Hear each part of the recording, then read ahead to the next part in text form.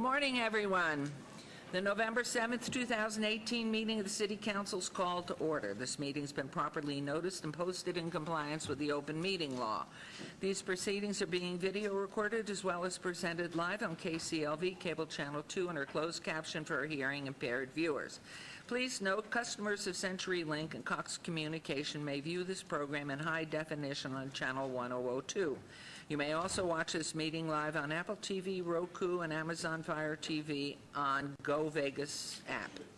The City Council meeting, as well as all other KCLV programming, may be viewed on the internet at www.kclv.tv/live. The proceedings will be rebroadcast on KCLV and the web the Wednesday of the meeting at 8 p.m., Friday 4 a.m., Saturday 7 p.m., Sunday at 7 a.m., and next Monday at 5 p.m. This building is protected by state-of-the-art fire detection and suppression sprinkler systems. If alarms should activate during today's meeting, please evacuate using the exit at the back of the chambers, go out to the mezzanine, proceed out the double doors to the terrace, and go down the back staircase. For anyone who has difficulty with stairs, please check with the marshal or fire official for assistance. Once outside, assemble on the northeast corner across the street from City Hall at Lewis and First Street. Employees wearing safety vests or city marshals will inform you when it's safe to re-enter the building. For public comment related to items on the agenda, citizen participation in public hearing items, we have available a speaker card which you may complete and submit to the city clerk up front. Cards are available online in the clerk's office or at the rear of the chambers. If you do not submit a card, it does not prevent you from speaking under public comment, citizen participation, or specified public hearing items. If anyone's present today who has need for hearing impaired equipment, please see our city clerk staff. And if you parked in the parking garage across the street, please be sure to have your ticket validated by security officers when leaving. Before we proceed with the agenda, would everyone please rise for the invocation given this morning by Pastor Jenny Jacques of the Victory Outreach, Las Vegas, and please remain standing for our pledge. Good morning. If I could have everybody please bow their heads and close their eyes. Heavenly Father, we come before you this beautiful morning, God, and we thank you, God, for your protection, Lord, this whole year, God. And Father, I just pray that you will continue to be upon us, Lord. And now I pray, God, for Mayor Goodman, God, and her cabinet, the council, Lord. I pray, God, that whatever is discussed here, Lord, I just pray, God, that you will just have your hand upon it, Lord, that everything will be done orderly, God, because we know, Lord, that you're not a God of confusion, God, but you're a God of order. And I pray, God, that you would give Mayor Goodman, God, and her council wisdom, direction, insight, whatever they need, Father, in order to be able, God, to go on, God, and being the best here, Lord, in this beautiful city. And we thank you, Lord, for that. In Jesus Christ's name, amen.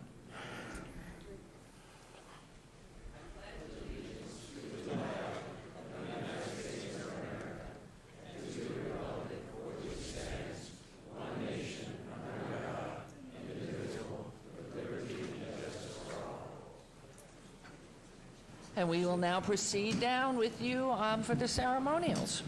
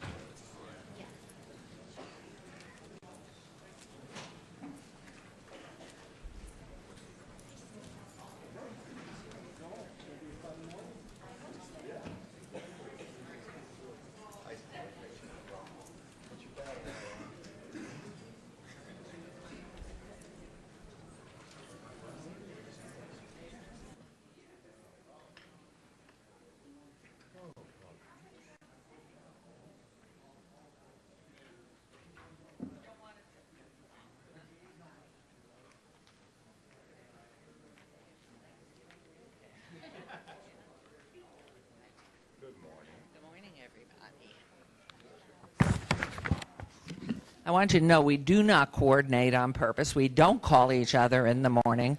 But in fact, look at this. And look over here, Vanetta. And behind you.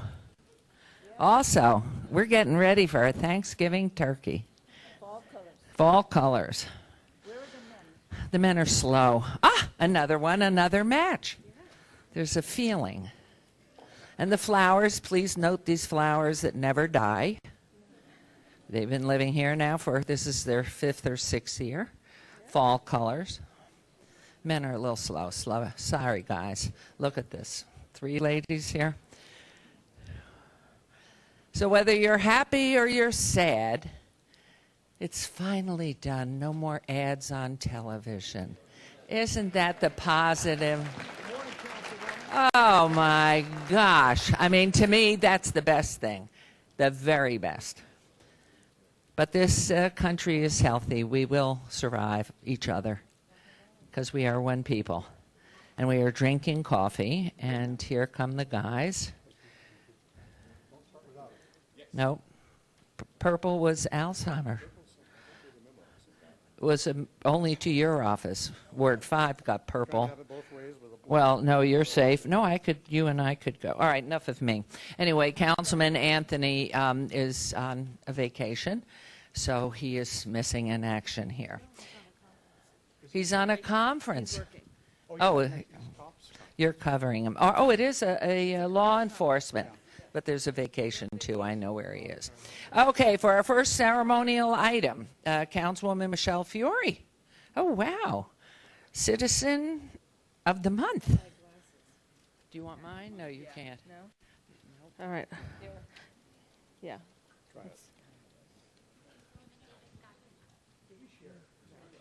Thank you. Sorry, I make pretend I'm not blind, but I'm blind.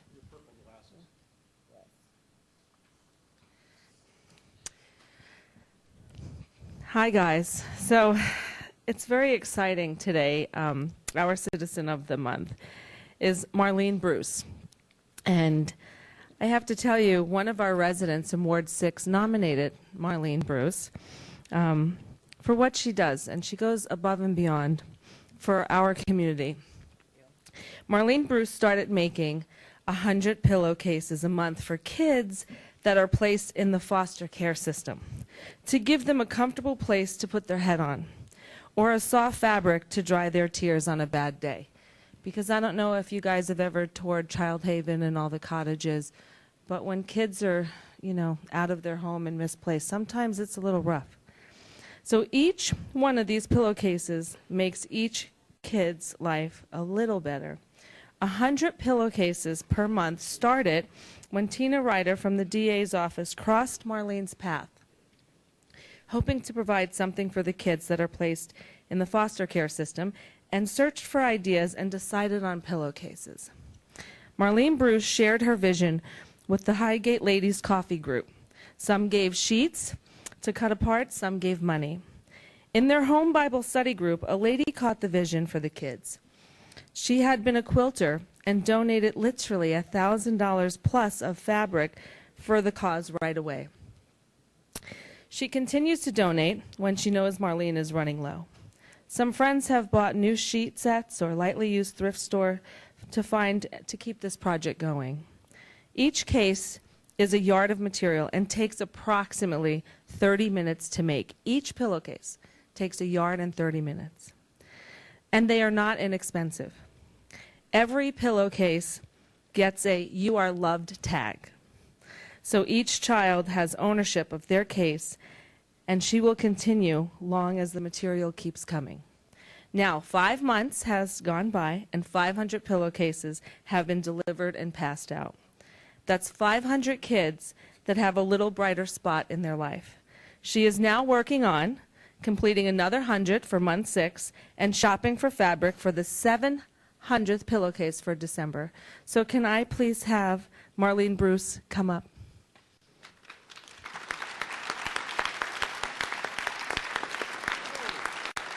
Wonderful. Wonderful. No, Councilwoman has the right.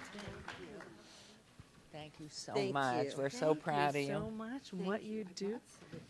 Yes, absolutely. Absolutely. Yes, come right this way. Okay. Marlene, will you show our group your pillowcases? We have to do a variety because, Put the mic in front of her. Come here. I'm going to hold this.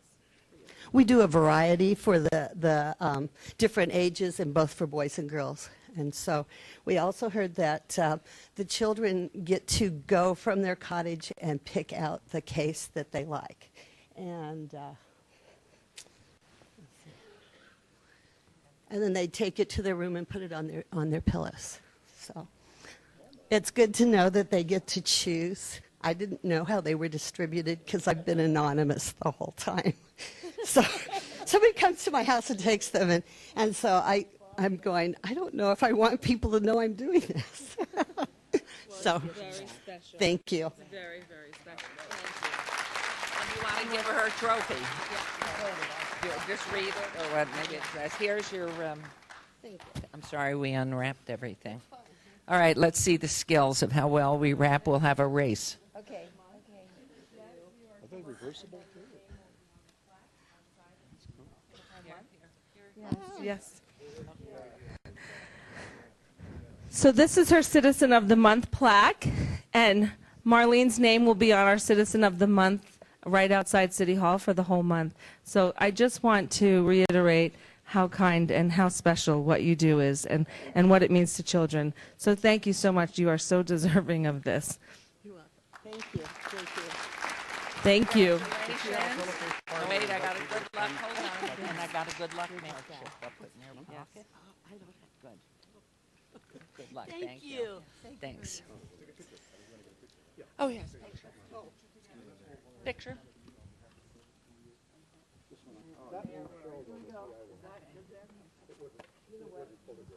In the back, there in turquoise, if that's the color.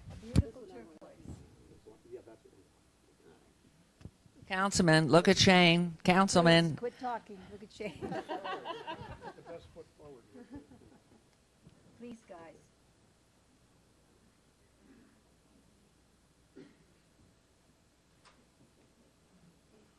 Great, thank you, congratulations. Sorry, don't forget your glasses. Okay.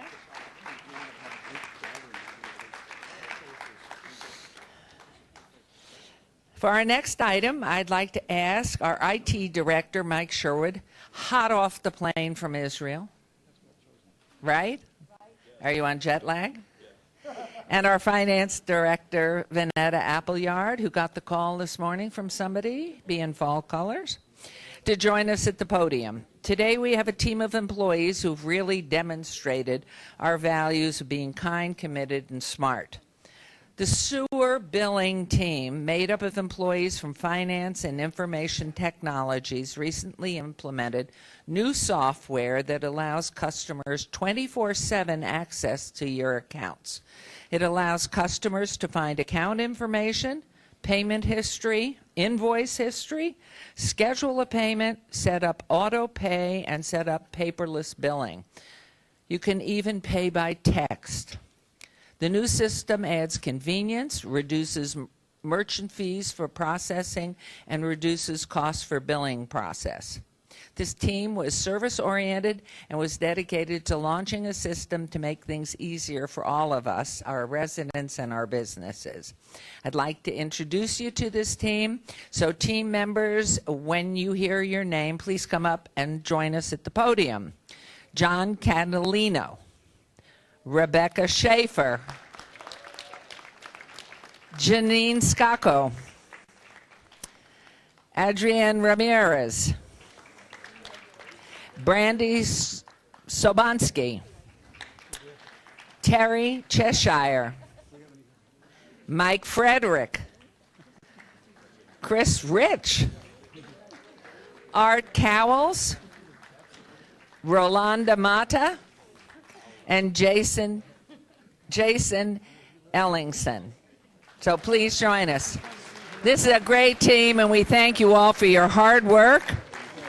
and for making our community so much better. You do the hard stuff, and we get to enjoy it all. So I know at this point they have all been given certificates of gratitude. And Vanetta, where did you go? Right there. I'm going to pass out good luck chips to all of them because I don't think I've given anybody one of them. They're good luck and good health. And Vanetta, these are your team. So, well, and Michael. Michael makes the software all happen so well. Have you learned a lot in Israel? I have learned a lot. It was a great. I can't wait to have a meeting. Okay, here you go Thank first, you. and then you'll speak. Let me go do this. Okay. behind you. I just wanted to tell you guys that we have over 200,000 sewer customers, and with this now, it's making it so much easier for our citizens to go online, make their payments, view their accounts, and these guys put a lot of work into that behind the scenes, making sure it was working and making sure that they still continue to help our citizens as they do their work jobs every day. And I want to thank Mayor and Council for all their support, as well as the city management team, because without their support, we couldn't be able to be innovative and get these things done. So thank you very much, team. Thanks, Vanetta. That was really good. So I'll just add thank you again for the mayor and council support for making these programs possible. It's really about making the community a better place, making it more efficient for you to be able to pay and work with us on a daily basis. Also helps us internally, but none of this would be possible without the great leadership of the teams that we have working across the city, but today especially in IT and finance that make these things possible. Yay, yay, yay. Okay, picture. Everybody come closer. Littler people up front. Okay. Yes. I'm a little person. Okay. And then Shane in the back there. So come closer. You're fine. You're good right there. If you can see Shane.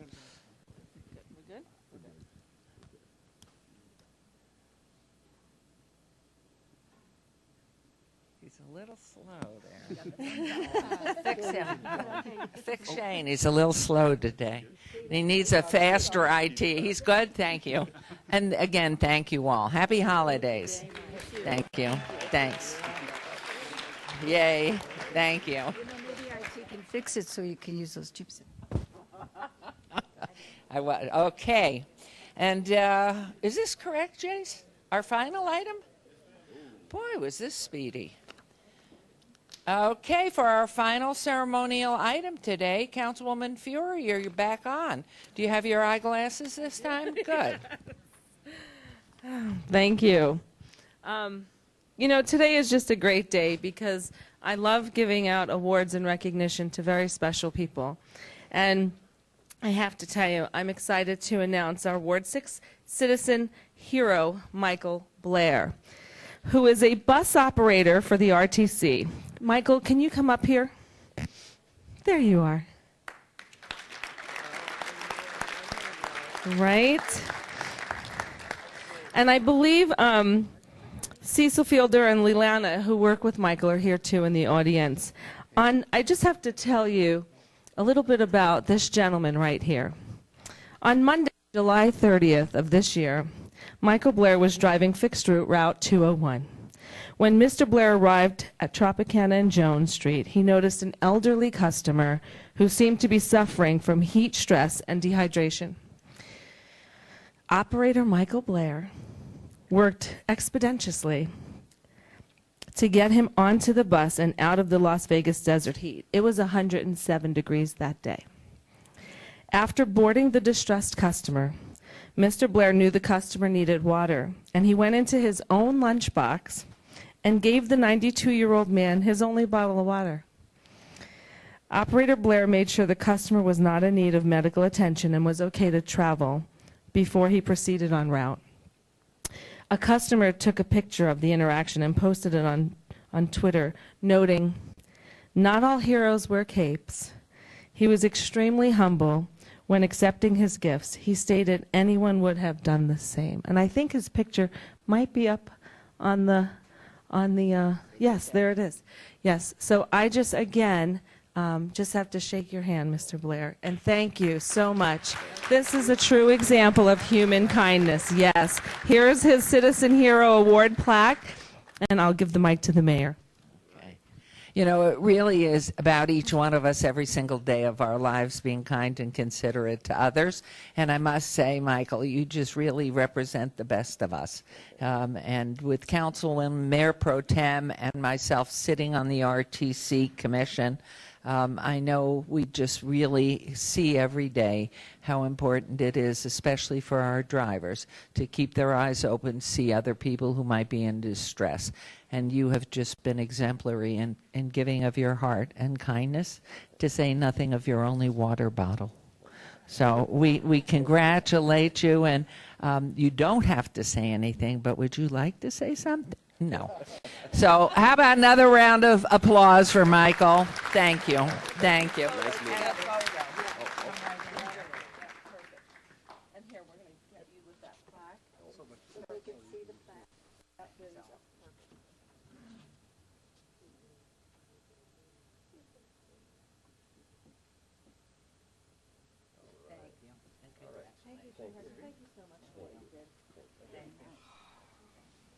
Okay, we're going to put things away here, and we will proceed right on to our meeting.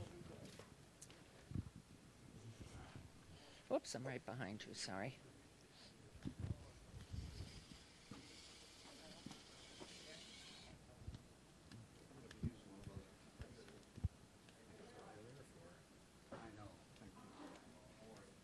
Thank you, Jace.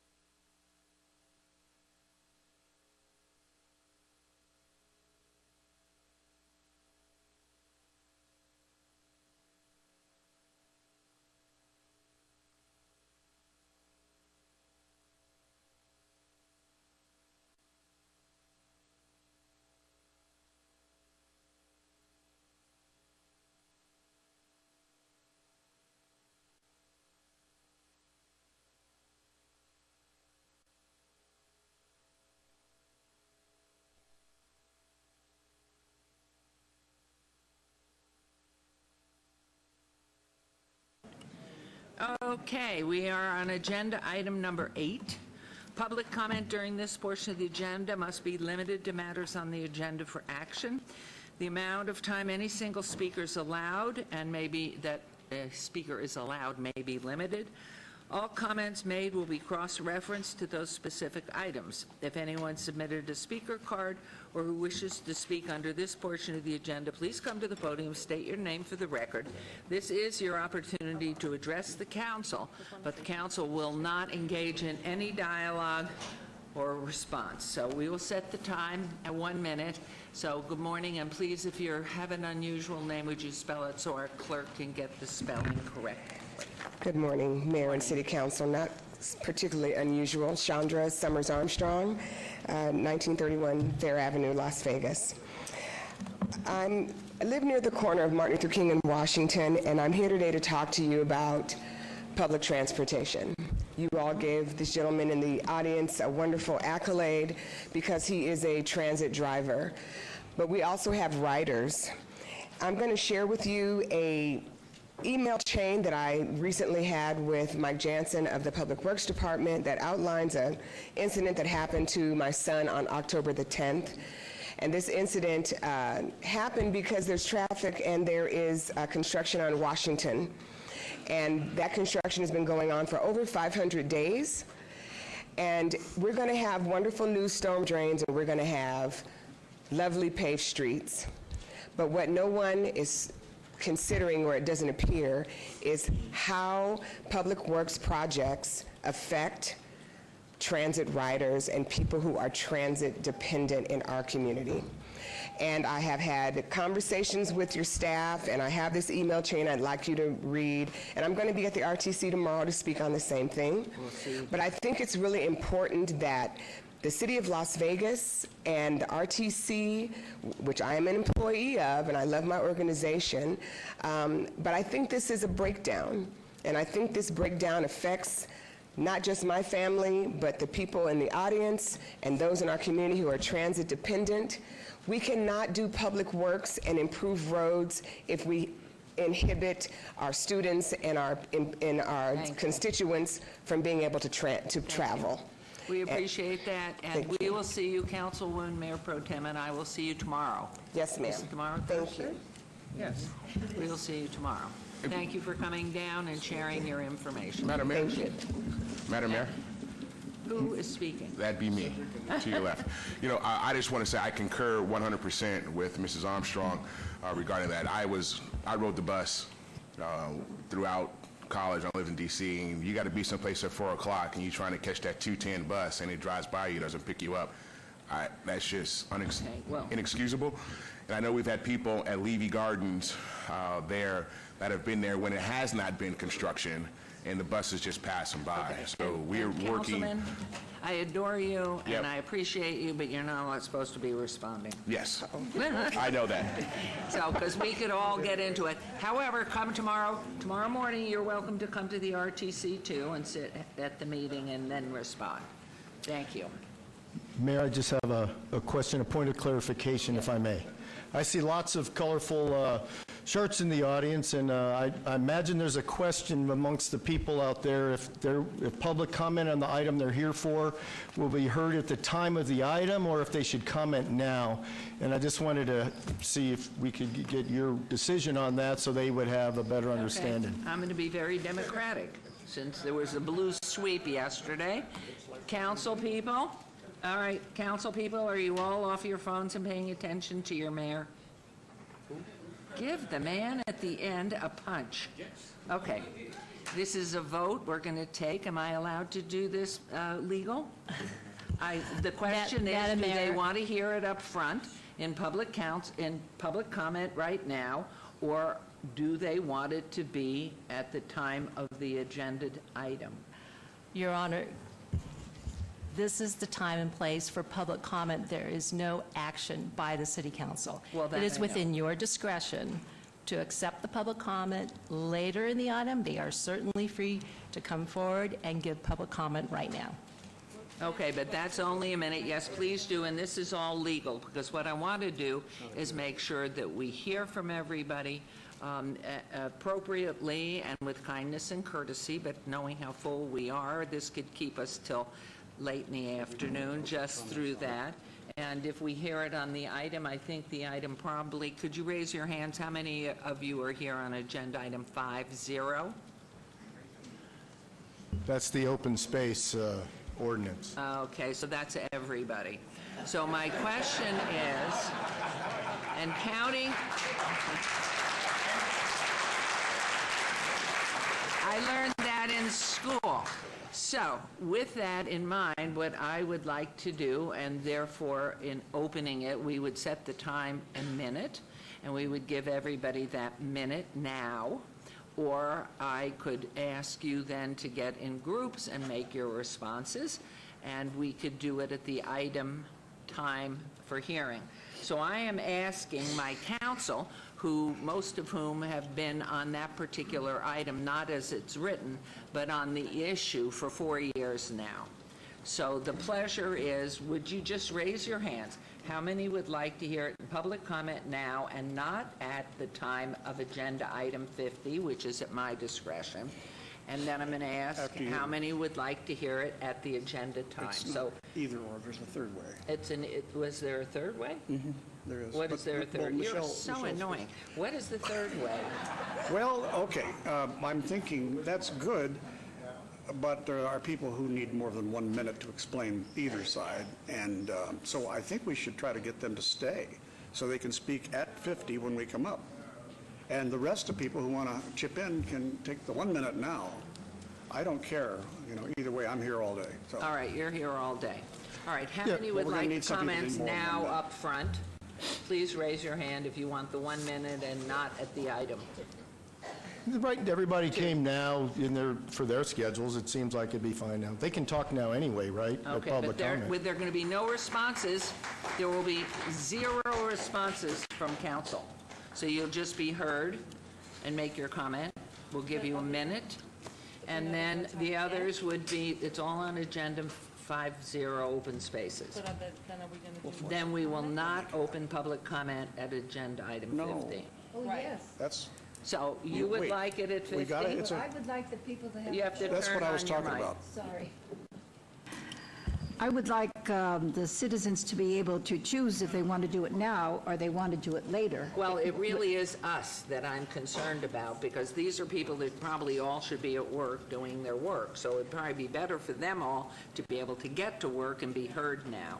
However, I don't want to hear from everybody right now at the beginning, and then again at 50 later on before we break for the afternoon session. But what I'm saying is it would still give them the choice. If they want to come up now, they can. But if someone comes later, and they're not here now, they come later, then they can do it Right. at the agenda. They- That's what I'm okay. saying. If you want to do it now so you can go to work, okay, but if you come later and you're not here now, you can still do it. Okay. How many would like to hear it at the agenda item at 50? And you wanted both. We have a very indecisive group. So, hearing that, I'm going to go ahead and take the prerogative of the chair.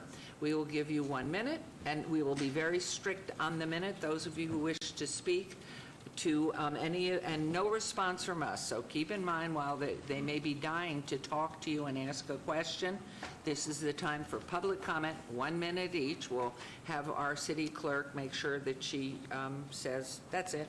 Just raise your hand or something, even though they hear the buzz. So let's go. Here we go. insults are under control. Madam Mayor, Lou DeSalvio for the record. Is it possible, because we want the interaction from the council, so is it possible to bring item 50 forward, and so that way we can Thank you. all say what we need to say and Thank have you. the interaction with the council? Thank you, Mr. DeSalvo. The reason I can't do that is because many people have already seen the agenda. They know it's sort of the last item in the morning session, so they've planned their mornings at work to get here in time, which is what Mayor Pro Tem was suggesting. There are people who will be coming in later. Okay, so just for I'm clarification. not going to let you speak twice, so that's the only thing. If you want to speak now for the minute, please do so, and then we will go ahead and hear from whomever wishes when we hit the 50. And that's the clarification I'm asking. So if nobody speaks now and we sit and wait, we will have that opportunity on item 50. Is that correct? We will do it that way. It seems to be the suggestion, and I'm looking at my people, and they all say yes. So be it. Thank you. Okay. So let me just assure you all, that is the finest effort of democracy you've ever seen. So we will hear you. And how about anybody else on any other item but 50? And some of you have signs, then the printing's so small we can't even read them here, so just know that. Unless we're very young. No, in the back you can't read that. Okay, go ahead, please, your name. And we're going to give you, because they've given up the time, I'm going to give you 2 minutes. Good morning, Mayor and distinguished City Council. I'm Catherine Duncan, and I'm president of the Ward 5 Chamber of Commerce. And first of all, I wanted to commend and thank Councilman Cedric Creer for jumping in and doing such a terrific job since he's got into the seat. And so one of our biggest challenges in Ward 5 is, again, this 4 years that we spent on item 50 has taken so much of staff time that has consumed the whole city, so that there's not been any time to work on the precious things that we're doing in our area. Okay, I'm going to ask counsel, because she's addressing him. Go ahead, please. So I just wanted to say that we have so many opportunities in Ward 5, and we really want development in our ward. We want to support Councilman Creer. We just need to have an equal amount of staff time devoted to our initiatives so that not all of the city's time is into item 50. Ms. Hatcher, for example, has been trying to get some stuff done on her property, but we've been constantly told by city staff that we're just not a priority. Okay. So we what like... I've done is given you 2 minutes, so your partner here can speak as well. Thank you. Your name, please? Teresa Hatcher, Pastor Teresa Hatcher, as a matter of fact. Thank you. And I'm at the corner of Washington and F Street. And I'm just down the street from Ms. Duncan's, and we work together. And we've been trying to get some things done for the redevelopment because we're in that area. so we can have a business that functions, and so that we can have people come and visit us, what have you. But we haven't been able to do it, I think because of lack of funds and that kind of thing. So we're required just to do business to travel maybe 12, 15 miles out of the area so we can work. Because because of the fact of lack of funds, we don't have the zoning we need, and that's been our issue. We need to have maybe a little leniency toward us to help us to develop this area. Thank you. Thank you both. Thank you, Mayor and City Council. Thank you. Anyone else? Okay. Is no one else coming? Okay, because sometimes you have to crawl over so many people to get here. I don't see anybody moving, so we will now move on to agenda item 9.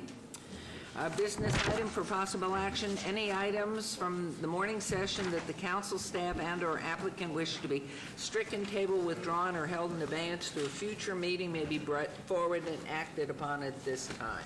Mayor Pro Tem. Yes, Mayor. Item number 52, a discussion item, Bill number 201847, for possible action, which would amend various provisions of the Unified Development Code to establish additional bases and standards for determining whether or not a use has been abandoned or may be deemed abandoned and therefore required to cease operation, and to clarify when use-related approvals expire or become void.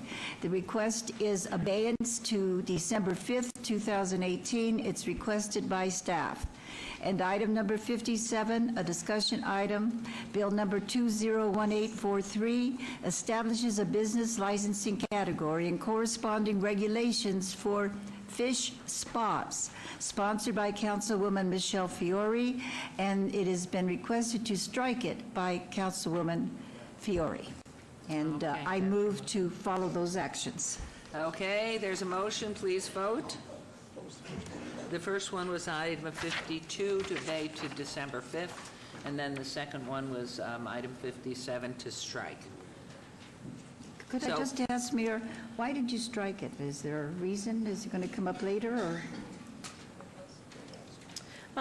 can I do that? We're going to talk about it and work on it, and then, Okay. Right now, we've got a big audience. Okay, so did you post it and I missed it? It passed. Thank you. Okay, so agenda item 10. Thank you. Okay, items 10 through 44 on the consent agenda are considered to be routine, recommended for approval by the departments, may be enacted in one motion. Note that the record should reflect my abstention on items 28 through 31 because they pertain to medical marijuana and medical marijuana-related businesses. One of my sons involved in that industry. I'll vote on all other items. Are there any other items council wishes to bring forward? Council, anybody? No? Okay, so may I have a motion, please, Mayor Pro Tem? Move to approve. Thank you. There's a motion to approve agenda items 10 through 44. Please vote and please post. Motion carries. And so agenda item number 45, report by the Director of the Department of Planning and discussion for possible action regarding proposed updates to the regulations for short-term rentals within the city of Las Vegas and compliance effort in reference to all wards. Now, I want to just make a statement up front because we've been discussing the short-term rentals now for well over a year. I'm sure when was the first of these of this session? Madam Mayor, for this most recent iteration, I believe it is just about a year that we've been working with the various offices on amendments to the short-term rental code. So just for clarification to council members, Mayor Pro Tem and I were meeting in discussion about where we were with the short-term rental preparation, resolution, everything, and happened to be meeting with you and asked, and then only because we were so unsure of where we were with anything that had been resolved, before it would come in front of the public, I asked Mr. Summerfield to please come and share with all of us so that we can be up to date where we think planning is. So again, if you'll state your name for the record, and hopefully this will be an open discussion for us, just to be asking for further work by staff.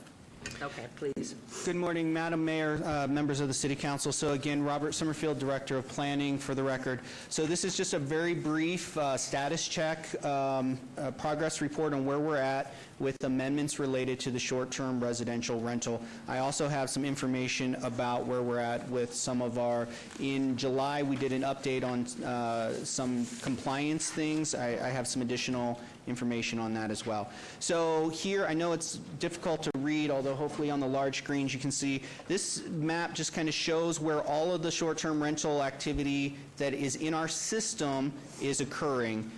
So you can kind of see that there's obviously a heavy concentration near Las Vegas Boulevard, but there is short-term rental activity occurring throughout our jurisdiction. This table just quickly summarizes where that activity is. At its core, essentially, when you take into account existing licensees and folks that are in the special use permit process, we have about 382 short-term rentals that are in our system. We know through our work with UHost and some of our compliance efforts, there are many more short-term rentals out in our community that are not in our system at this time, and we continue to work on those to address compliance related to those properties. If I could, Mr. Summerfield, just interrupt you for a second. For our viewing public, could you describe what is a short-term rental, please? So a short-term rental is any occupancy of a residential dwelling unit that is for less than 31 days. And so, as short as? It could be short as overnight. So it's very much the vacation rental, the Airbnb concept, where I come to Las Vegas, I don't, for whatever reason, want to stay in a hotel or a motel, and I will go to one of the apps, I'll sign up for 3 nights, I'm here for some meetings, or I'm here for a convention, something like that. Thank you. So again, we've approximately 382 this is as of a week ago. So this table was made as of a week ago. If there's been any applications submitted to the city since the last week, I don't have that reflected here. And one more thing, sorry to keep interrupting you. These are not permitted in the county at all. Correct. The City of Las Vegas is the only jurisdiction in Southern Nevada that has regulations on the books, to my knowledge, that addresses short-term rentals. Therefore, in all the other jurisdictions, I believe they're illegal, non-permitted. But as I'm going to show you at the end, that has caused some other issues, because we know that there's activity happening, say, in Clark County, in our neighboring jurisdiction, where because they're unregulated, there's not as much enforcement activity occurring there, which is causing consternation for some of those residents. Okay, thank you. So real quick, the short-term residential rental code. So right now we have 2 amendments that are on tap to come before the City Council, coming in a future meeting. The first one is what was deemed the repeal amendment when it went to Planning Commission, and the text amendment number is there. This amendment, when it went to Planning Commission, was a full repeal of the land use provisions related to short-term residential rentals. However, the bill sponsor, since it's come out of Planning Commission, has been working with other members of council, has been working with members of the community, and so the scope of that repeal has been narrowed somewhat. And so the current draft that we are working on and that we're hoping to introduce at the meeting on the 21st will remove the land use provisions for new, and I want to underscore that, new short-term residential rentals in single-family residential neighborhoods, with the following exception. So if you're an owner-occupied STR, so if you live in your home and are renting it while you are actively living there, you will be able to, as long as you're 3 bedrooms or less and not within 660 feet of another short-term rental unit, you would be able to come forward and still request the ability to be licensed as a short-term rental under what the current draft bill has. The caveat here is there is no, we are taking away the ability to get a waiver of those conditions. So if you don't meet the 3 bedrooms or less as currently drafted, and you don't meet the 660 distance separation, then you can't do it. You can't ask for an SUP. No moving forward with a short-term rental. So that's a caveat. It's important to note under this... Through the mayor, could I just clarify, which means that you would not have to have an SUP? Correct. So no more SUP. And you wouldn't have to pay for an SUP. No paying for an SUP. Which costs something. Yeah. But if we had the waivers, then you would have to have an SUP and pay the cost. Correct. That's why that's the way it is, and that's the one thing that might be tweaked. I don't know.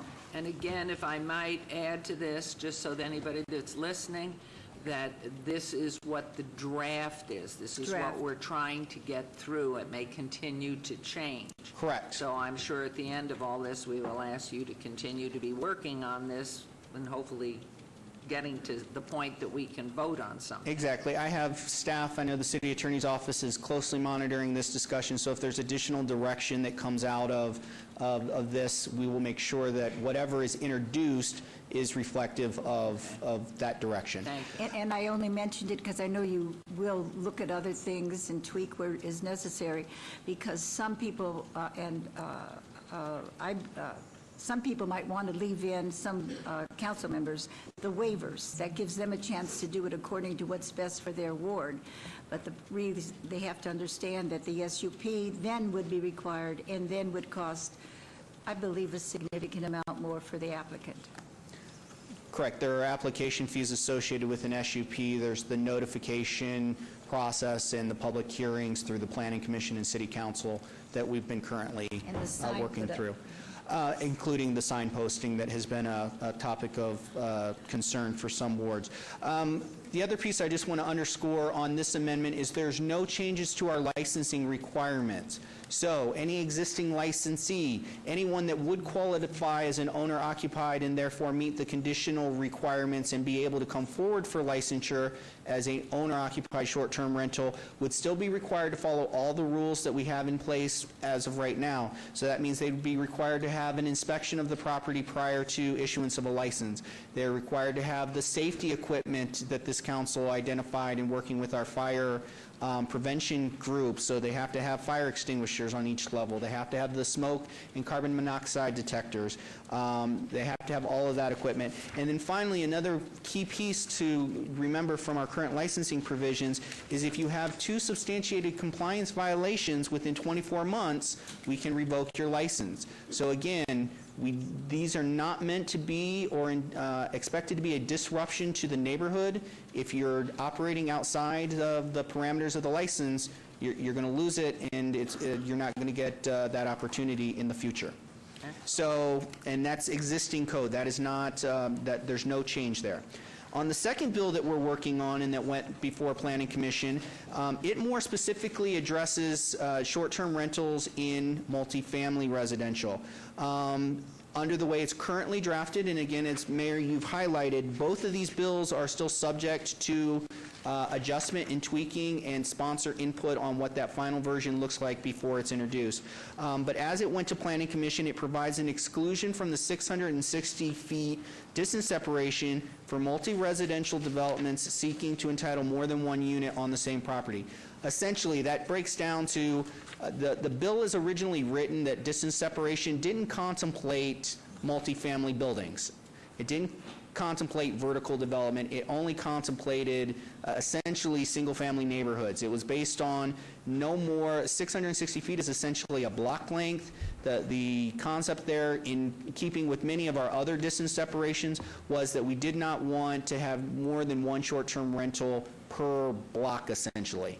And so because we didn't contemplate it, we've had situations where we've had more than 1 requested in a multifamily building that's had to have this 660-foot waiver, and does that make sense? So in this case, the bill sponsor wants to address that. So in lieu of a 660-foot separation on the same parcel or on the same property, it would instead set a cap of 5% of the total residential units may apply for and request to be short-term rentals. The property itself still has to be 660 feet from any other short-term rental to qualify. So that the provision property to property in terms of parcel still applies, but within the parcel, you could have in a multifamily building or development, you could have up to 5% of the units available for short-term rentals. This bill does propose some adjustments to the licensing provisions to address the unique nature of short-term rentals in multifamily buildings. It includes participation by the licensee in a building-wide security plan to address access for the customers of the short-term rental, accessing the building where there's expected to be owners and long-term renters occupying that building. It requires, again, because these are units that are part of a larger development, they require, this would require a larger insurance coverage amount. Currently, we require a minimum of $500,000 in insurance. However, for a mixed-use or multifamily building, you would be required to up that to $2 million in insurance coverage. And then finally, to underscore a concept that's been very much a part of the SUP provisions. The bill sponsor wanted to make it very clear to anyone getting licensed in a multifamily building that forfeiture of that license would be required upon a change of ownership of the property or the unit, that there is no change of ownership with these licenses. And so with that, our next steps are, under the current schedule, we propose for the bills to be introduced at 11:21. However, speaking to the bill sponsor on the multifamily, that one may get pushed to December. There's still some pieces that he would like to address with members of the community on that one, and so we may push that one.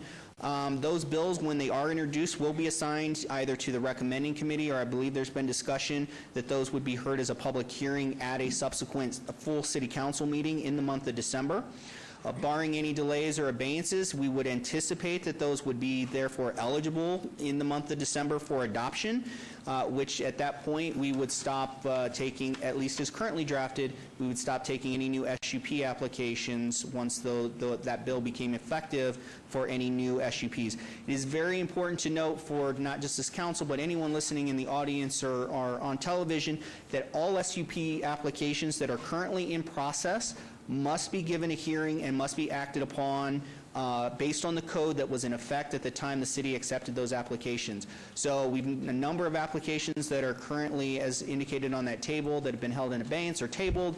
All of those will still need to be acted on, even if the code changes as the code existed when they were accepted. And so with that, I just would remind everyone in the community that we do have this 24-hour hotline. It is active, and we've been getting calls. The number is on the screen. It's 702-229-3500. Activity since our last update in July on this, we have been receiving approximately 100 calls a month.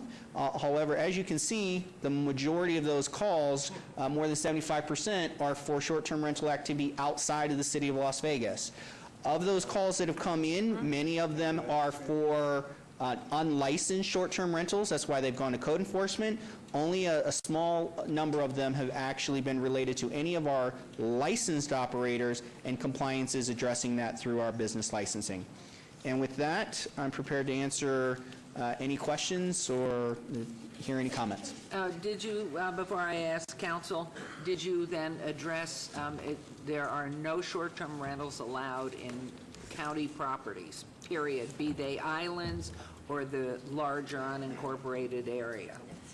We know of how many that exist, not that are reported, but we know there are over 6,000, right?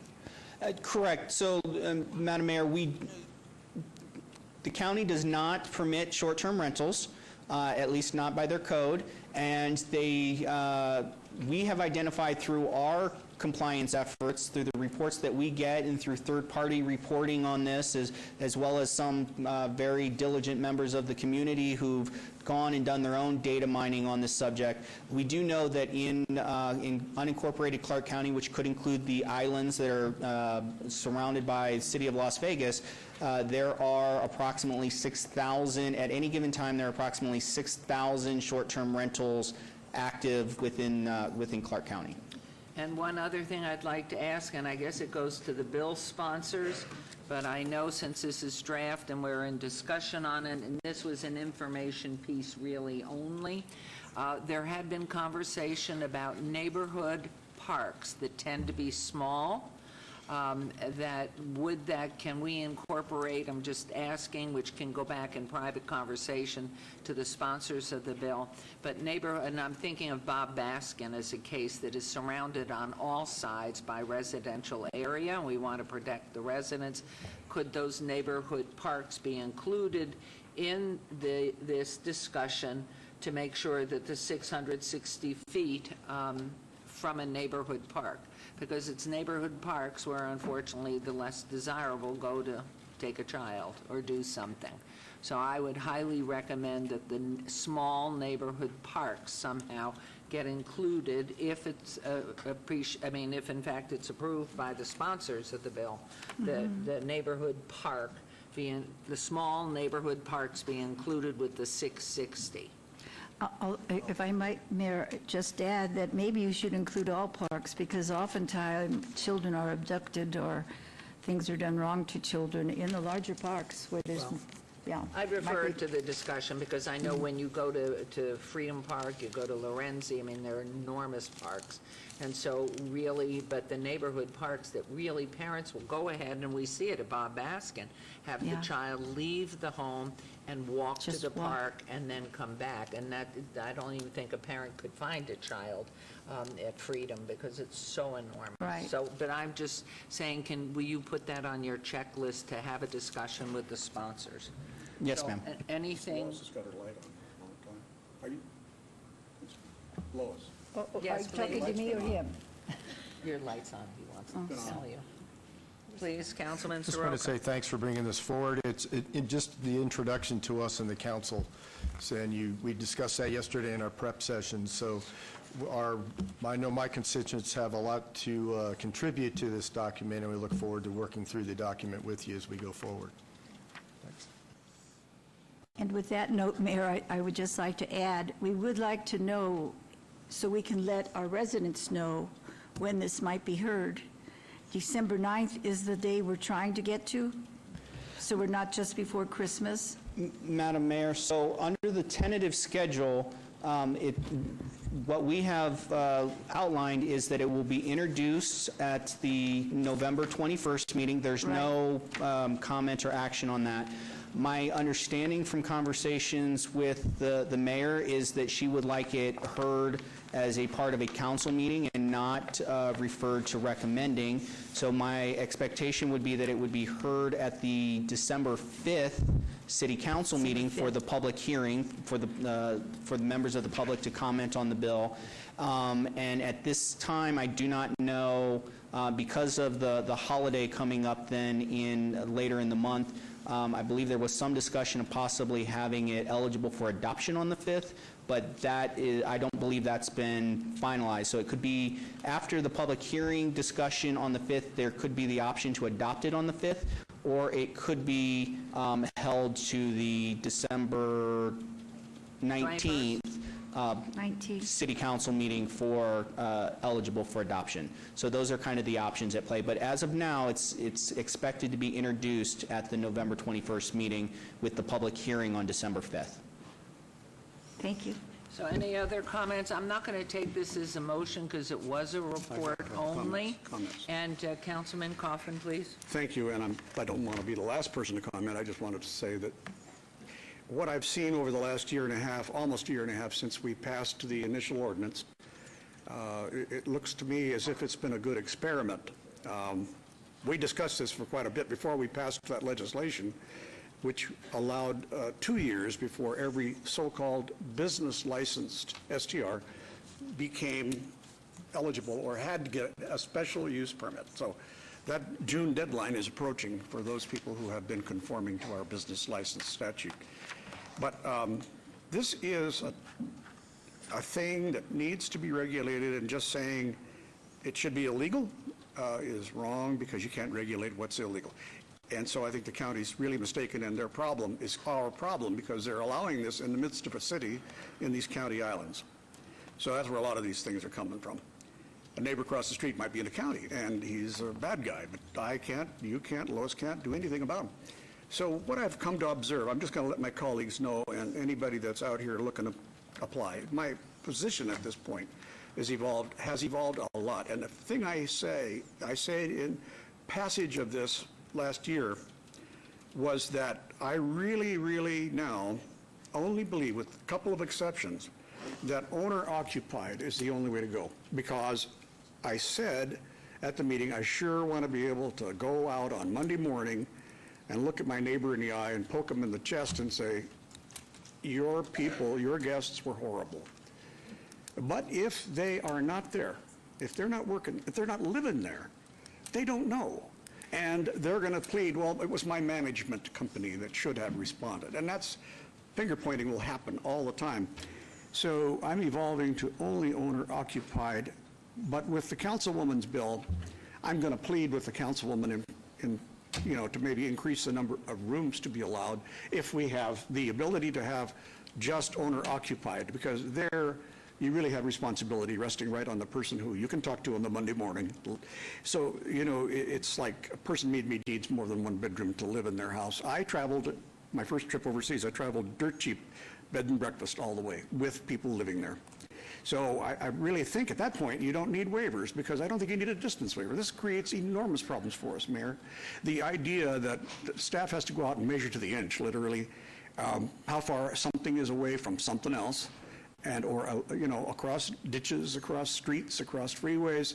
This is not going to work, even though it was the only tool that our planning staff had to work with was some sort of distance.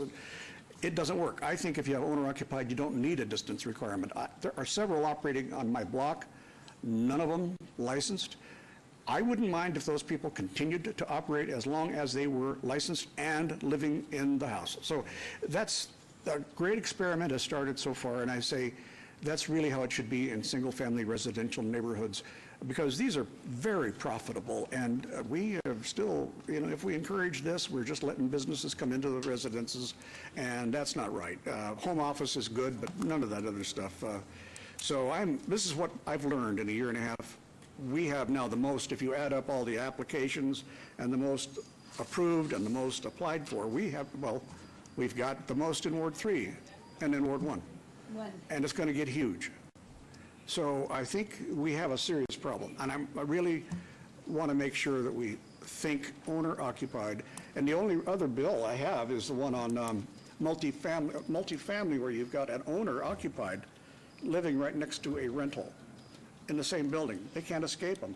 So that's why the negotiations are going on at least one place, which would be a good example, where we can make it with additional security, as planner has said, all the things that are needed. Thank you. So, and Mr. Summerfield, it's just so, again, the viewing public, but the audience as well, and us. Obviously, we're talking, when you say multi and vertical, we're talking about high-rises, and certainly it's different when you're talking about Queensridge, or you're talking down at the Ogden or the Jewel or any others that may or may not have restrictive CC&Rs or have a homeowners association with which to deal, especially as far as code enforcement goes. So this is a work in progress, and we're just trying to make sure we get as much information into it, and I would just continue to ask you to keep us informed now that we have a basic understanding of where we are, and that we do understand those that have already been in line will be heard, and they will be heard according to the regulations, ordinances that were in place then, and we will move forward with the rest. So please keep us informed. I think it has been enlightening for all of us to know where we are, and for anybody in the public, please, the sponsors are Councilwoman Tarkanian and Councilwoman Fiore, and So the bills that we actually have that are moving forward later this month or next month, the repeal or the modified repeal, Mayor Pro Tem is sponsoring that bill. Okay. The multifamily distinction is Councilman Coffin. The joint bill that was to look at some of the licensing practices that Mayor Pro Tem, Councilwoman Fiore, and Councilman Soroka, that in speaking with the sponsors, we've held that one back at this time so that we can see how this process resolves itself and then determine if there's additional adjustments we need to make on the licensing side to address their concerns. Thank you. Thank you, Mr. Summerfield. That was enlightening. And Councilman Creer, No, right after this agenda item, I just want to interject something. Thank you. Thank you very much. We appreciate it. So you wanted to go before? Please, I just want to know if you give me just 1 minute of personal privilege. I want to welcome the students from the South Academic Center and the South Continuation High School and their president, Janet Hurd. Can I ask you guys to stand up, please? In the back. So they come and attend city council meetings quarterly to see how the city council legislates policies and laws, and this gives us an opportunity to enrich and educate students to plant a seed into their continuation of education in high school, leading a pathway to college education. They've received certificates as well from us, and I just want to welcome you guys to the, you see yourself on TV? Welcome. I just want to welcome you guys, and thank you for coming down. Thank you. Okay, welcome students, and keep working. Okay, agenda item 46, discussion for possible action regarding a complaint and to set a hearing date for disciplinary action against Wheel of Gold, Inc., DBA Pandora's Lounge, and Cheng Xiao Tu, a.k.a. Dora Tu, and Frederick Sheng Tu, whose place of business is 608 North Rainbow Boulevard, Las Vegas, Nevada, Clark County, 89107, as holder of tavern license number L16-00188, restricted gaming license number G01011152, and coin-operated amusement machine license number G63-63-00691 for violations of the Las Vegas Municipal Code. Ward 1, Councilwoman Tarkanian. Good morning, Madam Mayor, council members. My name is John Curtis with Ms. Mary McElhone. This is on your agenda for approval of a proposed disciplinary complaint, which we intend to file with your approval, of course, against the license holder for multiple instances of selling alcoholic beverages to minors. The complaint, the details of the allegations are within the complaint. Mary McElhone can now enlighten you as to a few of those, and we would ask at the end of the discussion that you approve the filing of the complaint and set it for a hearing with the licensee to appear before you at a date certain. Thank you. Thank you. Mary McElhone, Deputy Planning Director.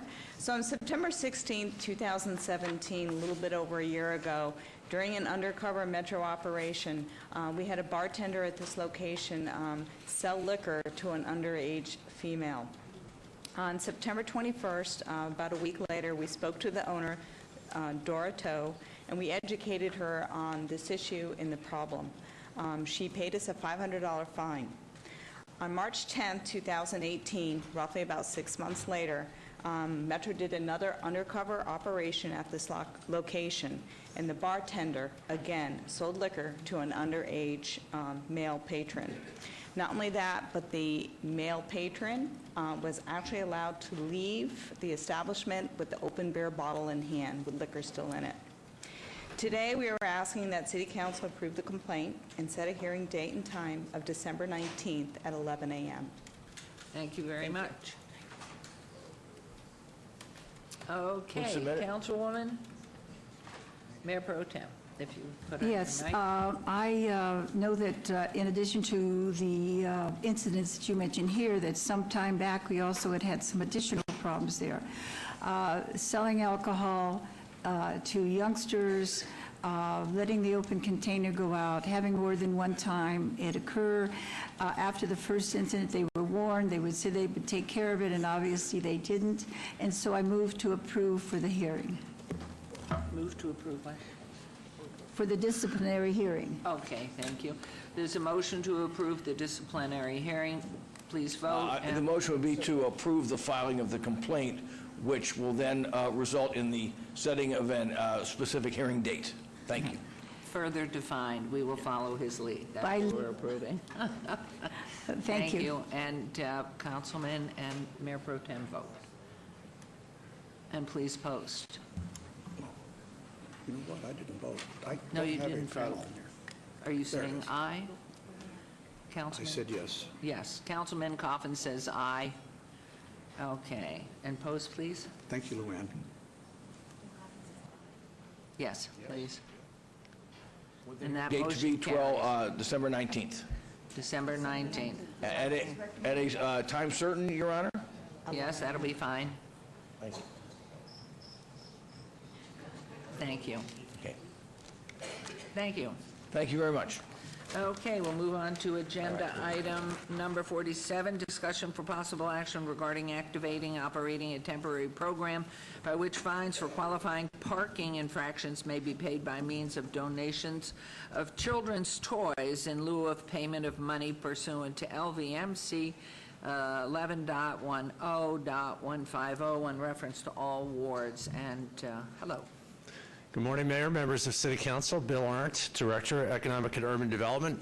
It's my pleasure to announce this program. The City of Las Vegas Parking Services is proposing to partner with the Salvation Army of Southern Nevada to offer a program allowing parking customers who have received a parking citation to pay the fine using a toy this holiday season. The program is authorized by City Council and was authorized back in 2016. Recipients of the toys will be the Salvation Army. This organization provides toys for at least 4,000 children a year during the Christmas program and the holiday season. Any qualifying citation issued between November 1st and November 19th will be eligible for the program. This excludes public safety or handicap violations. Enforcement officers will include information with every qualifying citation they issue during the qualifying period. Donations must be received by December 20th. Donations must be unwrapped, toys of equal or greater value to the fine, and also accompanied by the receipt.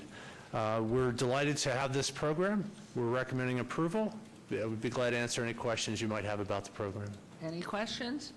Seeing none, I move for approval. Please vote on this motion. So question for you, though, it is carried. If in fact we bring in a gift that's more than the amount of the fine, do we get credit towards the next fine? Thank you. Thanks, Thank you. Ms. Dorn. Okay, great. Agenda item number 48, resolution R602018, discussion for possible action to approve a resolution creating the City of Las Vegas Commercial Property Assess Clean Energy Program. This is in reference to all wards. Please note that copies of the resolution provided in the backup for this item and the next item, R612018, which I will read in 1 minute, were inadvertently attached to the wrong items and should have been and will be exchanged. And agenda item number 49, R612018, discussion for possible action to approve a resolution creating Energy Improvement District Number 1 for the purposes of implementing the City of Las Vegas Commercial Property Assess Clean Energy Program as described in resolution number R-60-2018, all wards. Floor is yours. Madam Mayor, members of the City Council, once again, Robert Summerfield, Director of Planning. So this morning you have two items before you, Resolution R60-2018 and R61-2018. And the first resolution will create the Las Vegas CPACE program.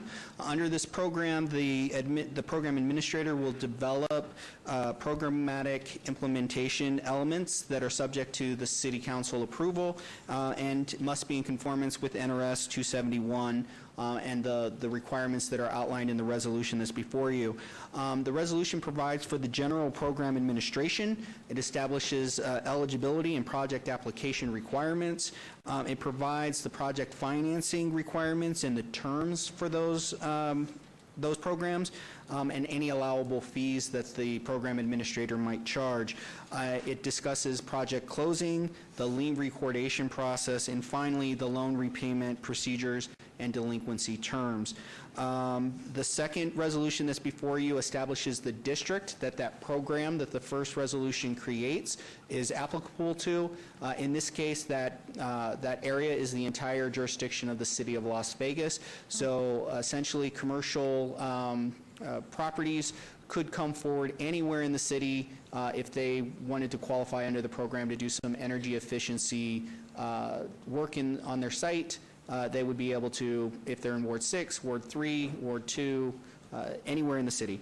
Next steps is upon adoption of this resolution, the vendor, SRS, which stands for Sustainable Real Estate Solutions, will begin phase 2 of the CPACE contract and become our program administrator, again, subject to city oversight. So the city continues to play a role in this. We won't be the day-to-day administrator, but we will oversee that administrator to ensure that our interests are addressed. They will develop the forms, all the consent items that people have to complete, the program guide, marketing materials. They will review and approve qualified candidates or contractors. They will provide any additional procedures that are necessary to implement the program. There's no fiscal impact to the city, so to be very clear, funding for the program uses private capital and an approved fee structure. So we'll approve the fee structure as a city, and they'll apply that. It's secured with a special assessment lien on par with property taxes or special improvement district type funding, and these are installment payments that are billed and collected by the program administrator. And then I did have an opportunity to follow up on one question that came out of briefings yesterday. We believe, although the program's got to be finalized, we do not believe that there is any penalty for early repayment on this program. So I know that was a concern of a member of the council yesterday. And with that, if you have any questions, myself and staff and our Chief Sustainability Officer are prepared to answer those. Thank you very much. Any questions, comments here?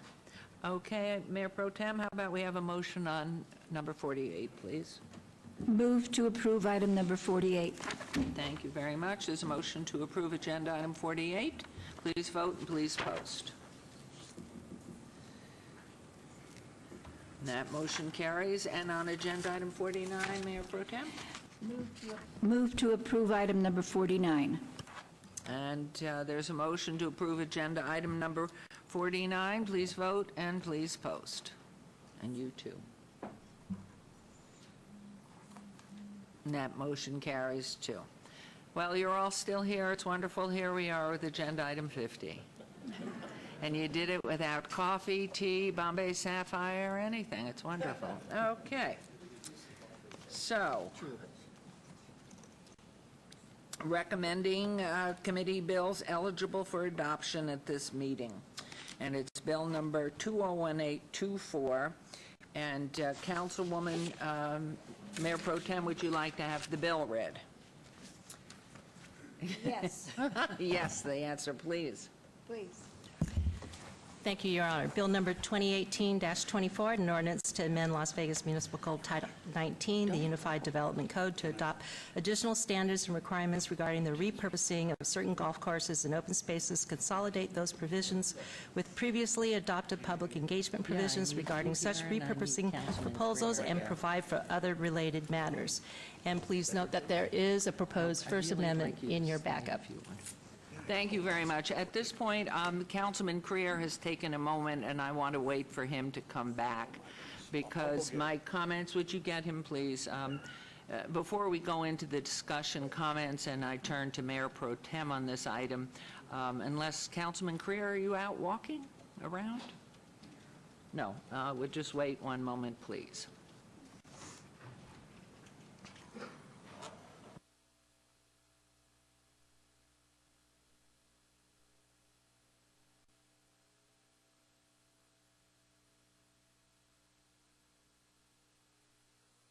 Okay, now I need a lasso to get Councilman Coffin back here. Oh my goodness, for those of you who have children under 5, let me tell you, this is exactly the same. We have 4 children, and at one point they're 42 months apart, and it was something else raising them. So, Councilman Coffin. That was a long time apart. I was just thinking I had 18 months.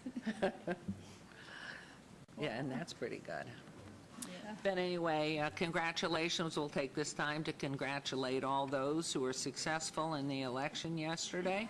And for those of you who are in opposition to any of the positions, it's finished, it's done, everybody's elected, and we're going to work together, everybody. And it's very important because especially in this city where we pride ourselves in our harmony and diversity. Yay, he's back, good. I needed that, man. Okay, well, that's fine. I'm an old man. Okay, my comments, and basically, because just what I said, this is about the harmony of our community. And so we have an ordinance that's in front of us. You heard, not the details of it, but you heard the overview of this ordinance. And it's about golf courses and open spaces. And so, as we know around the United States, in particular, our responsibility has nothing to do with anything abroad. Why are you walking around, Councilman? Well, I'm just keeping an eye on things. Are you listening, though? You betcha. Okay. Despite Golf my play, limited capacity at golf the play is on the decline, as we know, for a variety of reasons. Golf courses are becoming extremely expensive to keep up. There's a huge movement about sustainability and keeping our environment healthy for future generations. And so here in the city, we have been looking at these issues. Certainly the younger people, the millennials that we all like to call them, tend to be a little more sedentary, not all, but most, and prefer using their thumbs rather than play golf or do athletic things. Not everybody, but certainly some. And so in many places in our newer areas of wards 2, 4, and 6, which are more western, most of the new developments have homeowner associations and CC&R regulations which prohibit, who cares, short-term rentals, whatever you want. But there are these processes that are in place. And how they operate, if they have a golf course in their environment, certainly the Las Vegas Country Club, it's written in perpetuity that that will always stay a golf course, and how that was written, I don't know. But we also know, too, that there are several lawsuits right now on the Badlands in Queensridge in front of the Nevada Supreme Court. They're going through several lawsuits that are on this issue, both sides. And the resolves and actions will be coming down at some point. But in front of us today is a new ordinance concerning new consideration for golf courses and open spaces, sponsored by our wonderful councilman and Colonel Steve Soroka from Ward 2. But as mayor, my responsibility, I believe, is not only helping and being there for all the wards, each ward, for all its best it can be, but also what's the greater good for the entire city of Las Vegas. In other words, what's best for the whole, sort of like a family. You don't favor one child over another, you try to take care of the whole, what's best for the whole. And in reviewing the details of this proposed ordinance, which I spent a lot of time talking about and looking into, my sense is there's a great deal more research and assessment that needs to take place in the open spaces segment, especially as it pertains to city-wide. And in our historically more challenged wards 1, 3, and 5, in the public perception of how this ordinance would play out, it is defined any 1 acre is subject to the open spaces specifics in this ordinance, in the public perception, when you read through it detail by detail. Now, we just heard from, and I don't want to mistake the name, but Pastor Hatcher? Yes? Is that your right name? And Miss Duncan, about Ward 5. Wards 1, 3, and 5 have a lot of open space. Certainly we know in Ward 3, where Tony Shea has come in, purchased a lot of land, and there's open space cobbled together. But this ordinance, even though it's written and detailed differently, for the public perception, it reduces even down to 1 acre, issues that the developer will have to address before the developer can move on.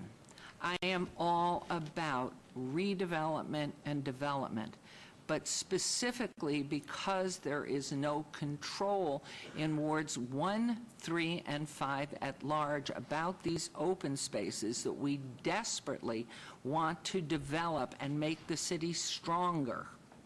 It is imperative we do everything we can to encourage redevelopment and development.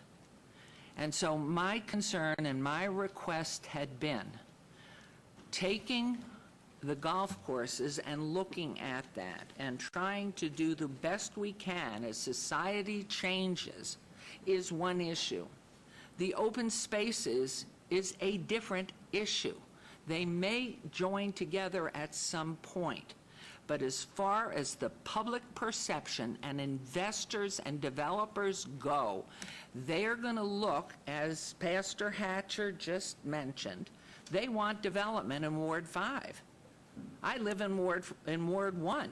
Our neighborhood wants to see the development, and we want to encourage the developers and investors to come in and do wise and sound investing. All that I have asked, and I can turn to Councilman Soroka on this, I asked him, please, if you can, this is in front of the Supreme Court of the state of Nevada now, separate out, let's spend some more time on these open spaces and continue to work on this. There's no urgency for this to be done right now. And as he is the sponsor, he has the prerogative, it's his bill. Any council member can make any ordinance that they wish about any subject. And I defer to the council persons, and I just asked him, would you separate these out and spend some more time? To which he responded, no. And so in light of this, I am going to be voting against this passage of this ordinance.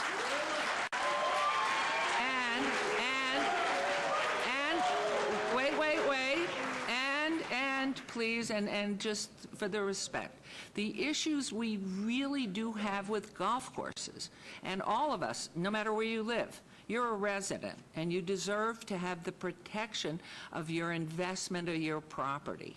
So this isn't saying any one thing. All I'm talking about is taking some more time. I am voting to make sure we do a bigger, more thorough, so we are not having people come into one, for example, 1, 3, and 5, and say, this is way too costly. They're asking too much up front. I'm going to go to the Southwest. I'm going to go to Henderson. I'm going to go to North Las Vegas. North Las Vegas is coming back, by the way. And there's a lot of residential property investment going on there. I don't want to see that happen to Ward 1, 3, and 5.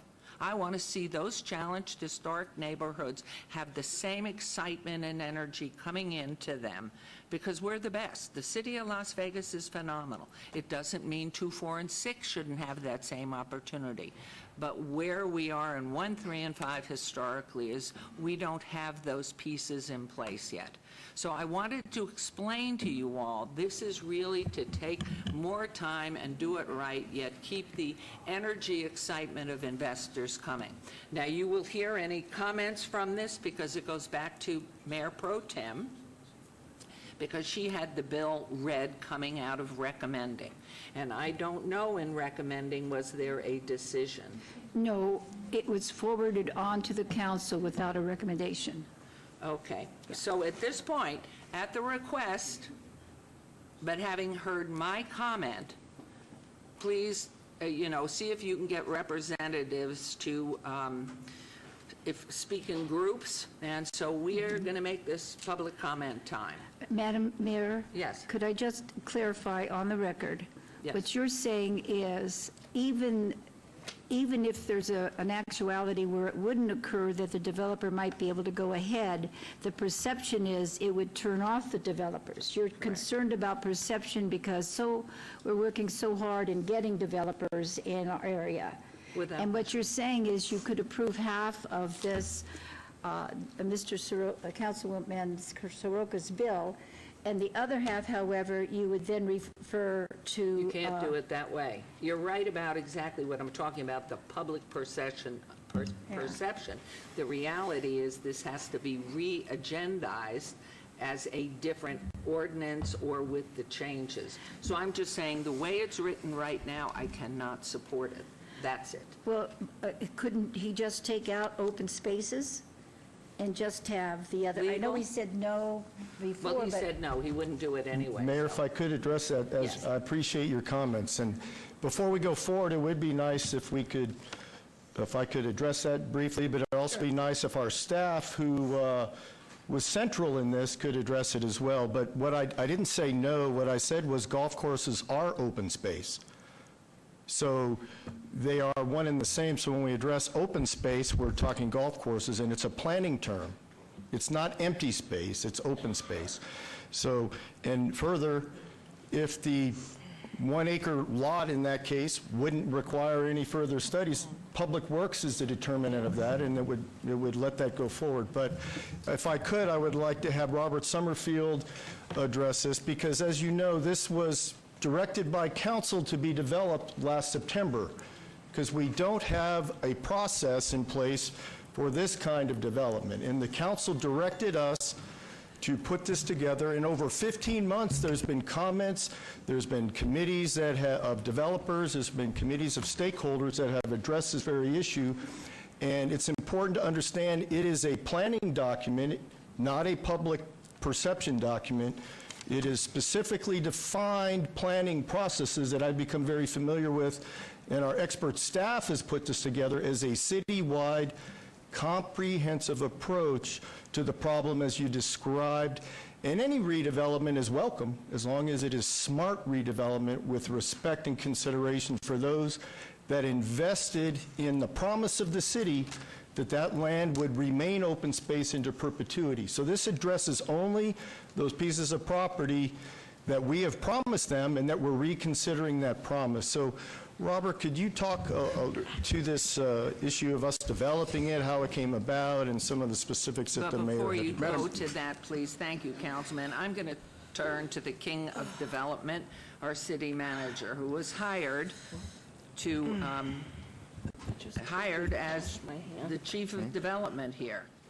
The only question I'd like to ask you, Mr. Adams, is does this ordinance encourage or discourage development and redevelopment? That's a tough one. No, it's just, it's specific. I'm not sure he's been part of the development process of this ordinance to know the specifics of it, because it actually encourages development and expedites it. You're missing the whole thing. I'm talking about public perception.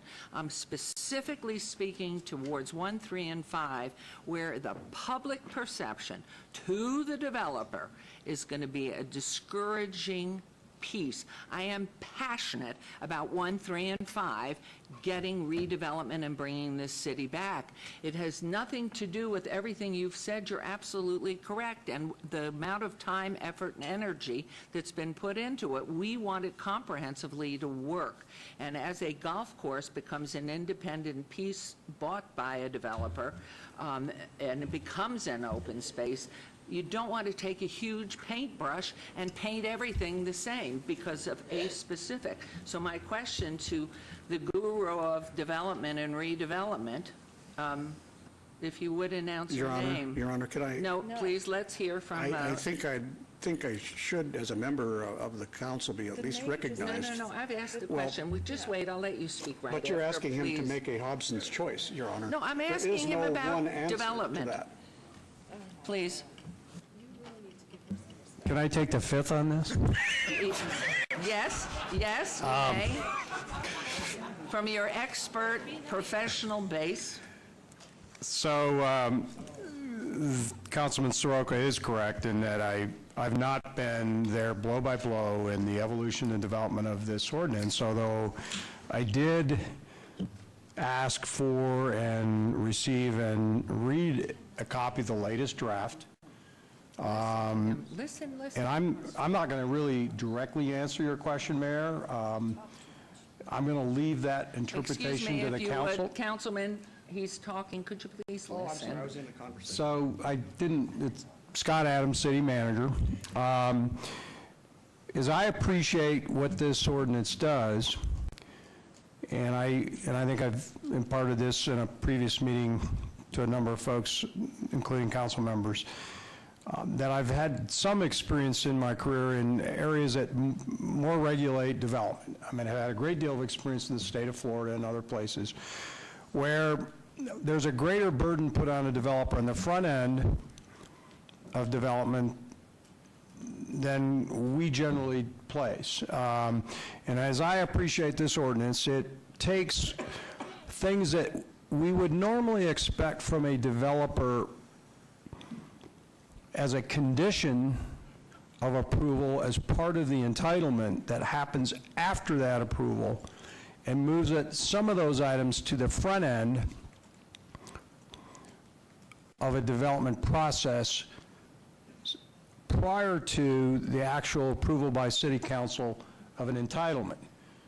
I'll leave it up to you to make an interpretation of how that creates an impact on the perception or the willingness of a developer to go forward. I think Robert could probably more specifically enumerate those things that go from the point after a council approval that might be a condition of approval to things that are now required on the front end. There are precedents in other states for doing this, where there's an expectation that these things are done before you actually get to the, and you can make an interpretation, your own interpretation, about whether you think that negatively or positively impacts the development process. The only thing I was asking, and thank you for your answer, because I think it was clear, but in lay terms, can you repeat that in lay terms by what you mean front end, so that... Well, there's a cost, is what I'm saying. Well, I think when I say those items, there are certain studies and things that we usually ask somebody to do after you approve it. Instead of having those be required after you make approval with conditions, we're asking you to spend that money before you come to council. Madam Mayor, what you're So that's as lay term as I can make it. No, if I may just finish on here, because I think what I understood from speaking with Robert and also with Tom Parago's former planning, that how we operated up to this point was conditional approval on certain blocks or certain tunnels or whatever they call them, containers, so that the investor, the developer, and again, I'm thinking 1, 3, and 5, is encouraged to keep looking at it. And then as the developer goes through the process, there's a finite line that has to be approved. Conditional only keeps them moving forward to continue to see if this is worthy of the investment. At the time that anything is finalized, there has to be total compliance with everything, but the heavy upfront cost you're talking about or inferring to is at the end of the whole conditional process and not at the beginning. This ordinance will put the burden, the financial burden on the front end as a potential investor, and again, it could be anywhere in the entire city, but specifically in 1, 3, and 5, they're going to have to come up on the front end with the funds, and they're going to say, nah, I'm going to the Southwest, I'm going to Henderson, I'm going somewhere else. And so that's all, and you have answered it, because I know you have been in development. You're at least 15 years here, but knowing back in Fort Lauderdale and New Orleans and everywhere else. Well, I did the best I could to objectively answer that question without making an opinion as to whether it's positive or negative. You did not give an opinion. I just interpreted it, and am I incorrect in looking down to Mr. Parago at the end with the conditional that we've been operating on to move projects forward? Well, yes, that is correct, Your Honor, but let me make sure I understand clearly what you're saying and before I say that's correct. And that is that there are certain studies that are required: traffic, drainage, flood control, sewer. Schools. Those are typically either conditionally approved prior to the action by council, or at least Public Works staff looks at that. Once council has made a determination And that entitlement package, the site plan, the zoning, whatever happens to be part of that, that development project is approved. Then the developer invests in those studies with an engineering firm, and they have to be reviewed by public works staff, and then they're finalized before they can pull a building permit and actually develop. What this does, in the circumstance where it's a project in an existing neighborhood that's talking about taking an amenity that currently exists and repurposing that to something else, this ordinance would ask those studies be done in advance, so that information about the impacts on traffic and sewer and drainage and flood control, all that stuff, all those impacts are known in advance before council makes a decision as to whether or not to grant the entitlements for that project. Thank you. That's very clear, and that's Can I all- just- Absolutely. Okay, I just want, No, please don't, please. I mean, you know, we've been working on this for 4 years, all parts of it, and it is really something, we want it best for everybody. We just keep trying to make it right for everybody, and my whole issue is just, if we can just take the piece to look at it more in depth. I understand it.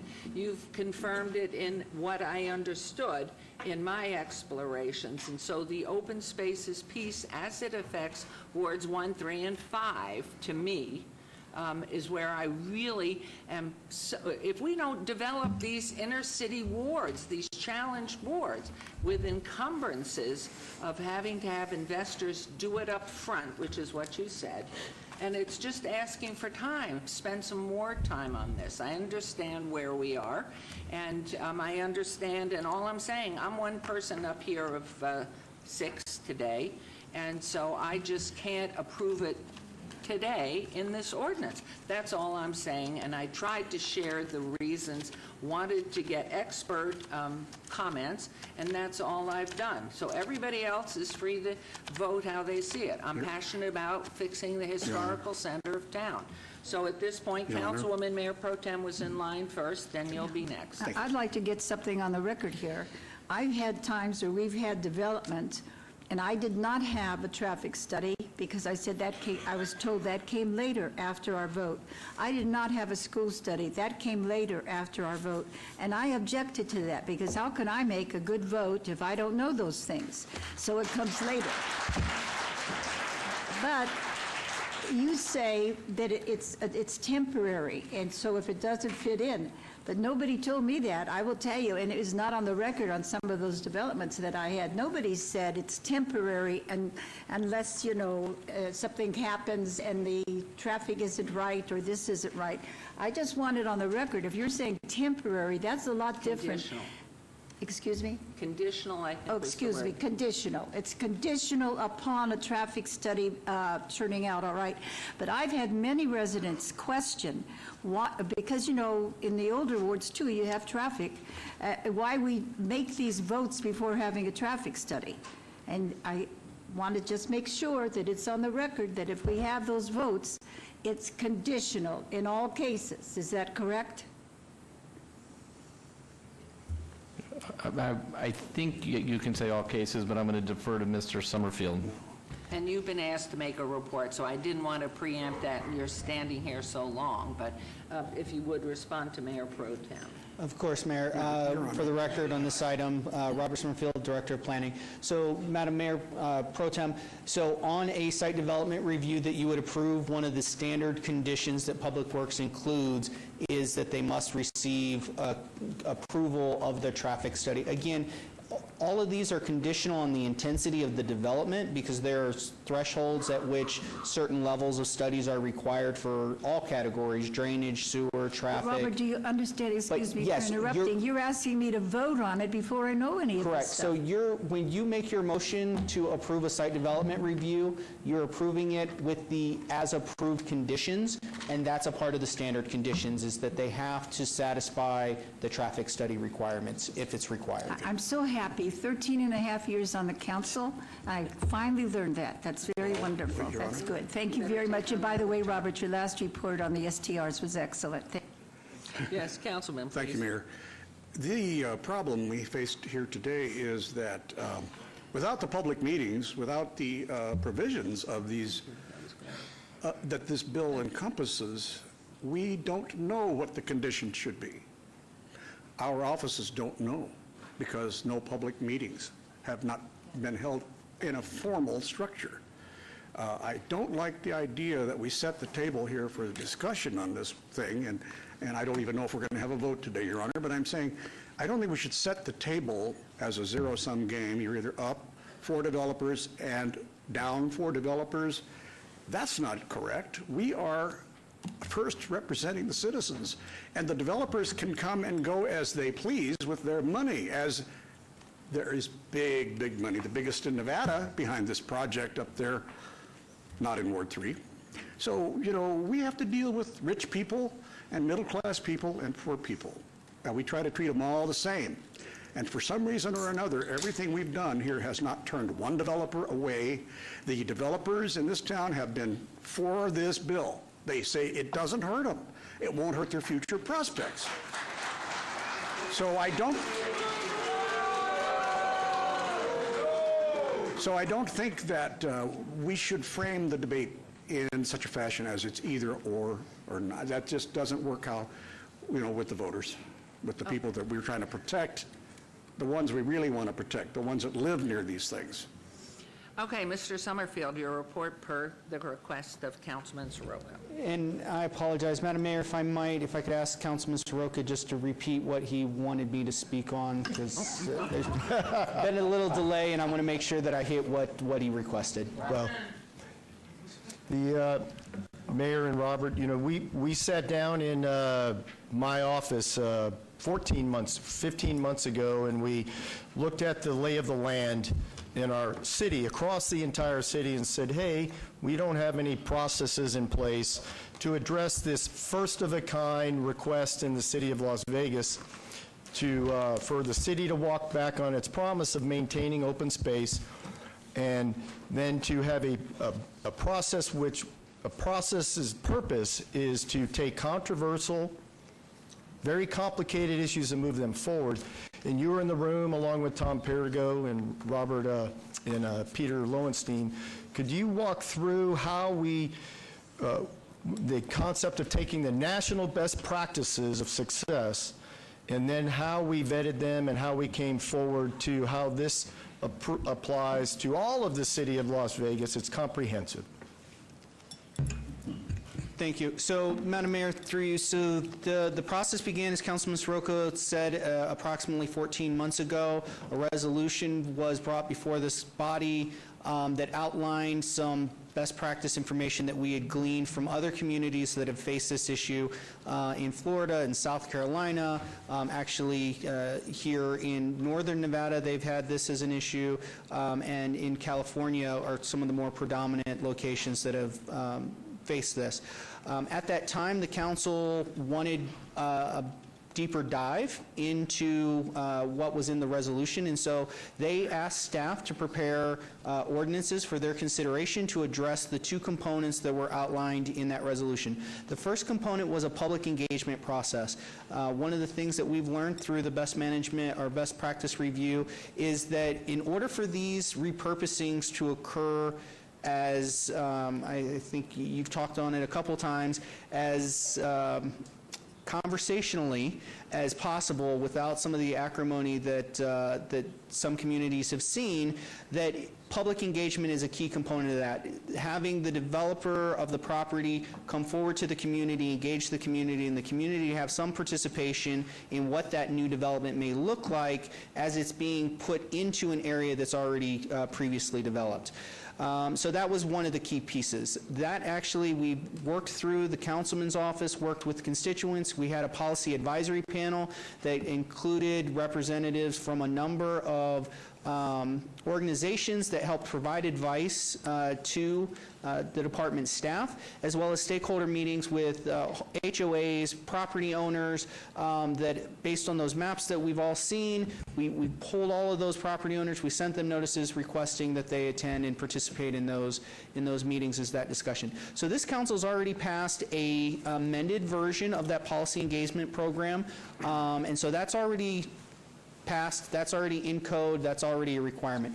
The second element of that was to look at development standards. One of the things, as Mayor Pro Tem was just addressing, was that in these older areas of town, or in a case of an infill development like is contemplated under the open space ordinance, you have an area that's already built up, roads have already been established, drainage systems, so on and so forth. Now you're taking that space that was previously non-identified or calculated in those development patterns and repurposing it for something of some level of intensity. It could be 2 homes per acre, it could be, a 10-story apartment building. It could be whatever ultimately is requested.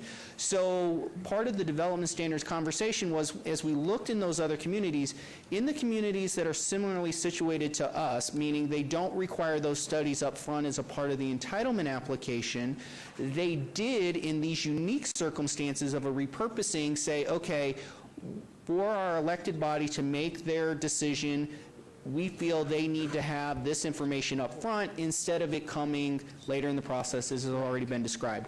Right. So we prepared a set of development criteria here. Again, with the exception of 2 elements in the development requirements, everything is what is already required of a developer.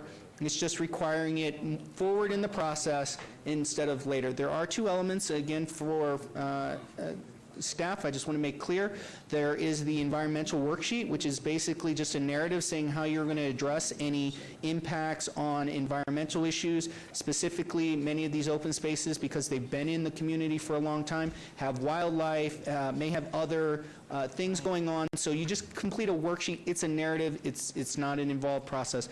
The second element, as technology has improved, as we are trying to move into a more electronic review process, this process also requires a 3D model be submitted as a part of that development package. That is already something many developers do as a part of their pro forma. It helps them visualize that space and better understand how things will fit. And so as staff, we don't believe that that is going to be a significant burden, as many of the developers that we work with already on a day-to-day basis are already doing things like that in regular development. So that's how we got here. Again, for both phases of this ordinance, we worked with a policy advisory panel. We conducted stakeholder meetings, and as the members of the recommending committee are aware, we've held multiple hearings as a part of the recommending as well to receive input. And there have been iterations of this bill since its original drafting in both the policy or the public engagement program as well as in this more recent development standards program, where we've done things like originally in the bill, we didn't identify a size threshold at which point studies would be required. Originally it was, if you're going to do one of these projects, the studies are required if deemed appropriate by Public Works, again based on the intensity of the development. Based on some research that we did with requirements under our under the stormwater permit that we have for stormwater quality, one of the size determinations on whether or not you need to comply with their development requirements is if you do a redevelopment or new development of an acre or more, you've got to do some mitigation measures for stormwater quality. And so that's where we had recommended to the councilman, if he was interested in including some size threshold, that is a legitimate, established already in our development process, size threshold for determining if you need additional information. So, Mayor, as you can see, there was lots of research put into this. I want to apologize that I asked, you're the Director of Planning, but because Tom had been Director of Planning for several years prior, I knew he had a historical base, and then too, because of our city manager's background is all in development, it was all about the front load that I was trying to get to.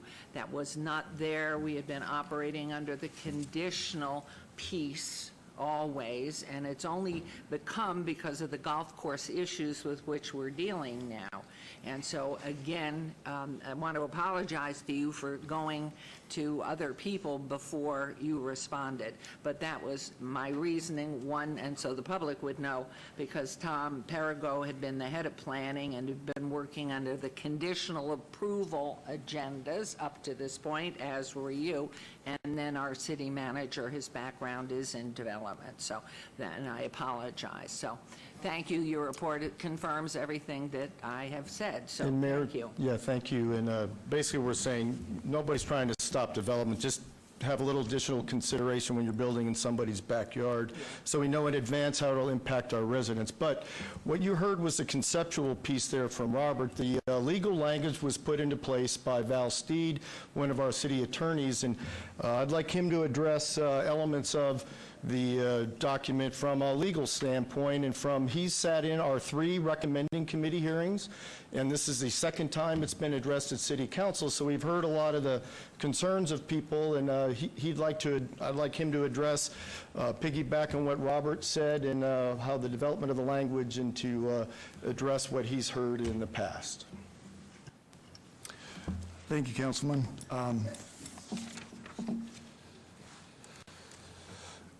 As staff indicated, we did look at other jurisdictions that have developed things to address this issue. We always tried to determine some means that would be constitutional, that would be fair, that would be sustainable in court. A lot of issues have been raised to suggest that this bill has legal problems. Feel free to vote on the bill however you would like as far as a policy matter is concerned, but I do want to talk about some things that you needn't worry about legally that have been raised and will be raised perhaps here today. The first of which is that this is directed at one property owner. It could have been directed at one property owner, but it wasn't. It was written to cover golf courses of all kinds, whether existing now, whether it might exist in the future, whether it might pass from public ownership to private ownership. It was to address all kinds of open spaces that were not exempted originally, including a lot of property. Now, you will notice that some of those, there have been some exemptions added and some exemptions to particular portions of the bill for particular types of property, but in no event does that reduce that down to a small number. There's been a representation that this doesn't apply to PD or PC zoning or other zoning. It does, unless you're in one of the exemptions. And one of the exemptions is if you have a development agreement. There are a couple others. But this focuses on a great number of parcels. Now, certain parts of the ordinance provide an exemption for those who have CC&Rs that address repurposing of golf courses or open spaces. We don't know today what those properties would be. We would have to examine them to see. A lot of properties have CC&Rs, but not all of them address those things that are provided for in the exemption. So there potentially are a lot of properties out there still subject to the ordinance. More could come into its scope if property changed hands from public to private ownership. There's also been a representation that you can't focus on a single property owner, even if this was focused on a single property owner, which it isn't. There's no rule that says you can't. You can imagine the first contraption that was ever invented, or the first medicine. The idea that you have to wait until 3 or 4 of those existed before you could adopt a regulation on the subject just doesn't fly. Let me talk a little bit about the private contractual rights that are said to be interfered with. Every zoning ordinance we have, every ordinance on nuisances, every ordinance on building construction interferes with private relationships in that sense. If you want to rent a place to somebody that doesn't have, and the place doesn't have plumbing, doesn't have a roof, government is going to intervene and interfere with that private relationship. That's what government does when it talks about the public interest. Whether this bill is anti-development or not, I'll take the same position that your city manager did. It's up for you to decide. But we don't have a lot of developers standing up here and saying, we'll never come here again. And we've adopted many ordinances that I think impose a greater burden on development than this one. And we haven't heard from them in the past. As far as the impact on a lender, we've had a lender say that this is a taking. If there's such a thing as a giving in the law, this ordinance would be a lot closer to a giving than a taking. Trust me, there's no taking here. A taking is when you deprive a property owner of his rights to develop. And all this does is put some procedure in front of his development.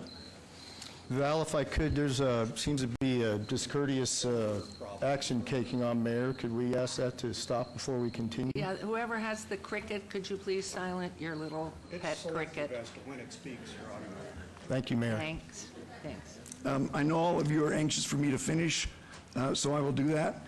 Because we do want to hear from the I want it public. understood that I don't care whether this bill is adopted or not, but I do think it's important for the council to receive guidance about the legal issues. The final thing I want to raise is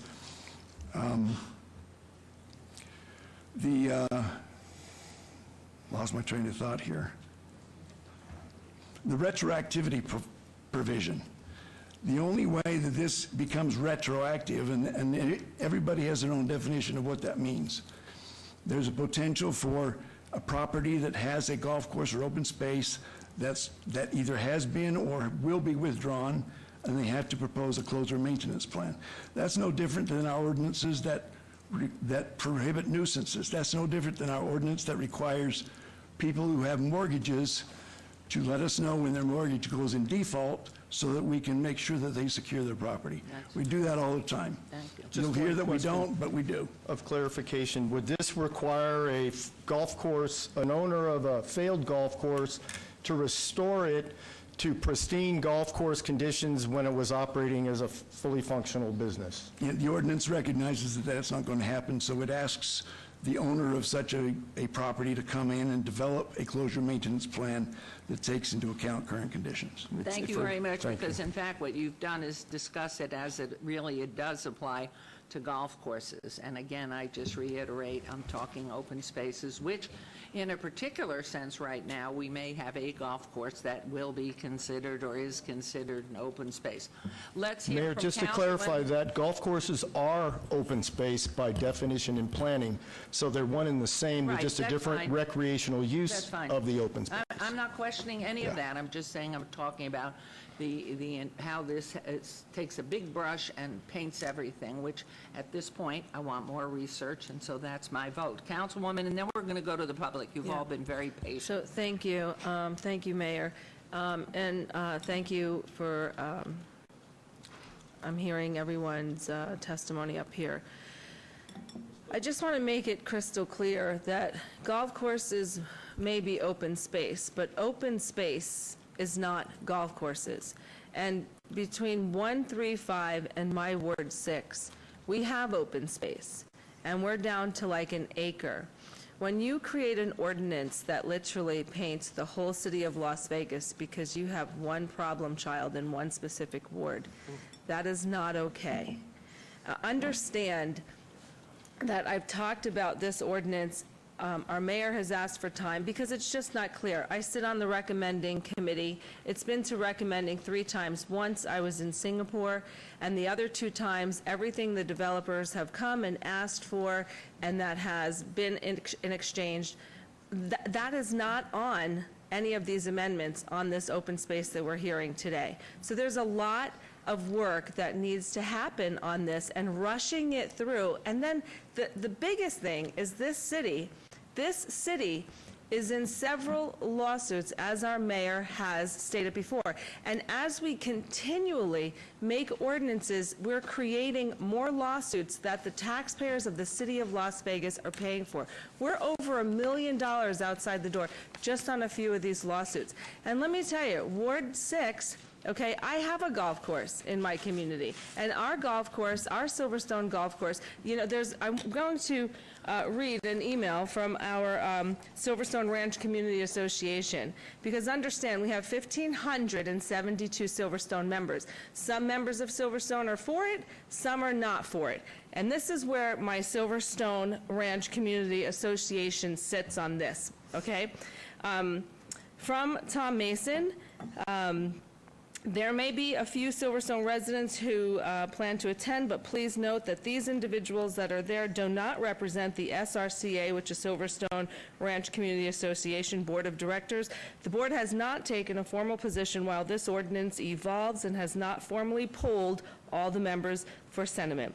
It would be good to hear another ordinance checkpoint with you in the near term, perhaps a block of time when you're at the Centennial Hills. So understand, Ward 6, and I'm asking my peers, let's take the time and do this right. This, again, golf courses are open space, but open space is not golf courses. And in all of our wards, besides I have a golf course and open space.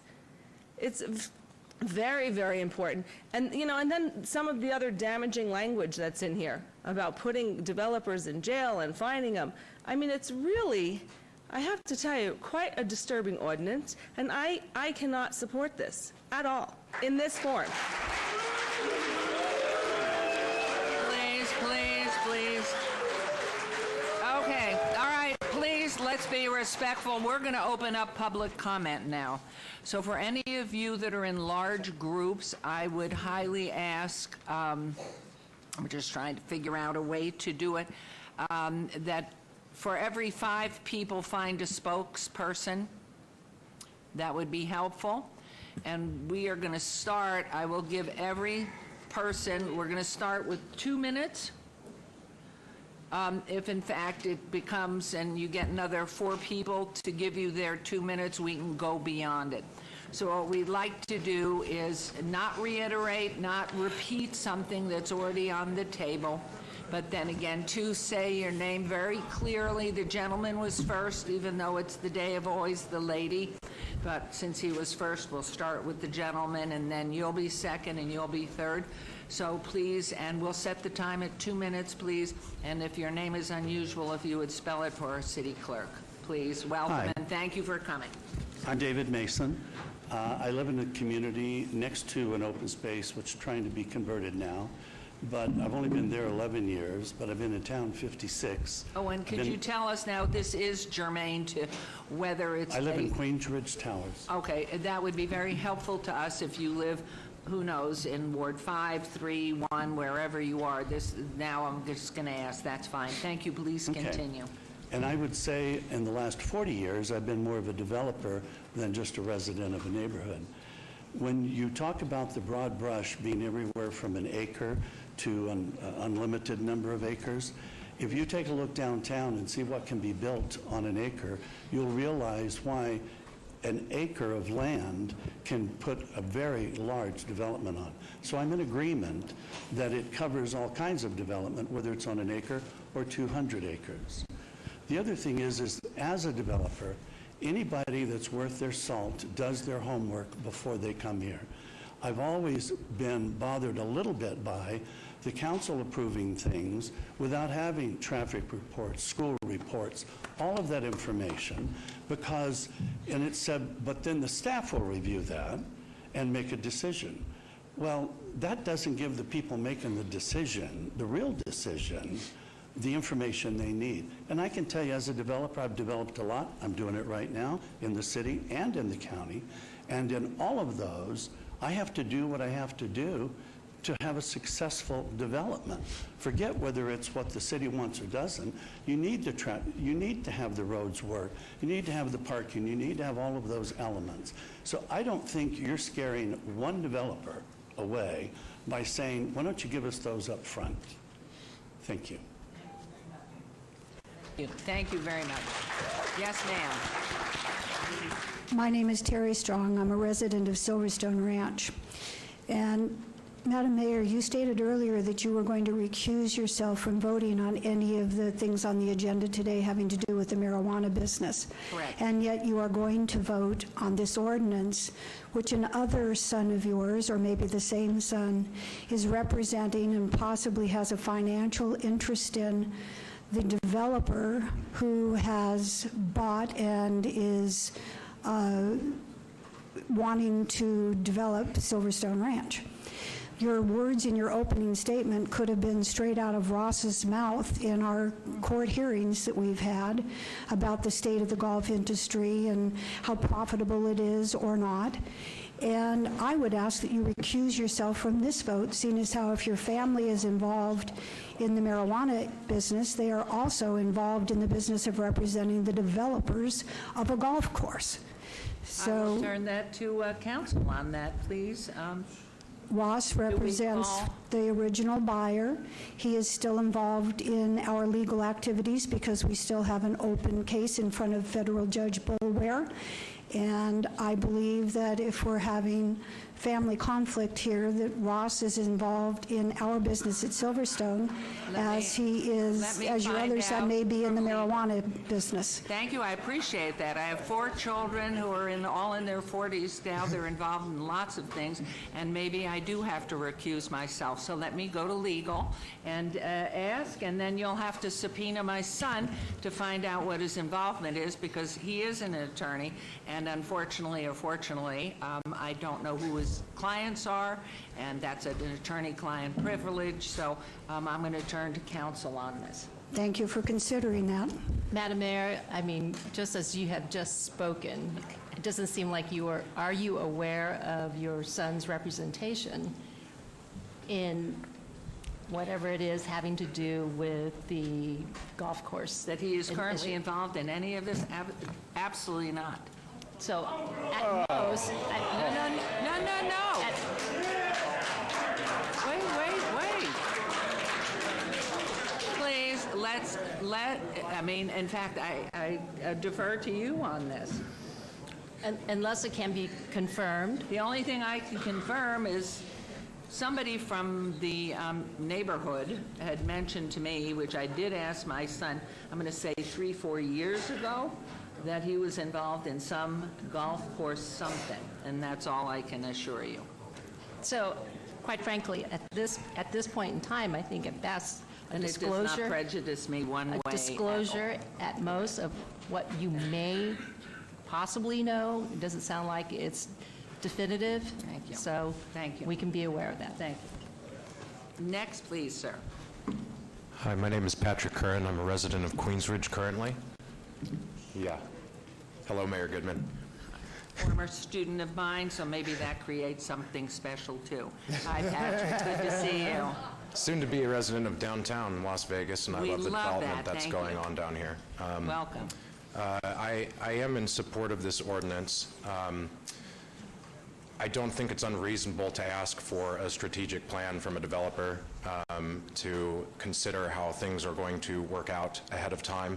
Anyone who's ever gone to a Trader Joe's can understand the value of a parking study. So, I mean, I understand what you're saying with respect about it painting with a wide brush, but simply asking developers to plan their developments is not a bridge too far.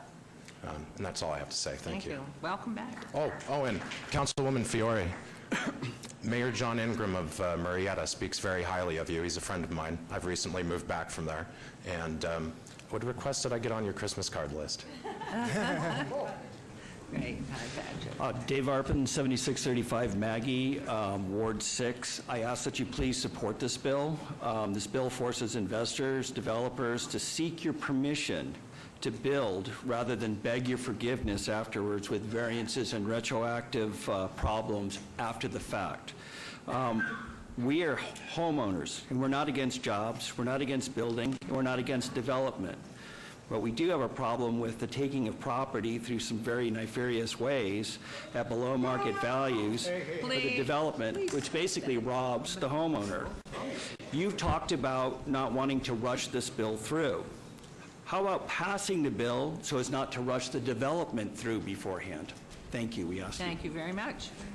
Yes, sir. Hi, my name is John Johnson. I'm a community organizer in Ward 5.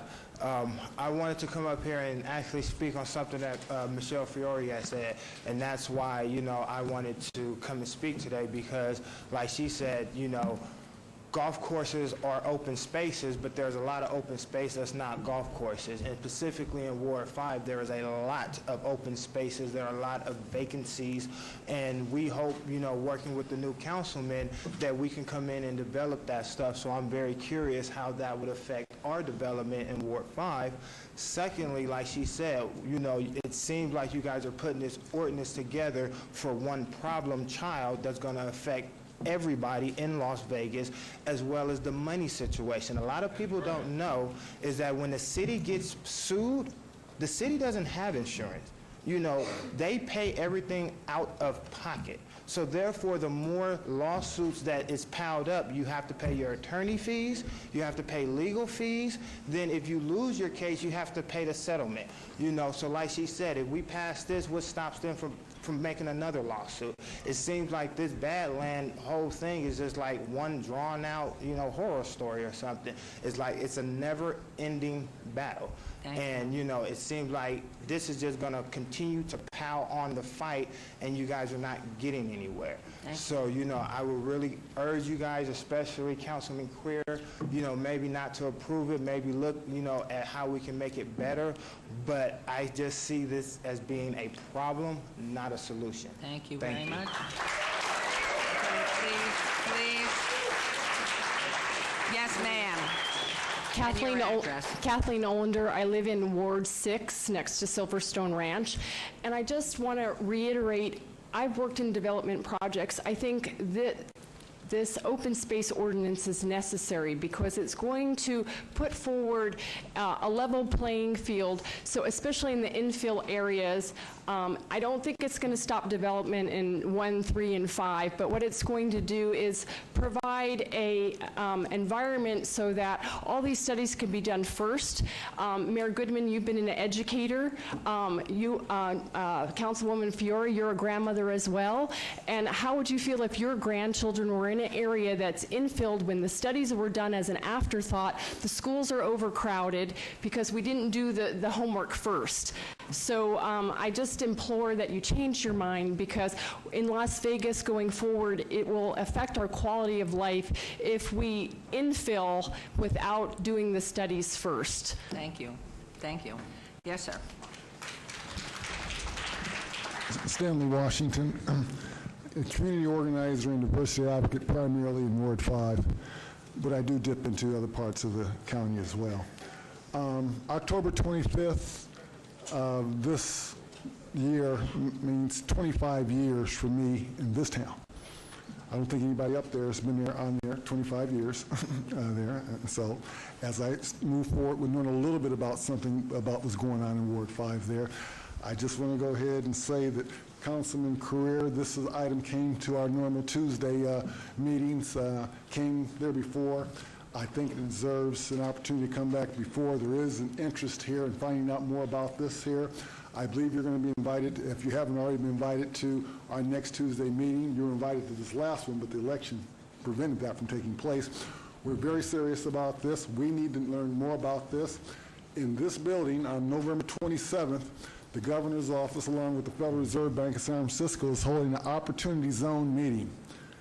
And according to the information I have, there's at least $6 trillion with a T, that's in the total marketplace to be dealt with. And the specific purpose of the ozone ordinance that was put together by 2 African-American U.S. senators and 2 African-American U.S. congressmen, specifically for poor areas, specifically for the black community, for development. That meeting's taking place in this hall on November 27th, and I'm bringing forth, of that $6 trillion, $100 billion of it toward 5 for discussion, because I have the knowledge and wherewithal to do that. And what we're talking about here flies in the face of that situation. I'm sorry, Mr. Roca, who got there for his own means, and everyone knows that, but Councilman, we are talking about what the mayor's talking. Hold up and pause while we have an opportunity to how it affects our ward. I could care less about the rest of them. Thank you very much. Thank you. You go first, and then we'll hear from the lady. Thank you.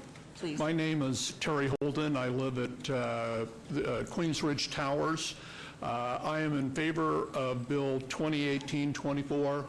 I have been in the real estate business. I've done development, and I would never, ever consider not doing the front-end work beforehand. I don't want surprises. I don't want to be arguing over what is a conditional approval.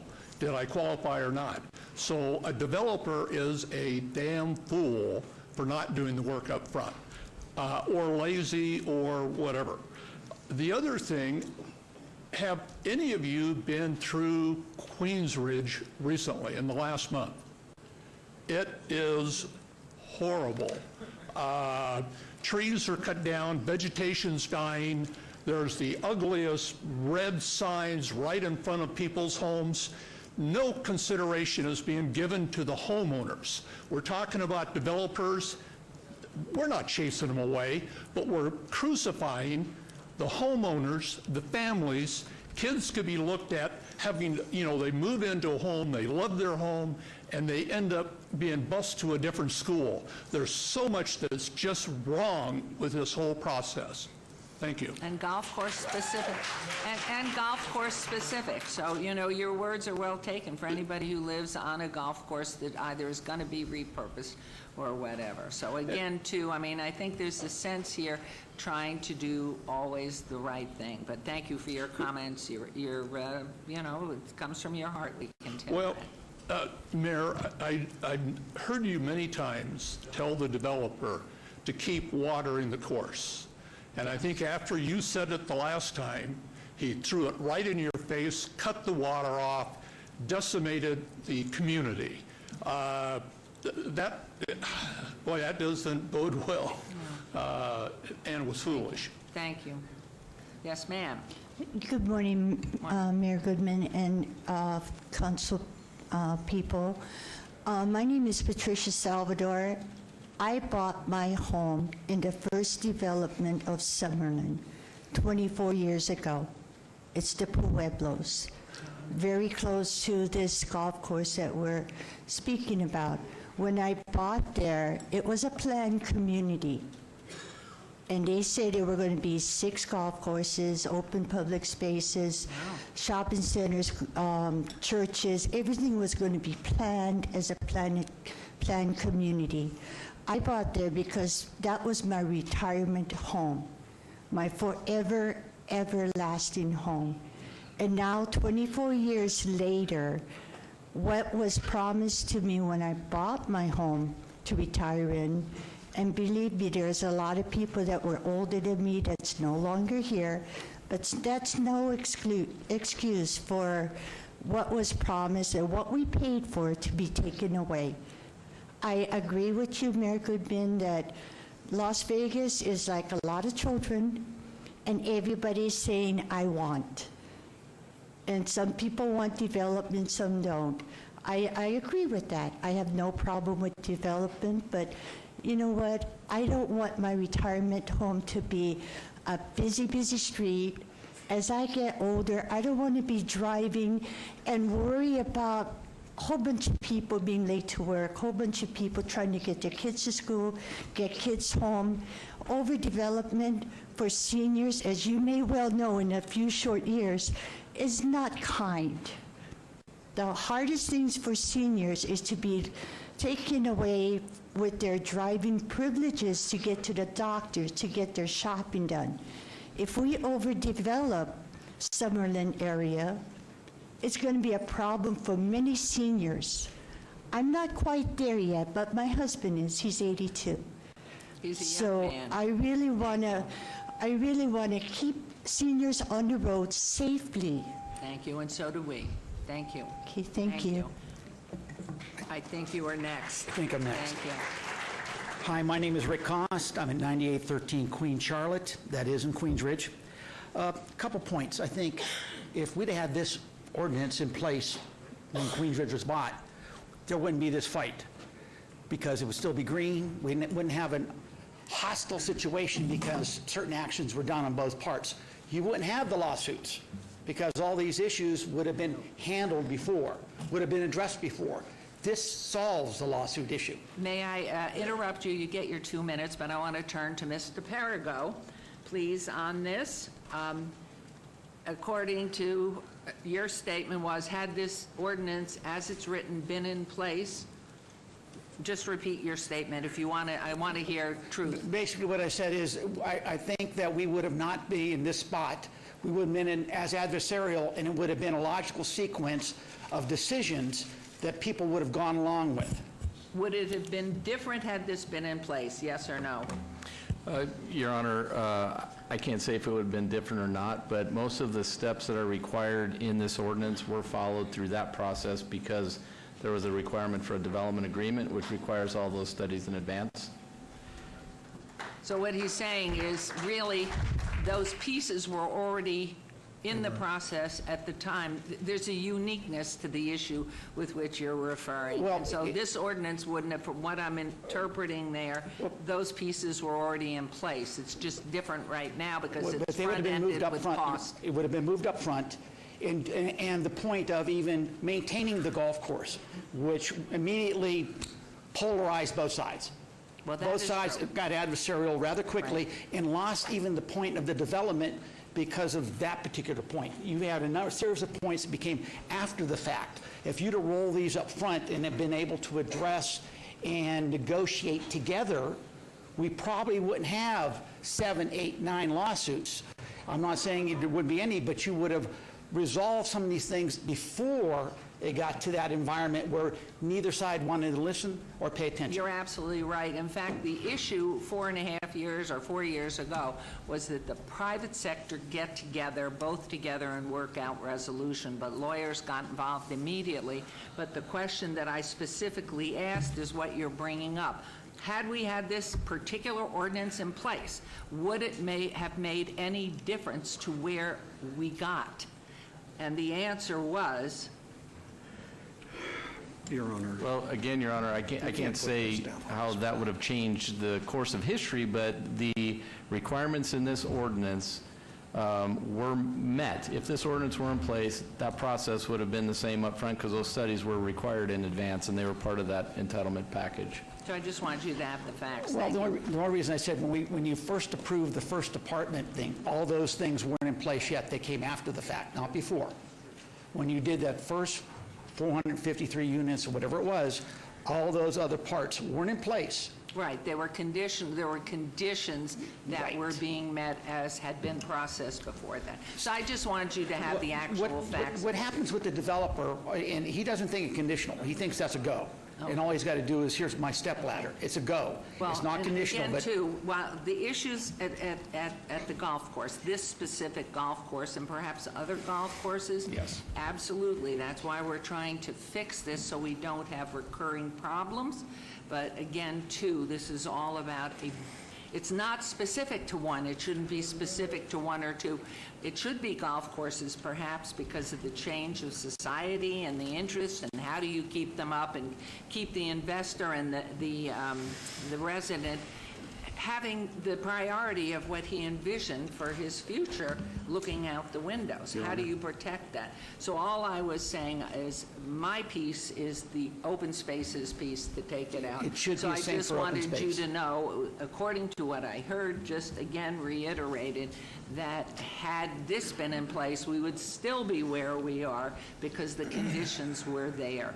And the only thing I'm objecting to is the upfront cost to the developer, which may preclude, it's a cost. It's not that the study shouldn't be done, but it's the heavy cost that is imposed upon the developer in other areas. I have had no question with the helping for the golf courses now and in the future. if a developer cannot afford those costs up front, he probably should not be developing it. Well, I thank you so much for your comments. Thank Please, you. Mayor, Thank please.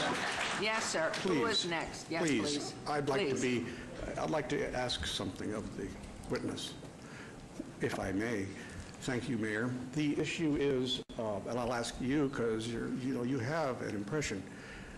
Probably a couple of years ago, we had a public meeting on this here, and I announced then that I had had a meeting with the developer to present a compromise before this got really litigious in order to help save the taxpayers some money and frankly the developer and of course the grief that fell on the people there. I think that should have been essentially part of what would be happening, that other members of the council representing other wards have an interest in all other wards as I share interests in Ward 3. And I think that it should be remembered that the developer ignored and then rejected that and then, of course, sued me because that's his prerogative to go ahead and spend the taxpayers' money as he sees fit.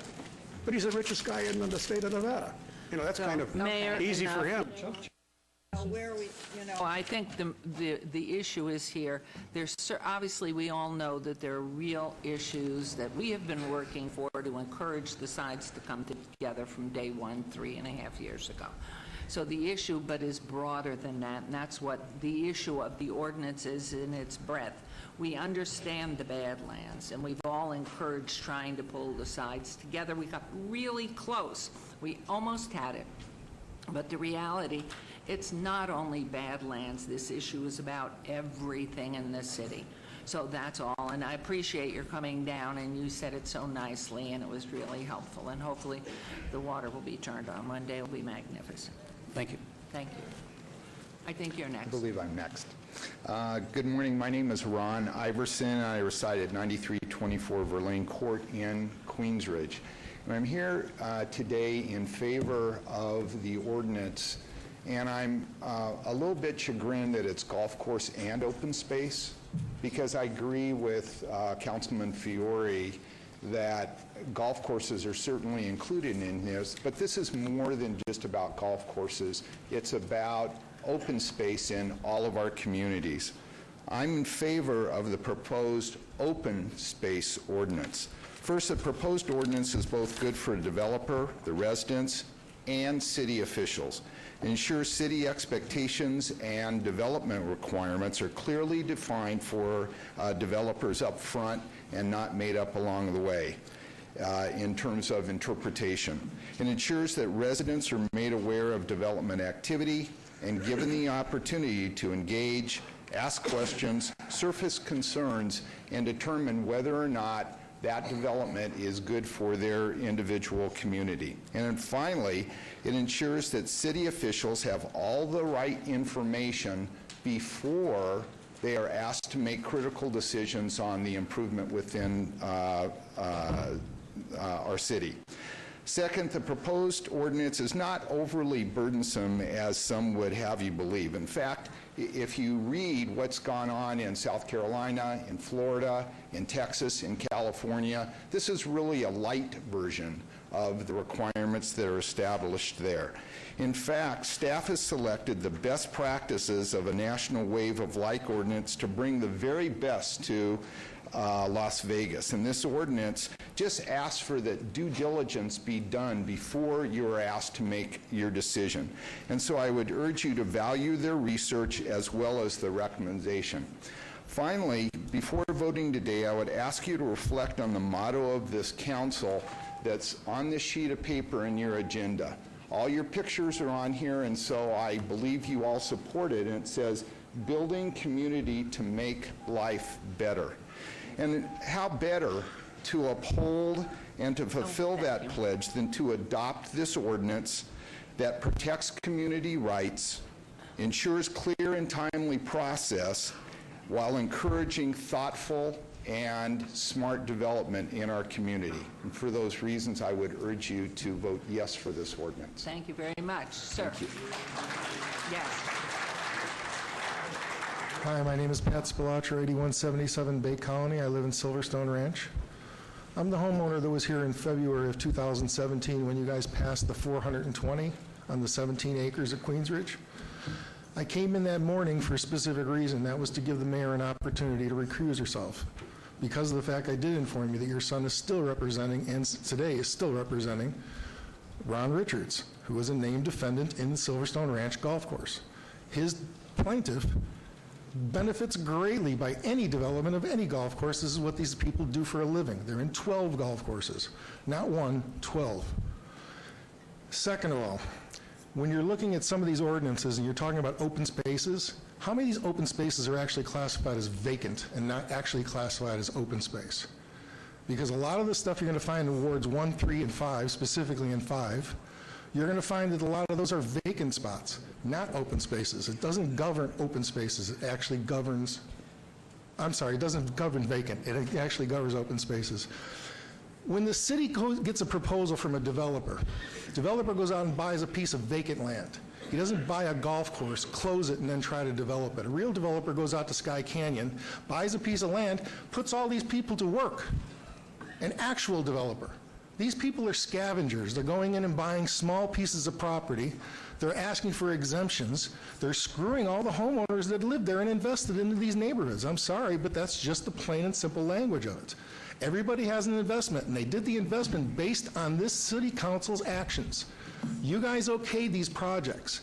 You okayed the open space. You allowed the developers to charge extra for the residential areas, and you have an obligation to protect that because of the fact that you allowed the homeowners to get that equitable servitude. That's what was established.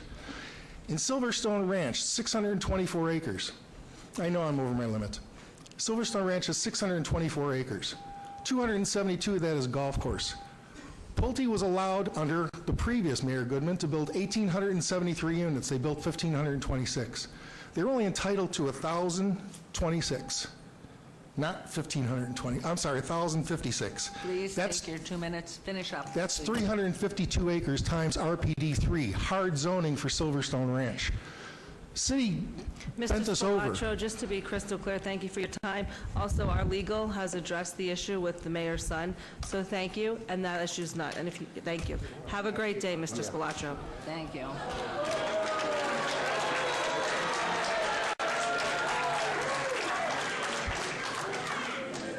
Good morning, esteemed chair and council members. My name is Kirby Gruco. I'm with the law firm. Wait, start again in your name, please. And where I'm you sorry. are. Good morning, esteemed chair and council members.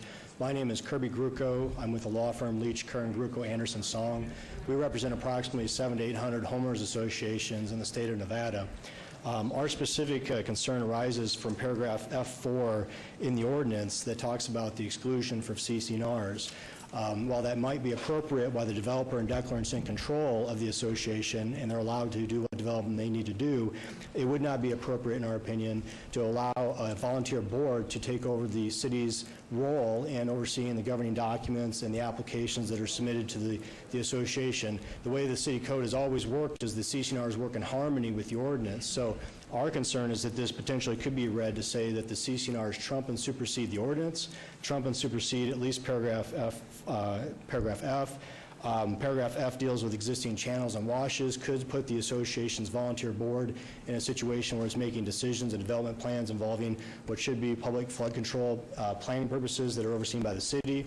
We want to make sure that either legislative intent is clarified, that this is not intended for this provision to be superseded and replaced by the CC&Rs, and that the volunteer boards are not intended to take on the city's responsibility to review development plans, hire architects, determine what can and cannot be put on their golf courses, that it should be read in harmony with the CC&Rs, either by removing that paragraph, modifying it so that it only applies during the declarant control period, or making it clear on the record that that's not the legislative intent, that the legislative intent is not for the CC&Rs to take the place of this ordinance for any or all purposes under this ordinance. Thank you. Thank you. That's very helpful because of the fact if in fact this does go through further review before it's finally passed, and it may pass today, I don't know. That's very helpful information, which helps us do a better job with what we're supposed to be doing. Yes, sir. Mayor, if possible, the city attorney could address that concern and clarify. Sure. Yeah, I appreciate the representation made by Mr. Gruco, but CC&Rs operate completely independently of zoning. The failure to adopt one doesn't implicate the other. The adoption of one doesn't affect the other.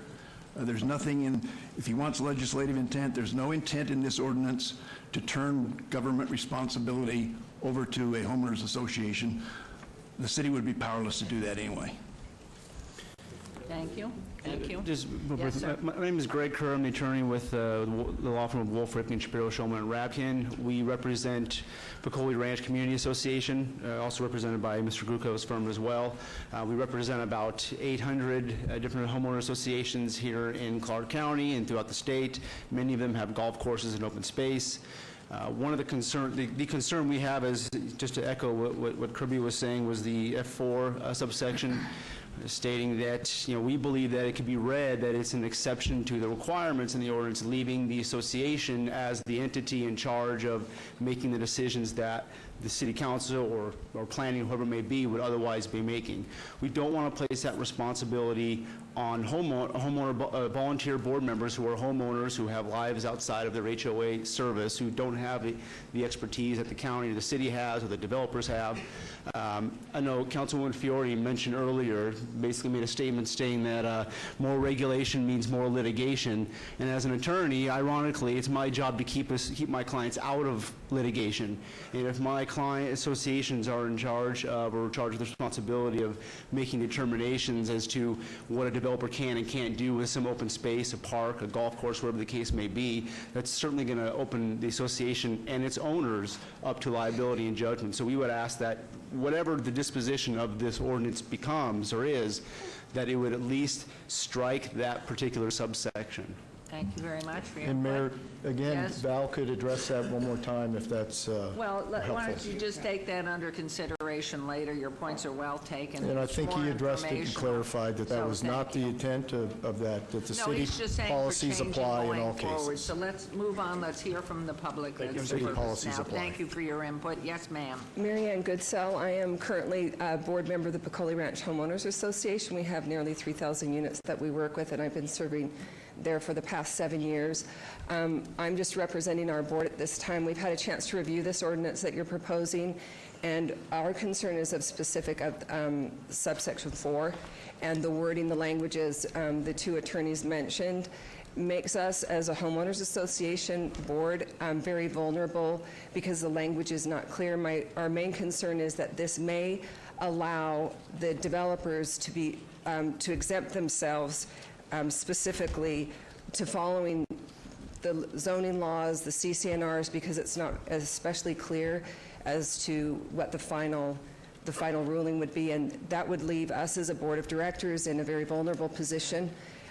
We would no longer then proceed as we have with our architectural review committees, our design review committees, and we are not protected in the same way that public officials are protected, and that makes us very susceptible to liability. So whether, again, this is removed or there are very clear clarifications made, as a board of directors member, I think that would be appreciated and would leave us in a position where we can continue to enforce our CCNRs and not worry about a developer or a private property owner. It leaves us vulnerable. Thank you. And you as well. It was Pink Day in your home. I got the memo.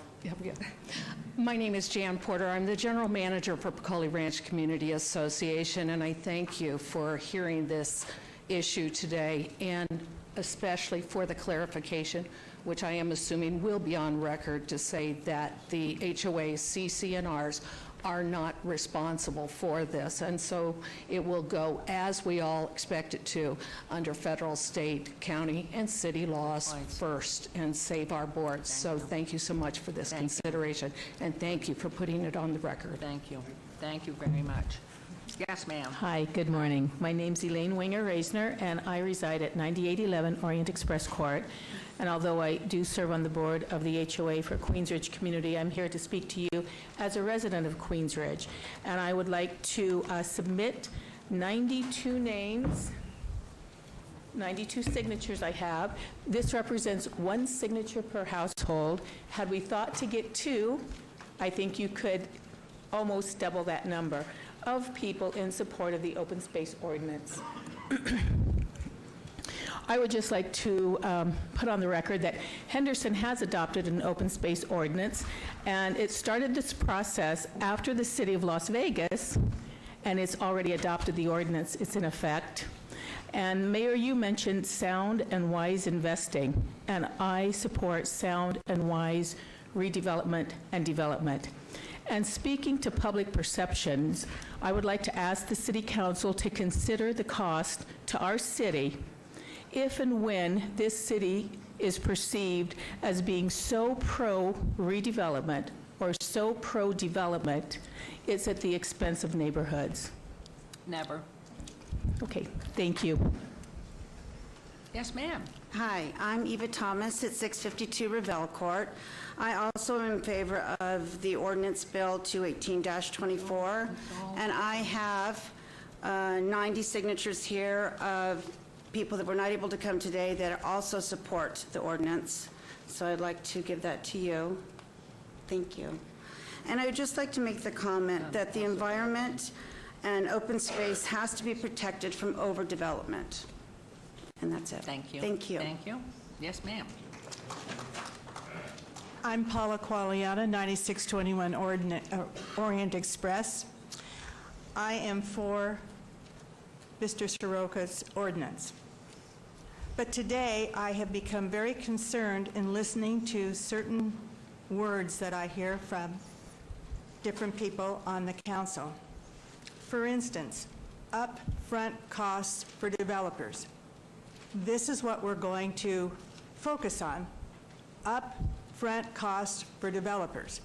May I remind you about the upfront losses of the homeowners?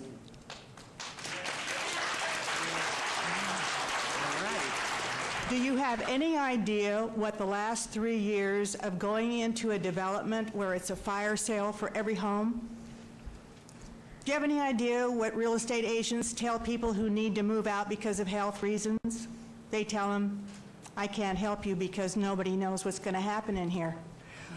With his ordinance, as one other homeowner said, that issue should go away. We should know as residents, people who are workers, we've worked, my husband and myself, as hard as these people to get the home that we're in. I'm not against them, I'm for them. Everyone is entitled to work. Everyone would want that. But let me assure you of one thing. This is a democracy, as Mayor Goodman said. A democracy, as far as I can see, is justice for all. Not for some, but for all. That means that when you work hard and you buy your home, and if there's one thing I've learned in this town, because this is my second house is ruined, it's never in your backyard that you want something to go wrong, so think of it. Excuse me, you're addressing us. When they come to you, please, you're addressing when they come for you, you're not going to want that. Please, everyone, please. Let's be respectful, but you are speaking with us, please. I know your passion is strong, and we understand that, and we know because we've been with you for 4 years on this, so it's just everybody. So, thank you. Thank you. Wait, the mic's not on. Your mic is off. Thank you. Yes, you're next. Yes, please, please, please, please, everybody. Yes, ma'am. My name is Beth Lane. I reside at 7630 Brent Lane. We are adjacent to the Silverstone Golf Course.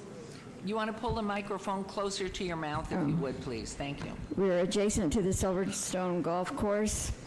The expansive view across the golf course was a factor in our decision to purchase a 2.5-acre property where we reside. And I suspect it was a factor for many of the decisions that were made by property owners in Silverstone. We're here because we've chosen to be where we can see the mountains unhindered, view the stars at night, and pursue an active lifestyle that the acreage affords. For the city to allow the sale of the golf course without agreement of the property owners is a travesty. I'd like to point out that the city and county have spent large sums to construct and plan a flood protection for the area of Northwest Las Vegas, including 2 large retention basins that are nearly adjacent to Silverstone. They also constructed an overflow underground culvert which empties directly into the Silverstone Golf Course. Building homes or apartments in that basin is asking for flood damage. Las Vegas actively recruits new industry and employees to this valley. Desirable homes with parks and green space are always an issue for recruiting. Let us not destroy what we have here, but remember John Locke's insight that life and liberty are secure only as long as property is secure. Thank you very much. Thank you. Yes, ma'am. My name is Alice Cobb. Can you hear me? Yes, thank you.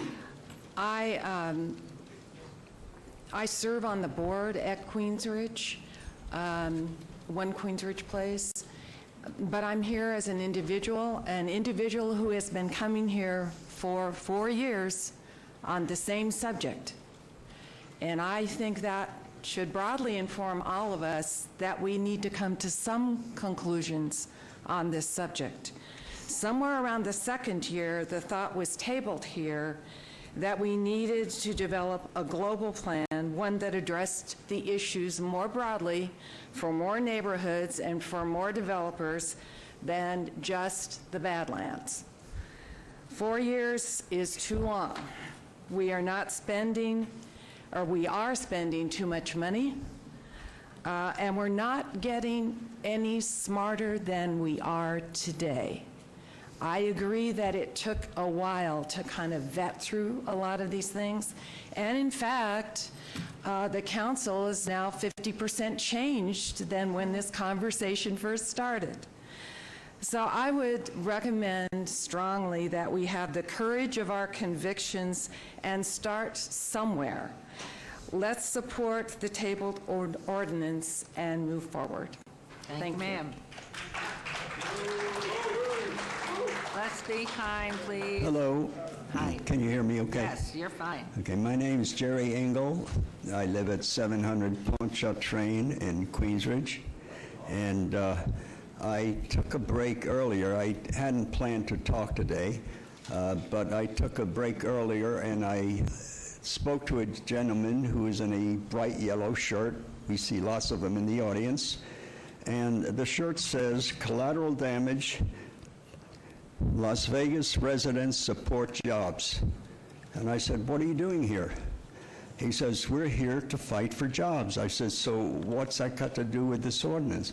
He says, "We're told the people who have these on the golf course are against building." And that couldn't be further from the truth.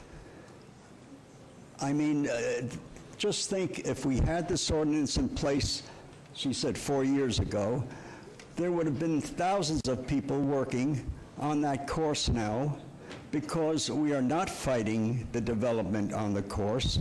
We are fighting what was approved years ago. And just to give you an idea, I have a beautiful view, and I was given a rendering that was rolling hills, green belts, and I said, "This is beautiful," and the developer has a good reputation. And then I found out later, in a 70-foot corridor, a 70-acre corridor, there was a development proposed of 3,000 condominium units in 70 feet, and it was going to come within 100 feet of my home, and it would have been 50 stories, 50 feet high. Now, had this ordinance been in place, these people would be working today. Instead of saying we're against it. We're not against development. And so what I appeal to you is this ordinance puts all of these things to bed. I'm not worried about the developers. Believe me, they'll come up with the upfront money. Thank you. When you have 258 acres, you're not going to not spend the money to do it right. Thank you. But the word compatible is what's in this ordinance. There's nothing compatible about my beautiful view looking at a 50-foot high residential 4-story building. Thank you. Thank you, Mr. Engel.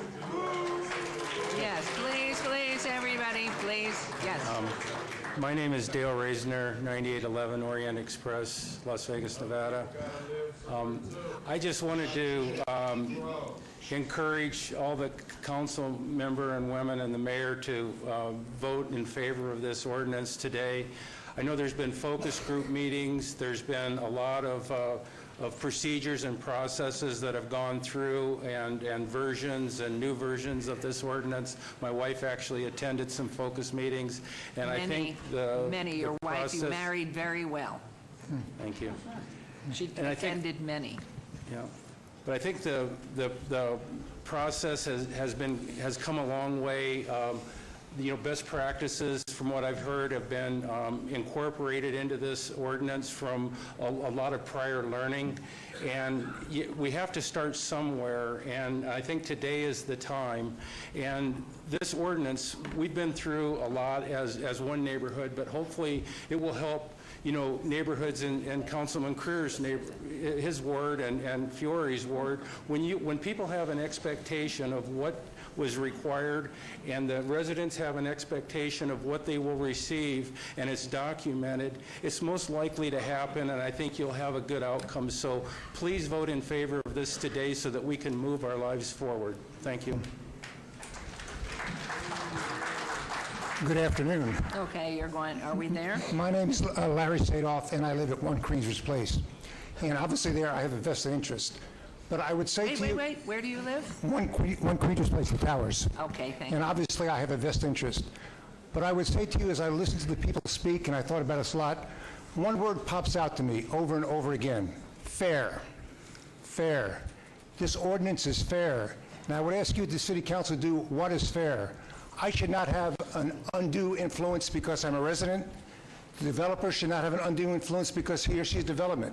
This makes a level playing field. I respect very much these men and women who came out in the yellow jerseys, and I respect their right to come out. But as the other gentleman said, this is not anti-work. If it's done right, the jobs will be there. And the last point I'd like to make is the lady made earlier about the process. I have lived in Vegas, not much as long as you folks, but 5.5 years. Before that, I was in the U.S. military, and I was stationed overseas quite a bit in Vietnam, Germany. I lived in 12 different states in the United States. And I was in a leadership role in the Army Corps of Engineers, which we had a lot of contentious hearings about wetlands or waters, and sometimes I sat up there, sometimes I sat back here. Sometimes I testified, City Council, Planning Commission, as a private citizen.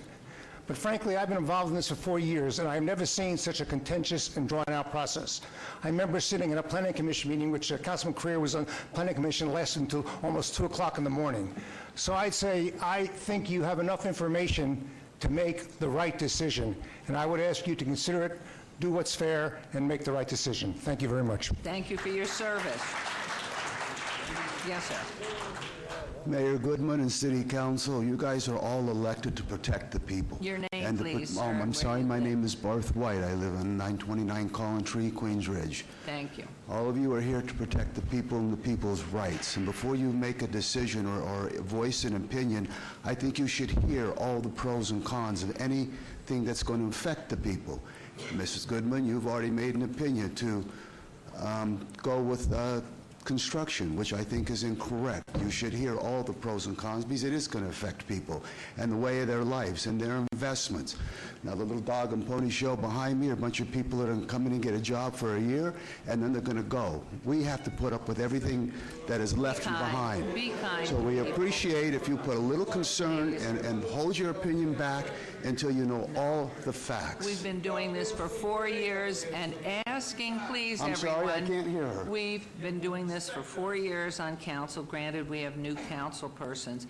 The reality is from day one, we asked for the private parties, both sides, to get together and work to a common resolution. What has resulted is all the lawsuits are taking us to the Supreme Court of the state of Nevada. What I was trying to say is this is a very definitive brush. I want to make sure it works for the whole of the city.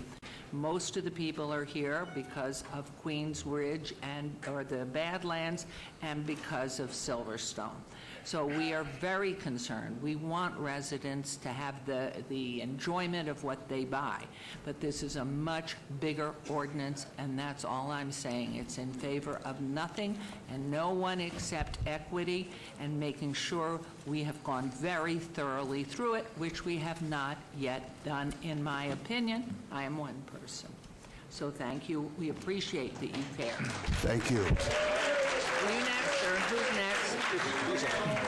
And where you live, please.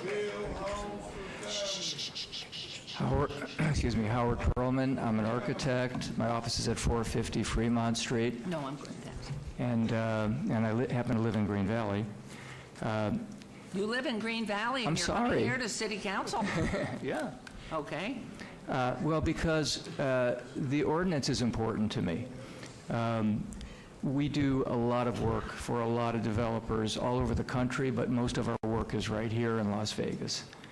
And just in reading some of the articles in that new ordinance, some of them are just so onerous on the developer. And I know there's a perception that all developers are rich and they've got a lot of money and it's only money, money, money, and they've got all the money to spend. But to ask somebody that's going to come in and do even just a smaller project and just the standard, all the studies and drainage studies and all these other things that are required just to do a normal zoning case are quite expensive for some of the smaller projects. And to also throw in 3D modeling and things like that, I do think that it's going to affect development, along with some of the penalties that are in this ordinance. $1,000 a day penalties, imprisonment penalties. We're trying to, we have a city that's growing, we want it to keep growing. But I do want to read one little petition to you, and it'll take me just 10 seconds. And I think you'll find it very interesting. We, writers, painters, sculptors, architects, and passionate devotees of the hitherto untouched beauty of Paris, protest with all our strength, with all our indignation, in the name of slighted French taste, against the erection of this useless and monstrous Eiffel Tower. Beautiful. So, thank you. the point is that emotions are so high. Yes. Emotions are so high. Thank you. But you guys are the elected officials, and it's we depend on you to make the right decisions for everybody. Thank you so Thank you much. for coming into the heart of the city. Thank you. You're next, then the lady. Yes, hello. I'm Craig Newman, and I'm here on behalf of Vegas Venture Funding, LLC, who is the lender on this property. And I've been here before. The lender on which property? The lender on the property that is formerly the Badlands Golf Course. We provided a loan to that. I provided a letter to each of your council members and the mayor expressing my client's position, and so I'm not going to repeat it here, but I am going to make some comments for those of you which may be undecided here today. First of all, Mayor, I'm going to answer your question. Is the perception of developers and investors that this ordinance is anti-development? Clearly, yes. That is the perception of it. And whether that's reality or not, I guess we'll find out. But the perception is definitely yes. Okay, now, as far as those of you that are undecided, I wanted to point a couple of things out. Clearly, this ordinance has not necessarily been originated, but it's been supported primarily by the residents of Queens Ridge. No question. And this ordinance also is written in the face of the fact that everyone who purchased their house at Queens Ridge was aware of the zoning, or should have been aware of the zoning, if they had done their homework. As far as Please, let's be respectful. Please, everyone, please give him a chance. He has his time. As far as how the property where the Badlands Golf Course was zoned, it was zoned residential. Still is. And in fact, my client, when my client loaned the money on this property, received a zoning verification letter from the city, clearly stating what the zoning was. Would not have made the loan without it. And certainly, to the extent that this ordinance is passed and the closure provisions are enforced against my client, will be involved in litigation. The mayor has pointed out that there's already existing litigation, 3 cases in front of the Supreme Court. I understand there's nine pieces of litigation, none of which my client is a member of at this point. But I can tell you that those are pending. There's going to be some resolution on those, and it may result in some guidance for all of these issues. And it certainly would not make sense for you to intervene and give further ammunition to the homeowners in their litigation, which is what they want you to do. Well, I do think in response to what you said, we will have to abide by what the Supreme Court says on either side. So I appreciate it, and yes, I do recall your letter, so thank you for coming down. One last comment only, Your Honor, and it's that you are not just a zoning board, you are also here to represent the citizens of Las Vegas and the residents of Las Vegas in its entirety. That's first. Yeah, absolutely. And a lot of them are sitting behind us right now. They want to go to work. They don't live in Queens Ridge, but they want to build houses. They want to build houses in Queens Ridge. Thank you. Yes, ma'am, your name and where you Kimberly live, Tberke, please. 7205 Cypress Run Drive. First of all, would like to I'm thank... sorry, I missed that. I didn't hear where you live. Sorry. 7205 Cypress Run Drive in Silverstone Ranch Golfing Community. Okay, last name. And I want to, first of all, thank Colonel Soroka for bringing this ordinance to play, and I'm glad we're kind of looking at all the different angles of it now, but I'm not going to argue any point whatsoever. I'm just solely tasked to be up here reading names, and I would rather be anywhere else in this world than standing here right now. But thank you for your service, but here I am. I'm just going to really, really fast read these names.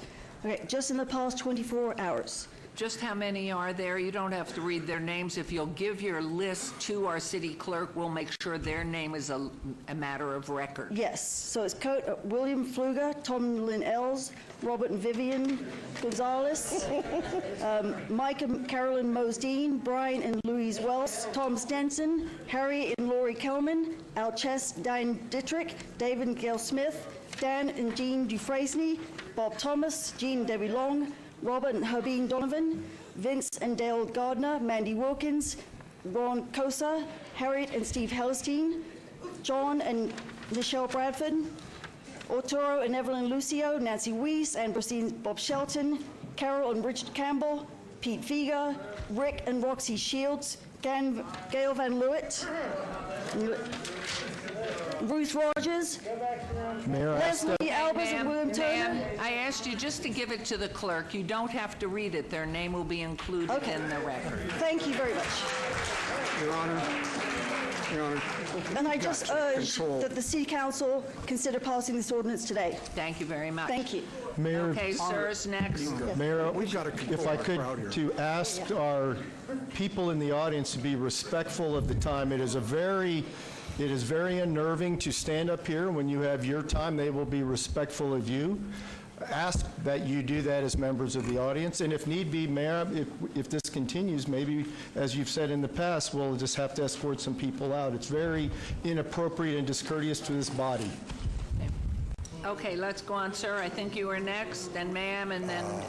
Oh, he was such a gentleman in today's age and has allowed me to go first. My name is Lisa Mayo, and I'm here today with one of my roles in the community, which is working with developers. And believe me, perception is reality. And people do perceive this ordinance as being overreaching. Developers that I'm working with, that I've shown it to, that have considered looking at the city, are wary of this. It is overreaching. And, you know, I just would ask the question maybe of Tom or somebody. I know that in the county I'm doing a huge project right now, and we have to have a traffic study before we can even have a planning meeting, a pre-planning meeting. We have a traffic study has to be submitted. I don't know if the city does that, but there's all the things and all these hoops that are added in this ordinance is already in our planning code and has already been there. But I wanted to send the message of this. You have two big areas in this community. I would look to Lois with the medical community. That is right now, we have a $57 million library issue. There's all that land that needs to be developed, and people are not going to want to come and participate in that in the future. You have a 2030 plan, and they won't want to come here. I promise you that. The other message you're sending, I'm coming to a meeting here on behalf of clients November 17th to an opportunity zone meeting in this very chamber for developers that I have interested in Ward 5, Ward 3, and anywhere you have opportunity land that's been identified through the governor's office. What kind of a message when I come and sit and we're talking about bringing private investment here, and I sit through an all-day meeting to learn this, and you pass this ordinance, and I go back to a private developer and says, oh, by the way, in Ward 5, where we have lots of open space land around there, you're going to be subject to upfront CAD drawings. Who does that? A prison term. It's just overreaching, and it does send a message. And I live in the city. I want the city to be great, but right now the Clark County's kicking our butts. They're developing all sorts of stuff. We need to get on the train. So please deny this ordinance. It's completely overreaching. Thank you. Please, everyone. Sir, please. Yes, sir. I am Herman Allers. I live at 9731 Orient Express Court, and I've been here before over Yes, the you last have. 2 You're years. part of the family. Can you hear this? Can you pull the mic up, or we can't ask him? No, if you pull, there you go. Now lean in a little bit. There you go. Okay. First of all, I want to thank Mr. Soroka, one of the council, who had brought forward the first piece of legislation that could help solve this issue, not just for Badlands, but for all of the big open space areas that are beautiful, that are being attacked. Now, perception against the developer, I think the perception of this ordinance is to tell the developer, if you want to come in like they did at Badlands, we're going to increase the density 400%. We're going to build 3,000 condos. We're going to do this. The perception is they could do anything they wanted to do without respecting the homeowners that have been there for 15 and 20 years. This perception of this ordinance is going to give the developer pause. And they don't have to spend $10 million for 3 years to try to get totally incompatible project approved. And within one vote, the Planning Commission approved them. They even approved septic tanks. The council, thank God, by one vote, turned that down. Now we finally got an ordinance. We got some pretty smart council people, and this is the right step in the right direction. Thank you. You have a nice smile. Hi. Mayor, I guess this is on. Now, where do you live? Yeah, I think I've been here before on this matter. But you are, and where do you My name live? is Frank Schreck, and I live at 9824 Winter Palace Court in Queensridge. And I've been appearing here for almost 3.5 years on the same matter. I know there's a time limit, but I have a whole group of homeowners back there that aren't speaking, and I'm speaking for them. They raised their hands. Okay, So we'll give you 5 so I may minutes. go a little bit longer because I Okay. want to do some little history, and I also want to bring back some reality to this. I'm in support of the ordinance, obviously, but this ordinance doesn't paint Las Vegas with a large brush. This ordinance has been said before. This ordinance only deals with open space that's been dedicated and approved by the city of Las Vegas for residents that live in master plan communities and other open space where people bought near it because they thought it brought value to their property. It doesn't deal with all the vacant space in Ward 6, Ward 5, Ward 3, and Ward 1. It doesn't apply to them. It applies to the open space, and not just golf courses. It applies to all of the parks and all of the walking trails in Summerlin, which are acres and acres. It applies to the lake in the lakes. It applies to a lot of different properties, not just Queensridge and not just golf courses. But everybody that bought into the golf course with an understanding in a master plan community that what you see is what you get. Not 4,000, not 3,000 condominiums, built on 70 acres and then construction for how many years, we don't know. But no community should be put through the emotional and financial trauma that Queensridge residents have been put through to protect their master plan community. If this ordinance was in place, I'm going to take issue with Mr. Pergo, which I have done constantly for 3.5 years and have been proven right in the courts. When he says that the approval of the development agreement somehow solves that problem, it doesn't. The approval of the development agreement approves all the entitlements. before there are ever any of the traffic, drainage, school issues resolved, just like we've been talking about before, like conditional approvals. Conditional approvals are fine if you have, 200 or 300 acres out in the middle of nowhere. In this case, we're talking about developments that are right in the middle of a built, established community, and that's what open space given. And it's an open space that was granted by the city. And now you want to take it away with giving developers the right to come in, as Councilman Soroka has done. If you're going to do that, let's at least establish a procedure to do that. But I believe that if this ordinance had been in place at the time the developer at Queensridge at Badlands was looking at that golf course, if this ordinance was in place, my guess is he wouldn't have bought the property. He would not have bought the property because, as he told you and as he told us in your meetings, it was a done deal when he bought the property. He already had the promises from you, Mayor, 3 councilmen that no longer exist here. He told you right at this podium that he had your promise that he could develop before he ever filed an application, before he ever met with Queensridge, before he ever did anything. I have to interrupt you, and if you'll go back to that meeting, I said I absolutely deny that, what you were saying, and I'm sure we can go back to it. That was I didn't say you agreed. I said that's what he said. Right, but that's an inference for everybody that's listening, and for those who are watching on TV, that inference is incorrect. I never did. It's the same inference that Judge Crockett drew in his decision. Go ahead with your same, and now we're at the Supreme Court, so please, and they will make the decision. But I think that if that ordinance was in place, we wouldn't be here today. If a developer would have gone through the normal procedures that are set forth in this ordinance, I think that we could have probably reached some kind of a compromise for development on the golf course. And as you say, that's your opinion, which is opposed to Tom Parago's opinion, former head of planning. Right, and my opinion was different than his, and the courts ruled in our favor each time. So,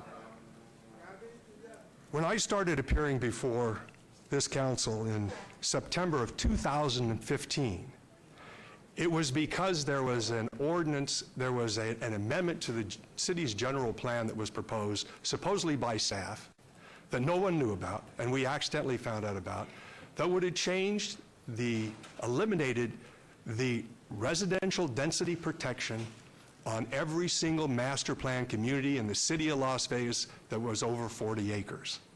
Fortunately, we found out about it. We came before the Planning Commission. The Planning Commission obeyed it. And how we knew the developer was involved in this is that 8 days before this staff amendment to the general plan was to be heard by the Planning Commission, he filed an application to change our golf course into a planned development. So he was working hand in hand with your city staff, to do this without anybody knowing about it. Fortunately, the Planning Commission had the wisdom to obey it. During that abeyance, the developer withdrew that application, and then the staff tabled that amendment, and we've never seen it again in 3 years. So obviously it wasn't something that was really important, except to the developer.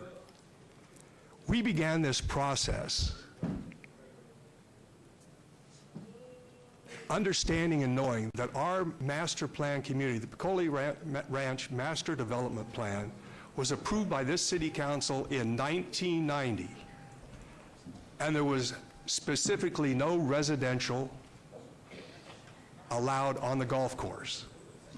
In 1992, this city adopted by ordinance an update of its general plan that designated not only Badlands, but the open space throughout Summerlin, the open space at Canyon Gate, at Painted Desert, at Silverton, all of those master plan communities as park recreation open space, PROS, by ordinance, with no residential density allowed. So those are 2 things we learned. When the developer filed his first set of applications and his second set of applications, your city planning department, in their staff reports with respect to the first 3 applications on 17.9 acres, and then 4 more applications with respect to 250 acres, Your staff in both of their reports dealing with those stated very clearly there was no residential on the golf course, which was consistent with our general plan, your general plan, and our master plan. Finally, in March of 2018, the Queensridge residents obtained a judgment from Judge Crockett, which confirmed and validated all of our positions with respect to our rights on the golf course and the developer's lack of rights to develop anything on the golf course without getting a major modification. Judge Crockett's decision... Your Honor, I'm sorry, Frank. Your Honor, please establish order. These guys out here are making a lot of noise, and I understand what they're here for, but Tommy, would you please slow them down a little bit? We get the message. Please. Would you like me to answer that? Judge... Sir! Okay, no, it's all right. It's okay. Just, could we let Mr. Schreck finish up, because he's speaking to the ordinance. We have the history. We've all heard it so many times. Please get to your position with the ordinance. Please. Okay, this is pretty recent. In October of this year, Judge Jerry Williams basically affirmed and confirmed Judge Crockett's decision. That's the most recent one. And Judge Crockett's decision says something really simple, and that is that the developer has no existing rights and never had any existing rights to develop residential units on the Badlands Golf Course. But this has all gone to the Supreme Court. Can you get to the No, point of wait this? a second. It was a decision by Judge Crockett that this city didn't appeal, so it binds you now, okay? Mayor, are we on 8 minutes with this guy? No. I had plenty. I have hands back there. He's fine. So Judge Crockett's... Here's the irony of that. The Queensridge residents, through their persistence and through a lot of money that we've spent, actually got judicial decisions to protect the city from inverse condemnation. Because these decisions say that the developer has no rights to develop on the golf course, therefore there are no rights for you to take away from him. So his inverse condemnation claims are not valid. And as Judge Crockett said, he bought a pig in a poke.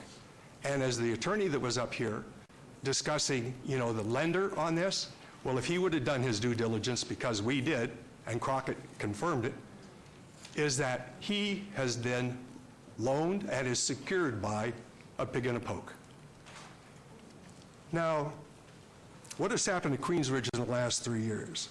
Aside from all the money, time, and emotion that we've put forth to protect our master plan community, the Queensridge residents have had to endure the closing of the golf course, a depreciation of our property values in excess of $200 million for the developer's $7.5 million investment, the inability to sell our residences at greatly reduced prices.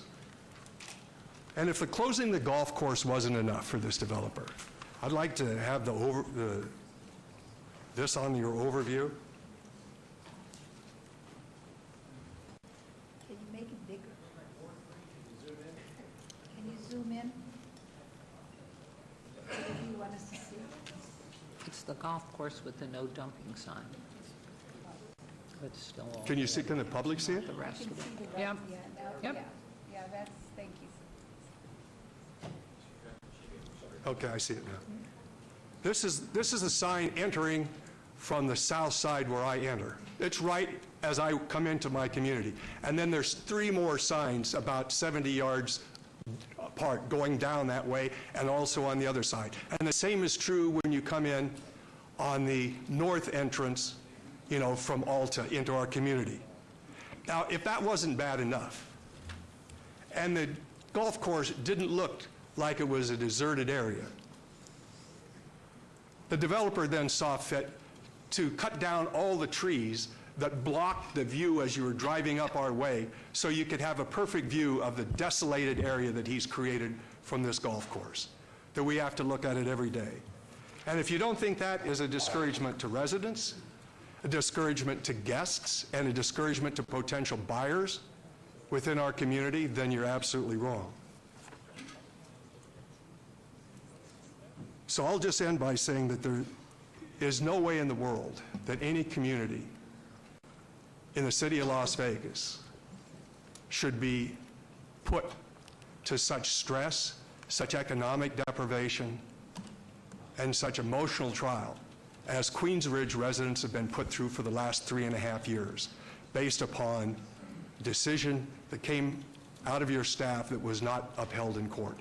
And if, in fact, this process was in place that's established through this ordinance, I personally don't think I'd be standing here today talking to you about these issues, and I don't think that there would be money spent by the city, by the way, hiring outside lawyers to defend yourself against the developers' lawsuits, not our lawsuits.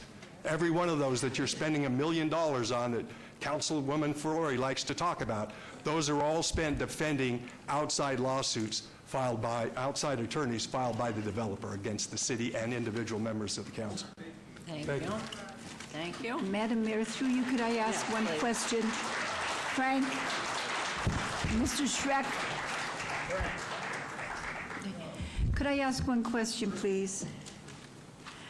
I was told that the developer offered to lease for $1 a year the golf course to the residents around it. Is that true? No, that's untrue. In fact, the only thing that I know in a meeting between Jack Benyon, Councilman Coffin, and I think it was Jay Brown, when I think Councilman Coffin said to Jack Benyon, why don't you guys buy this golf course or work out something to it?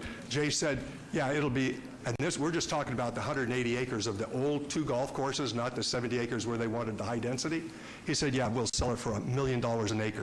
Okay, so, because my understanding, I was told that they would lease it for $1 and that the group that is the people who are the residents said, no, they wanted to buy it, they wouldn't lease it or something like that. No, I've never heard of that offer ever. And if they came to ask us if we would lease it for $1. Would you have done that if it had been, do you think the people that you're representing would have leased it for $1?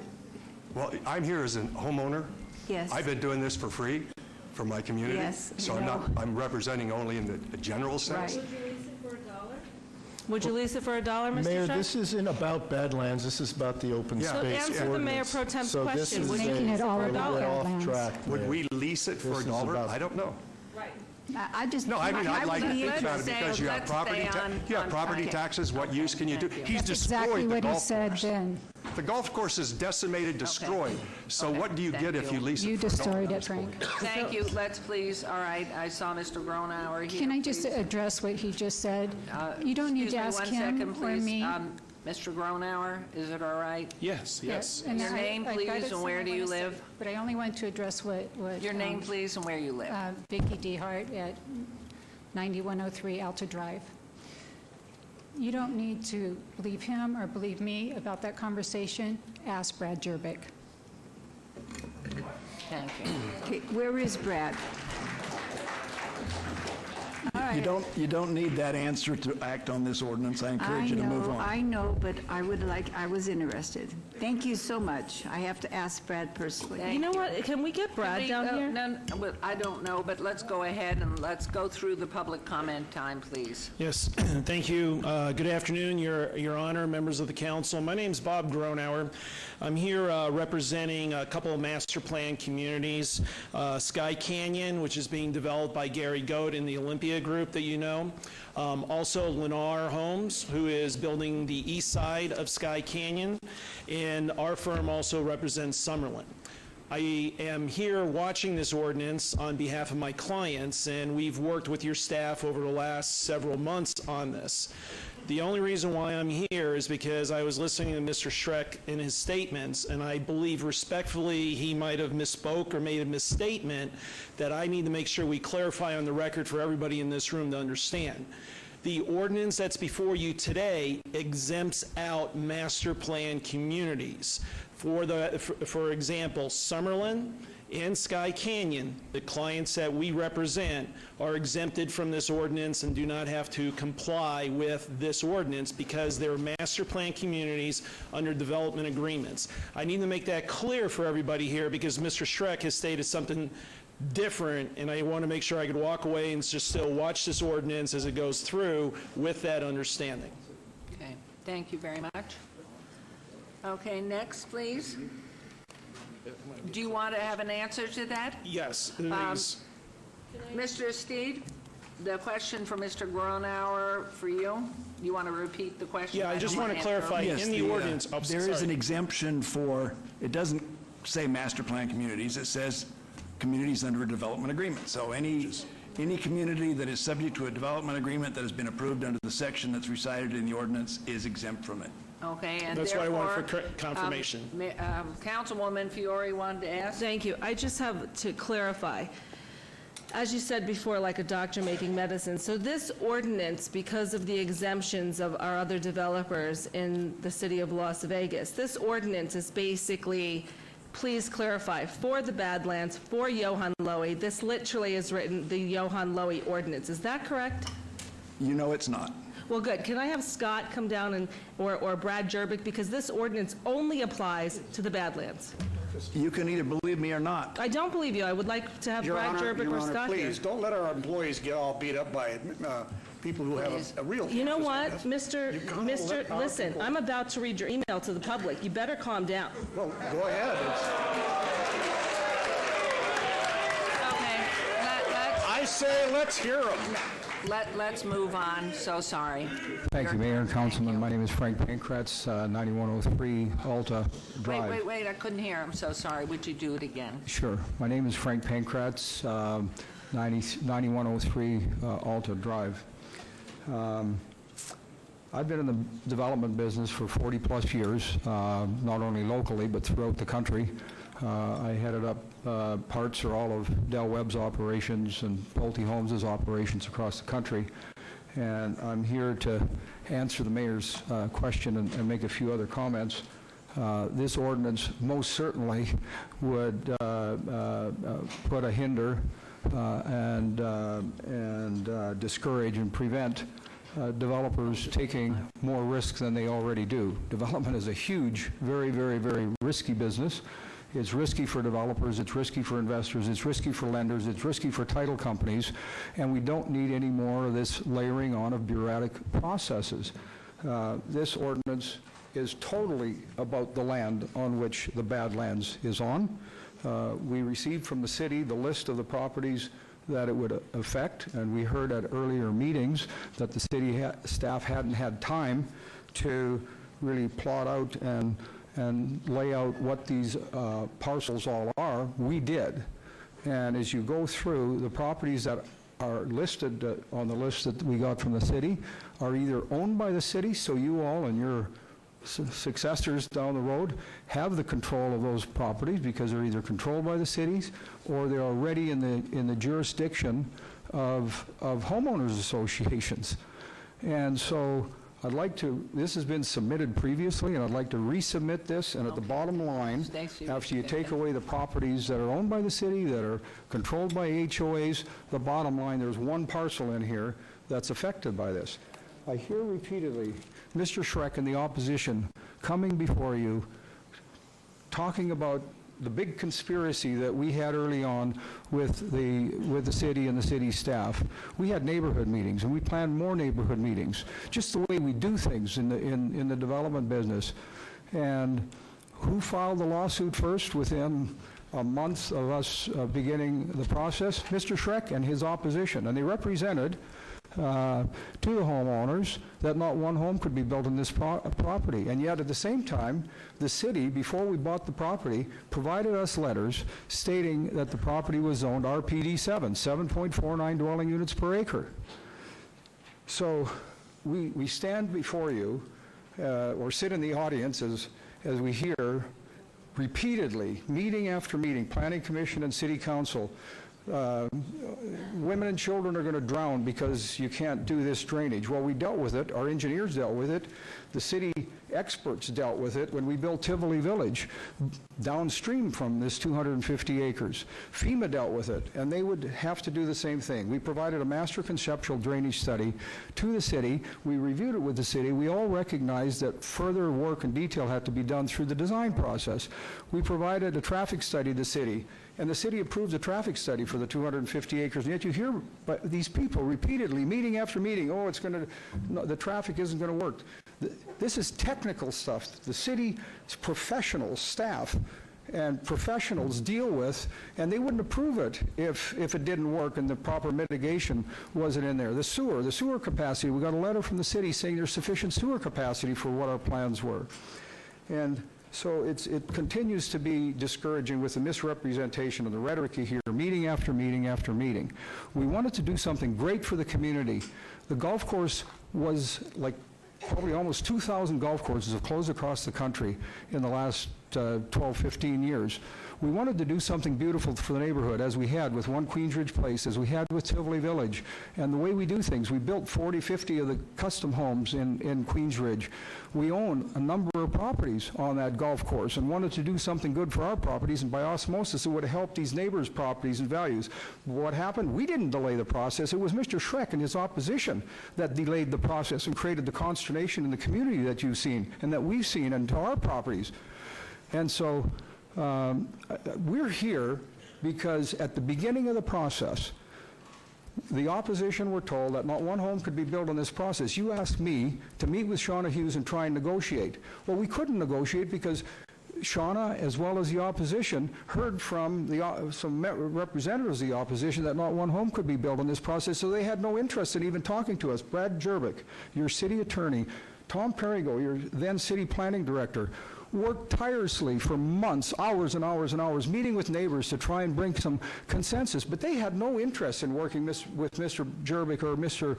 Perigo because they were under the belief that not one home could be built on this property. That's why we're here. It's not because of us. We were going to bring some phenomenal value and components to this community. We had 7.5-acre lots, 5-acre lots. Some of those lots had golf holes on them with water features, and it was in a development agreement that Mr. Perigo and his team and Public Works and everybody worked with us. And just two more quick ones.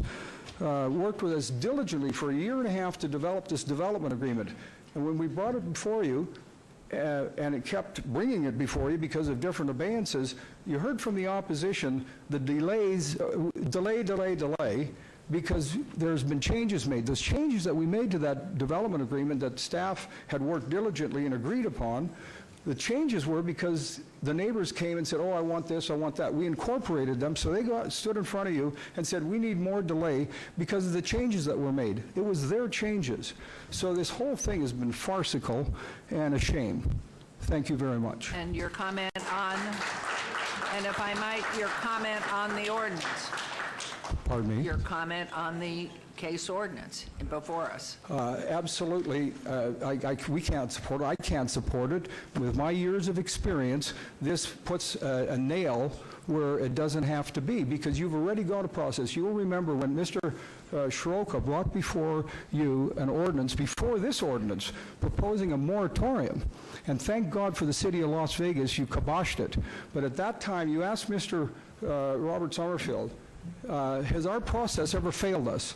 And he said, and he elaborated a little more, and I'm paraphrasing, but he said no. So you have the processes, you have the discretionary ability and processes in place already. And again, some of the things that are being asked in this ordinance, some people, some developments are meritorious of doing some of this work in advance, and we did. Like I said, the traffic study, we prepared and spent tens of thousands and millions of dollars, hundreds of thousands of dollars on these studies, traffic, and we met with the school district and said, hey, to the extent this development impacts the school, we'll be responsible and deal with it as we should. And yet, you still heard from the opposition saying, oh, this is going to drown the schools or the roadways. Okay. We dealt with that, and we would have dealt with it responsibly. Thank you. Thank you. Yes, ma'am. Hi. Vicki DeHart. Unfortunately, again, say your name again and where you live, please. Yes, Vicki DeHart, 9103 Alta Drive. And I just wanted to address a few things that Mr. Schreck said. And for those of you who don't know me, I am the developer. My partner is Johan Lowy. He's usually the front guy, and I usually don't stand up here and talk because it's not my thing. But Mr. Schreck stood up here and he said he bought into a community, and they bought into a community as what you see is what you get. Now, all of us knows that that is not, and he's an attorney. We get title reports. We have a deed. We have CC&Rs if you live in a community. In his own deposition, he said he didn't read the CC&Rs. He didn't read anything. He said his wife did not read them. The Bacolli Ranch Master Plan that he likes to put out there all the time, in his deposition, he said he never even heard of it until 2015 when all this started on the property. So I think you should hold attorneys to a higher standard and make them tell the truth when they're standing up here. And if you like, I will send you a copy of his deposition. Thank you. Please, look, we want to get through to the end of the public comment, so you've already spoken. Is there anything that is pithy that you have to add? One more thing, if you'll indulge me, please. Mr. Schreck has stood in front of this body many times saying, Mr. Lowy said this is a done deal. He takes it out of context. Mr. Lowy said after we hired experts and reviewed the golf course and its feasibility to maintain and remain a golf course, he said, no, it's a done deal, the golf course is going to close. And here Mr. Schreck stands before you saying that Mr. Lowy said it was a done deal, i.e. we had it cut with the city and the city council and stuff. It's a bunch of garbage. Mayor, if I could we stick to the open space ordinance? This is not about Badlands. This is not about Badlands. Yes, I'd like to make a comment. One second, Frank. You know, I tell you, everybody attacks Mr. Schreck, and you know something? It's not true. Sir, your name. I've been here many times. Steve Carriott, But we don't know One that, Queen so Ridge Place. where do you live? I'm part of the family, right? Queen Ridge I know, but you have to say But I it want to every say, time. Mr. Schreck should have an opportunity for a rebuttal, because you know why? Because I see Pankratz, I see Lowy, I see people like DeHart come back and forth, up and down. I see Chris Kemper, and you never allow our people to come back and forth. No, let I'm me going to just talk say in a this. minute. Let I'd me like say Mr. this. Schreck to We're have in a front rebuttal. of the Nevada Please. Supreme Court, and what we've got Well, here, where? excuse me, this is all in front of the Nevada Supreme Court, who will be ultimately giving us direction, a resolution. The reality is we have been doing this over 3 years. We have heard to the wee hours of the morning testimony. The reality, this is about this particular ordinance only. And I will so- address that as soon as Mr. Schreck has an No, opportunity for a you rebuttal. can't come back anymore. That's it. We're trying to I've get got to people the... back here that we're support trying me, to get and to that want to more give me people. time. Go ahead and get... Go ahead and take your time. I don't understand why you allow the other side of the coin to come up here. We have not heard from any of the people in the yellow shirts. Please, please.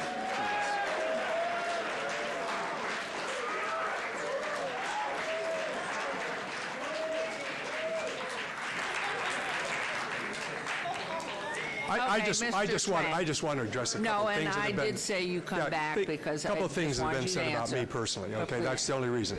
Number one, Mr. Prankert said that I have gone around and told homeowners that they didn't have a right to build one home on the golf course. That's absolutely right. And that's what Judge Crockett said. That's what Jerry Williams said.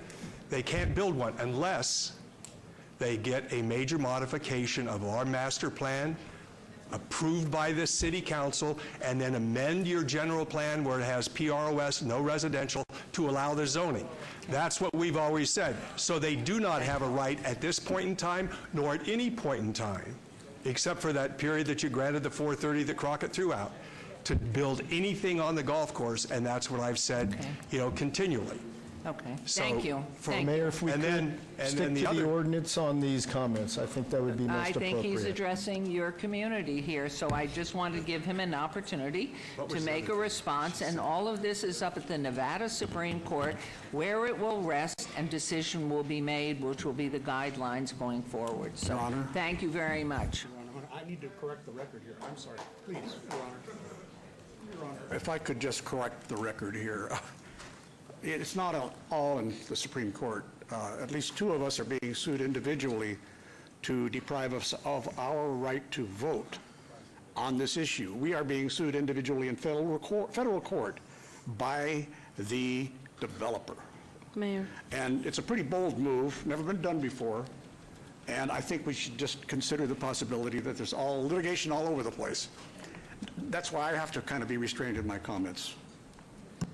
Okay, let's go on, please. Or did you want more thing? Yeah. Yes? Okay. Thank you. And Mayor, if you'll indulge me for a second, this is extremely important, especially because we're sitting up here as a board to protect the city of Las Vegas. And sometimes when you sit up here, and you know that you're sitting on a board and there are some biased opinions and the lawsuits are happening, it's very difficult to sit up here and not let you guys understand why it's so important that, as Councilman Coffin just said, he's being sued. Okay, so his vote, okay, I'm going to read this because you need to know it, and I'm going to ask Brian Scott his opinion on it. So this is our Councilman Bob Coffin. I agree with you, Chuck. Now that I have answered you from my home, totally using personally paid for a resource. Now understand, this isn't a private email. I'm involved now because my peer literally replied all, along with the clerk, and this is the stuff I'm sitting here defending. I agree with you, Chuck. Now that I have answered you from my home, totally using personally paid for resources like my personal cell phone through a non-governmental server, I have to submit this email to the aforementioned developers' lawyers. I could have said your characterization as dishonest would be improper, but that would still be subject to discovery as interpreted by his lawyers, since the asshole is using me and claiming I am anti-Semitic. If this mother effer, but it says it, I just don't want to say it on TV, if this mother, you know what, gets his way in federal court, I will not be able to vote anymore on Badlands. The son of a bitch asks for everything with the term Badlands, including personal text messages, emails, social media posts, and comments, voicemail and written notes or letters, handwritten or not. The guy seems to be in a grip of several mental disorders, including but not limited to narcissism and much of the obsessive-compulsive spectrum. Greed can be an uncontrollable manifestation of his needs caused by his disorders. There is no dishonesty if you are mentally ill, but his illness has cost local governments millions and innocent bystanders like you a horrible cost of security in your home and loss of values. Better hope he does not win this harassment lawsuits against Soroka and me, because we will be in the grip of dictatorial capitalism. Bob Coffin, I mean son of a bitch himself in his old age. Now you're going to tell me my peer can vote on this issue without biasism? I have a problem with this. Your Honor. So this is going into the record.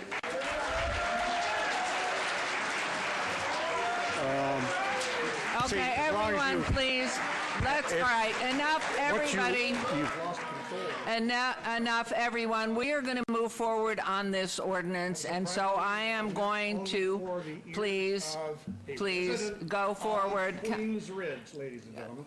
Please, let's go forward. This is about the ordinance here. It's now been requested to be entered into the record. I endorse it. Okay, let's go forward, please. Your microphone, there you go. Good afternoon, Your Honor, members of the council. I'm Chris Kempfer. I'd like to get back to the first point that the mayor raised, which was whether or not this would have an effect on development in these other wards, and whether or not we should treat the issues involved with golf course separately from other open space issues. I think the point you made was proven by Mr. Schreck's statement that if this ordinance was in place, he would not have bought the land. Well, I represent, and our firm represents, dozens and dozens, hundreds of developers, from as big as Madison Square Garden down to the little guy who buys 2 acres of property and wants to build 8 homes on it. I am telling you right now that that little guy is not going to spend the kind of money that somebody would if they're developing a big piece of property. They're not going to do a 3D model. They're not going to do environmental studies. They're not going to do master plans. They are not going to do it. They will look elsewhere for the land that they want. They will not look in the city. They will look elsewhere. And I am telling you, that's what they'll do. Golf courses and open space are 2 different things, and they should be treated differently. And when you combine the 2, you create problems that I think you're going to find you're not going to be able to get around. Now, one other thing. You saw the pictures of that desert. I live on that desert, okay? And I'm just telling you right now, when I first got involved in this, I wanted to negotiate this thing, and I've done everything I could. Help too. And the comment was made to me, I would rather see it a desert than a single home bought on it. Well, you know what? That wish has been granted. That's exactly what we have, and it is sad. And I don't want to blame anybody. I've been doing this for 45 years. I've never seen anything like this, and I am so glad that I probably won't have to see it again. But anyway, the point I'm making is they should not be clumped together. And when you do it, if you don't think you're affecting development, you don't know what you're talking about. I do. I've been doing it for 45 years. I know what developers think and how they act and what they're willing to spend. And they're not going to spend tens of thousands of dollars on the if-come because you're going to maybe approve something or maybe not. They'll go somewhere where it's done the way they're used to. Thank you. Thank you. Yes. Why don't you come to the middle one? Thank you, Mayor, members of the council. Stephanie Allen, 1980 Festival Plaza, here on behalf of the property owners of the former Badlands Golf Course. I would just like to briefly say that obviously this ordinance is and always has been about Badlands. That's why all of the testimony today, or most of it, has been about Badlands. But the reality is the Badlands Golf Course is not like any other golf course in the city of Las Vegas. All of the other courses, including Silverstone, have some form of restriction on them, either deed restriction or CC&R, that would require homeowners to participate or sign off on the development of those properties. Badlands is the only property that is residentially zoned, has no CC&Rs, has no deed restrictions, is not a part of Queensridge, is not a part of Piccoli Ranch. It stands alone, and that was clear in all of the property rights and documents that are recorded against that property. So it's unique and it's different. And the Supreme Court, actually, we keep talking about cases. I think we have an obligation as lawyers to have candor to the court and to tribunals and to share all the cases that are out there. There's one case that has gone to the Supreme Court, one case, and that was not mentioned by Mr. Schreck. That one case established and affirmed the property rights on this property. It's the case of the Robert Piccoli versus Four Stars, and 2 weeks ago, a ruling came down from the Supreme Court of the state of Nevada that said that this property is developable. It affirmed Judge Smith's ruling that the property is developable. It specifically says the record supports the district court's determination that the golf course land was not part of the Queensridge community under the original CC&Rs, the public maps and records, regardless of the amendment, and we conclude the district court did not abuse its discretion in denying the motion. It further says that the appellants filed a complaint alleging the golf course land was subject to the CC&Rs when the CC&Rs and public maps of the property demonstrated that the golf course was not. Judge Smith recognized in his decision that the property was residentially zoned RPD 7, developable, and not subject to the Queensridge CC&Rs. So there are property rights in this country. The Supreme Court of the state of Nevada has ruled on the issue that the property is developable, and that's important information for you all to hear that was not mentioned previously. So I'd like you to take that into consideration. And I would like to say this is not a court of law here, and we are not in a position to make any judgment that has to do with the law. So, Mr. Schreck, you did have your opportunity to speak. They've run 3 or 4 attorneys representing them up here in sequence. No. I have a very brief brief statement. Okay. Stephanie came up and said you have to be candid and honest with you. The Supreme Court decision, which is in Bob Piccoli's case, dealt with only one aspect of his entire decision, and that had to do whether or not the CC&Rs prevent the development of the golf course. Nothing else, not whether the golf course is developable or not, whether the CC&Rs apply. We've never taken the position that the CC&Rs apply to the golf course.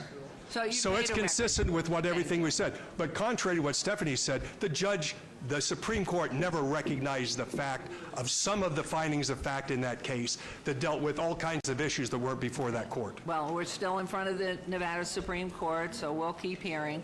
And keep in mind, this is not a body of lawyers or a court of law. So good afternoon.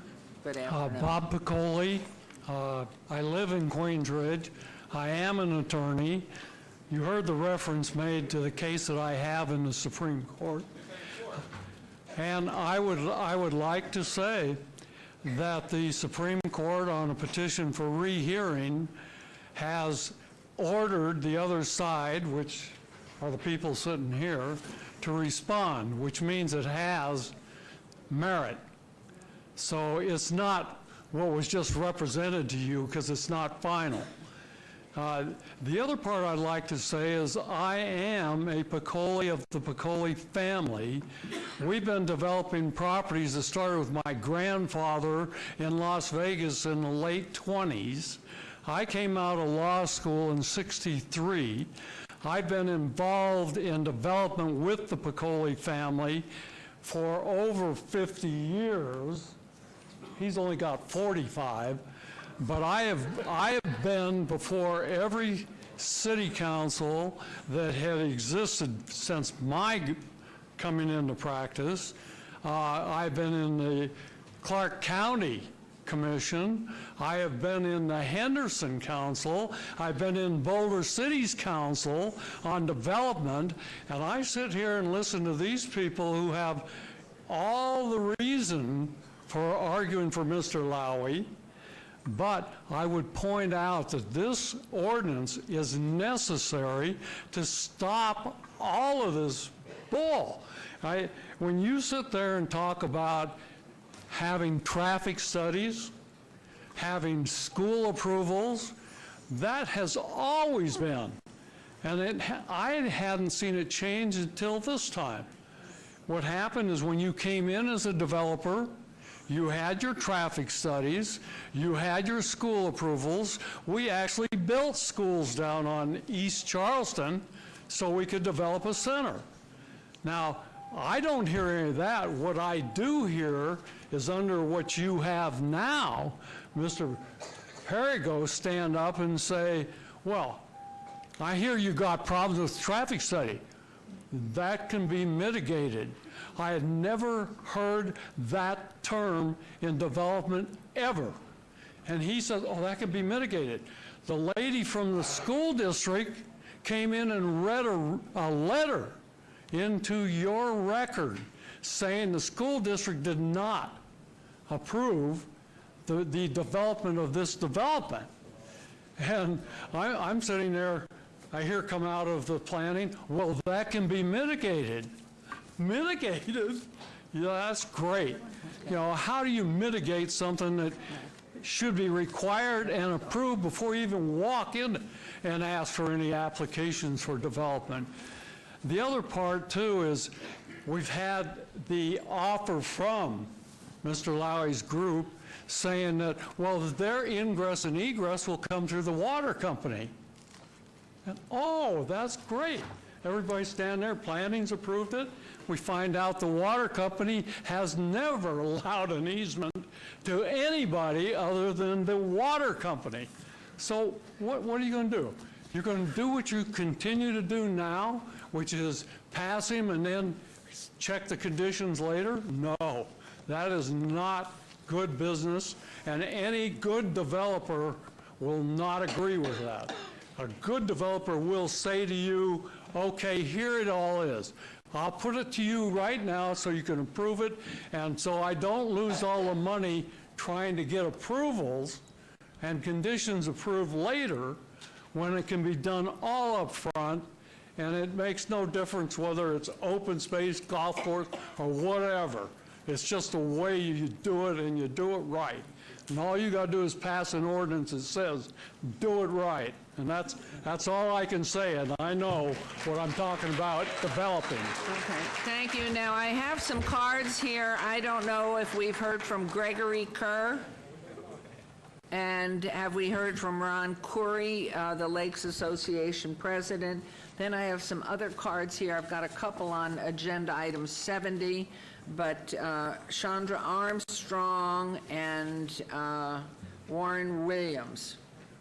So if in fact you're here, hello. I'm Madam Mayor Brett Harrison. I live at 778 Step Beach Street here in Las Vegas.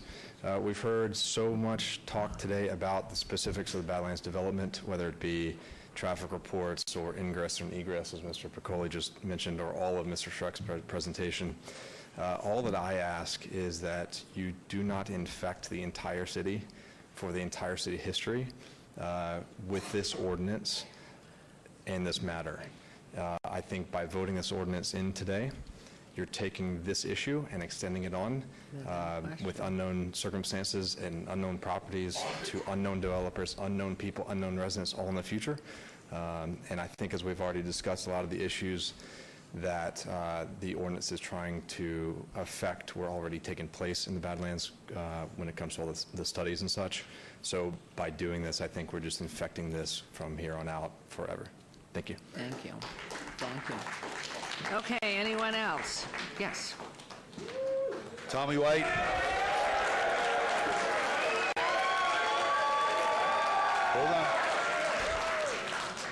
Hold on. Resident of Las Vegas and registered voter. Just like most of them behind me are registered voters. You know, you sit here today for this many hours, you hear so many sides of this whole story, right? At the end of the day, the people that you refer to as them are men and women that work. They're not them. The ones you refer to as disrespectful, like you are when you crosstalk the mayor, or you sit there and eat while we're sitting here for 5 hours listening to this, that's disrespectful.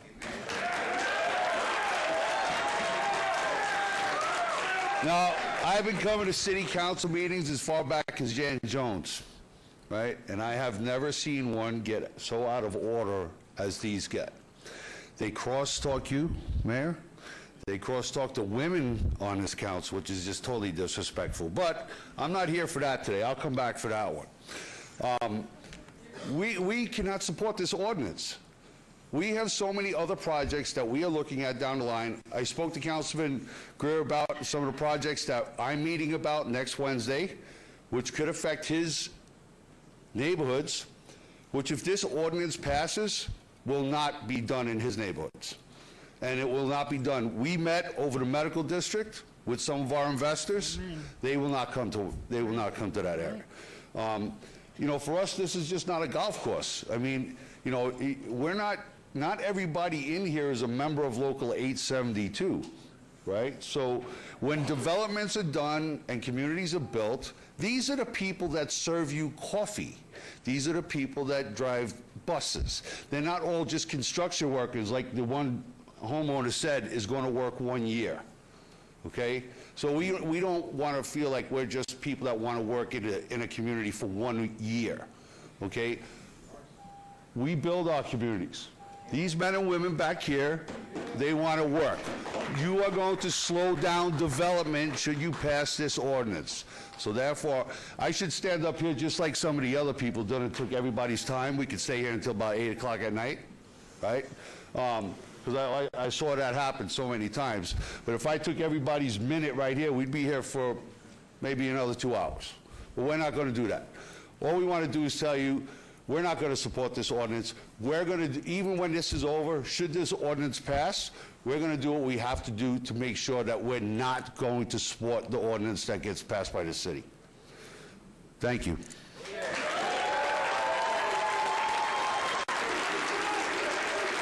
Okay, now, for all of you that do work and do live here and are part of our community, you are definitely part of our community, and we appreciate you. For any of you that have served in the armed forces, we thank you for your service. This is about the whole community, not only really of the city, it is the whole community of Southern Nevada. And what I am totally committed to is taking care that we do our due diligence as a community.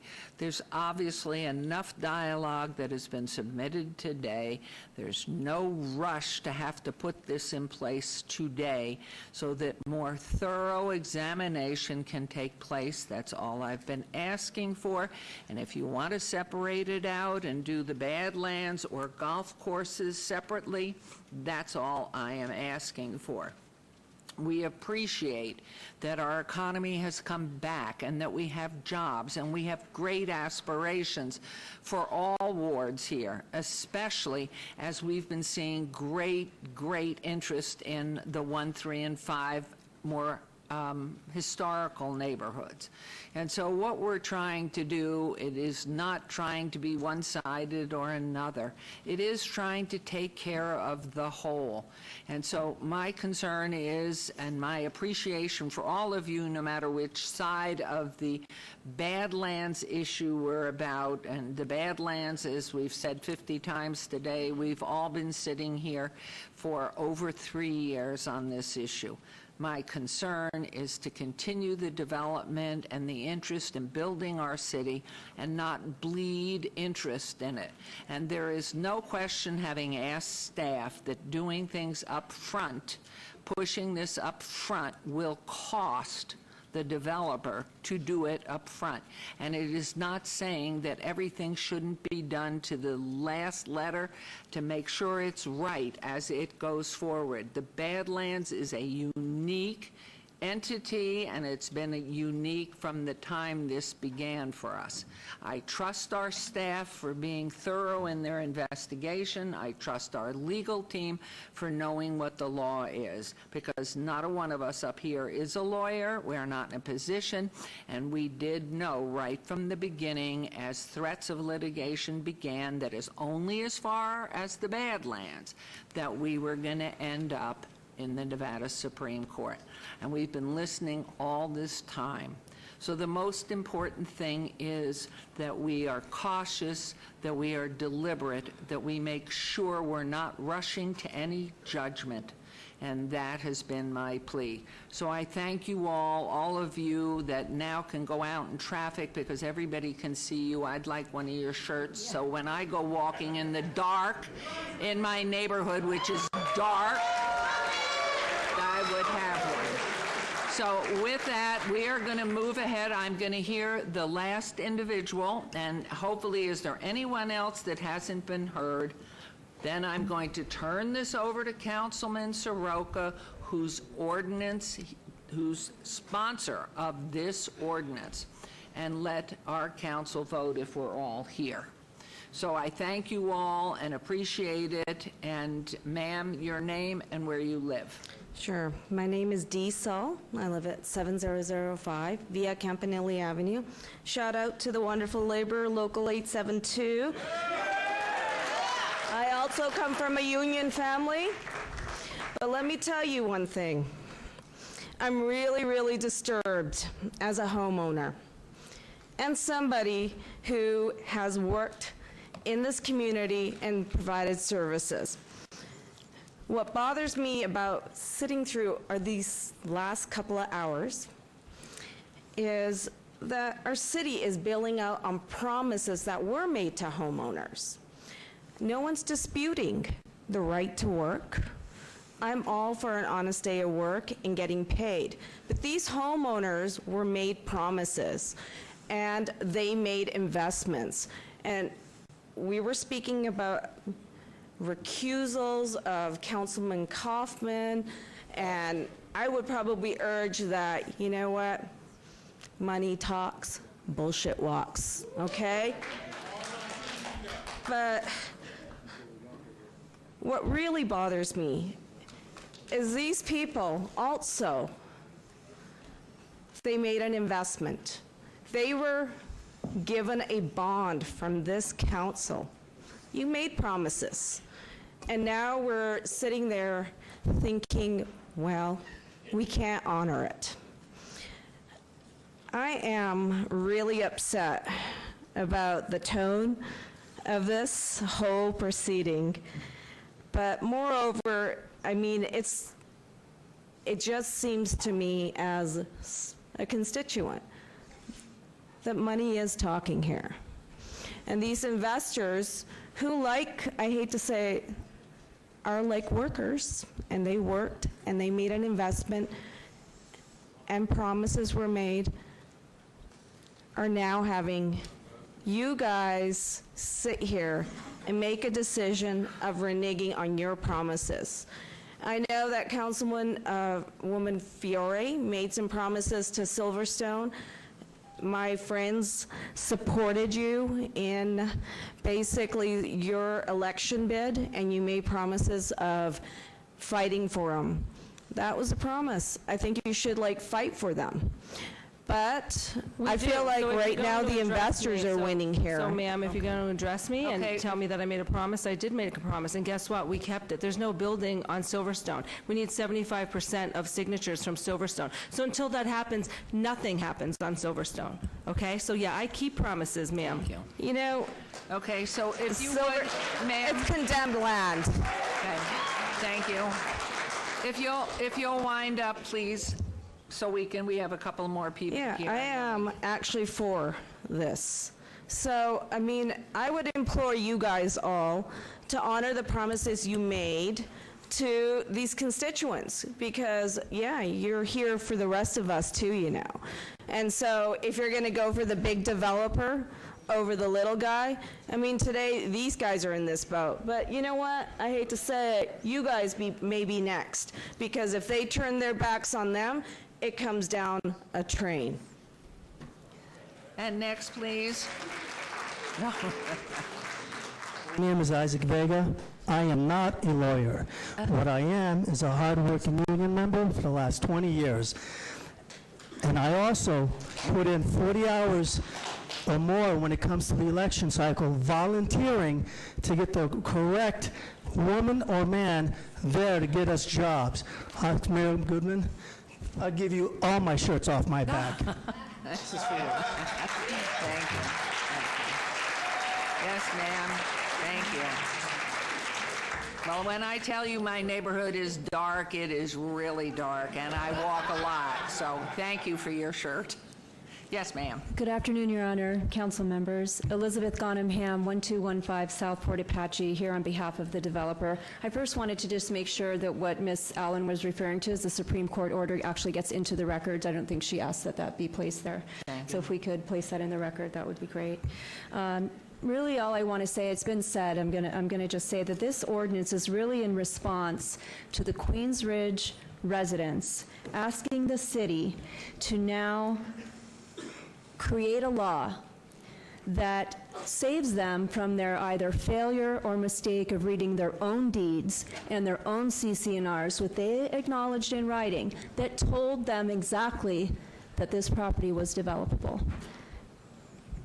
And that's all I really have to say about that. So there's a lot of talk about failing to do homework and all the work that has to be done. They failed to or refused to, and now they're asking this city to step in and create a law to save them. Since when is the city in the business of creating laws to bail people out of their own failures? Thank you. Okay. Are you with her or you're separate? Okay. Good afternoon. My name is Rena Cantor. I own and live at 9408 Provence Garden Lane. I apologize, I'm a little out of breath. I was here this morning, I had to leave, I am back. So first of all, in answer to the attorney who just spoke, I bought my house in Queens Ridge. I read the information. There was no question in my mind that that was developable land. There was no question in your mind that it was developable land? Absolutely knew that it was not part of the development. Absolutely knew it was privately owned. Absolutely knew that anything could happen at any time to that land. And I live on the golf course. Okay? So to keep brief, I actually wrote out my ideas. Okay. I don't have to tell anybody in this room that this has gone on far too long. I needed to review all the proceedings, postponements, abatements, requests for change, HOA meetings that have taken place in the past. The delays have done nothing but frustrate Queens Ridge homeowners and reduce the value of all homes in Queens Ridge. I might add that, not surprisingly, homes in Piccoli Ranch and other surrounding areas have been negatively affected as well because of it. Last June, at a meeting of the HOA with Mr. Soroka, I posed a question to him in that public forum, asking how we move forward, how we break the stalemate that is so negatively affecting our homes and neighborhoods. Mr. Soroka answered that the HOA and the developer would have to come to an agreement. Seems very fair. Since then, this is the second ordinance I know of that is designed to specifically preclude that being able to happen. I'm not a lawyer, but it seems to me that if this ordinance passes, it will allow no one including the HOA, to try to alleviate the stalemate. As a matter of fact, I noticed this morning that there was a petition being circulated by the HOA, and I'm curious to know if they realize that if this ordinance passes, that petition is worthless. So, first of all, I also have to applaud Mayor Goodman for pointing out that this ordinance is absolutely designed to discourage development. As a Queensbridge homeowner, I am shocked and heartbroken by this ordinance. It says to me that the values of Queensbridge, by definition, will continue to plummet, and it will be years before anything is done with the defunct golf course. This ordinance is clearly designed to affect only Badlands and Queensbridge. What have we done to deserve this special treatment? As a Las Vegan, I am perhaps even more shocked. If I read this ordinance correctly, the City Council is trying to retroactively punish the developer for not following guidelines that didn't even exist. I question whether that's even legal. But I would like to highlight to everyone in this room what this seems to mean. Again, I'm not a lawyer, but in particular, the Queensbridge homeowners who are applauding this ordinance should be aware of the tone. The logic here is that we have no protection from the whims of a government agency. If you have a business which you own and run legally, have all required licenses and approvals, and pay your taxes, you may still be open to future penalties. If in a few years, City Council decides that they should have required Ma'am, more... I have to interrupt you. You've got to close. Okay. If they decide that they wanted more taxes or different licenses, they can go back and ask you or punish you for what you did because you didn't know what the rules were. It seems downright un-American, and it will certainly negatively affect Badlands. And in closing? In closing, unfortunately, I am hesitant to believe that my comments will make much of a difference here today, as I have become convinced that there may be ulterior motives at play. I can only begin to guess what they are. What I know is that the HOA has been misguided by following a few extremely wealthy and biased homeowners who do not have Queensbridge's best interest in mind. And because of that, we all suffer. I beseech you to vote no on this ordinance and allow the developer to proceed in negotiating with the HOA and move forward with toward a mutually agreeable, acceptable agreement. Thank you.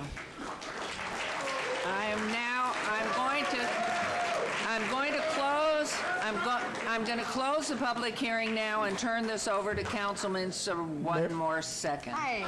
Hello. Your name, please. My name is Melanie Hill, and I'm a resident at Silverstone Ranch. Okay. And I spoke at the last City Council meeting and told you that the Silverstone Ranch residents are in support of this bill. Stop. And we asked everyone we've got a letter. 1 second. Stop. Mrs. Hill, you can speak for yourself and a list, but when I have a written email from your board, I really wish you would represent yourself as Mrs. Hill, a Silverstone resident, and not all of Silverstone, because there's 1,572 of you. Okay, so start again. Hi. Yeah, I wasn't even going to say that, but thank you. I just wanted to say that at the last meeting, I told you that I would bring Silverstone residents to the meeting so that you could see that there are many Silverstone residents who are in support of this bill. And I asked them to wear the green T-shirts that say Save Our Silverstone so that you could see for yourself, Councilman Fiore. Thank you. And guess what? One of the women came up here with the shirt. One of the women came up with the shirt and said she lives next to Silverstone. So, Mrs. Hill, honesty is the best policy with me. Okay. So let's wind, if we could, please, let's wind this down so I can turn this over to Councilman Soroka, who's the sponsor of the ordinance, please. So. There are many Silverstone residents here in support of this bill. I don't know why Councilwoman Fiore No, stay on your point. We see them. They're there. Continues to read an email from Tom Mason saying the board is taking no position. Krista Chen, who's a member of the board, sent you an email saying that she is absolutely in support of the bill. Mr. Mason's wife was here and had to leave. Another board member, Bill Walter, is here in this room. And there are two people who are running for the Silverstone board, Terry Strong and Renee McKean, who are also here. So I don't understand why things are being misrepresented and why you're being lied to about the Silverstone Ranch board, but I'm here to speak on behalf of myself. And we started about talking about bailouts. Not supporting this bill is a bailout of the developer who bought Badlands Golf Course. Okay. Not supporting this bill is a bailout of Ron Richards and Michael Schlesinger, Ross Goodman's clients who bought our golf course. We should not be bailing out developers. We should not be making decisions as city council members so that we can line developers' pockets on the backs of the homeowners. The homeowners at Silverstone, myself included, bought my house with the expectation that I bought a house on a golf course. I do have a covenant that I live on a golf course community. I look at a boarded up clubhouse, which the city has now boarded up even more to protect it from vagrants burning it down. But still, I look at a boarded up clubhouse. It is very distressing as a Silverstone homeowner to be dealing with this, and I don't want the city council to think for some reason that this is just about Badlands. Okay, thank you. Mayor, as you read, there were people here who wanted to speak from Canyon Gate. There were people here that wanted to speak from the lakes, and most people don't have the ability to take the entire morning off to be able to speak. So I just want the council to understand that this is just not a Badlands thing. It's about the residents of Las Vegas. Thank you. Thank you. Okay, so I'm going to close public comment now and turn this over to Councilman Soroka. And Madam Mayor, Councilman Soroka has given me a couple of minutes to talk. I have read through this bill several times, and I have to tell you, my ward primarily represents people such as you that are here from the union and are here from your homes.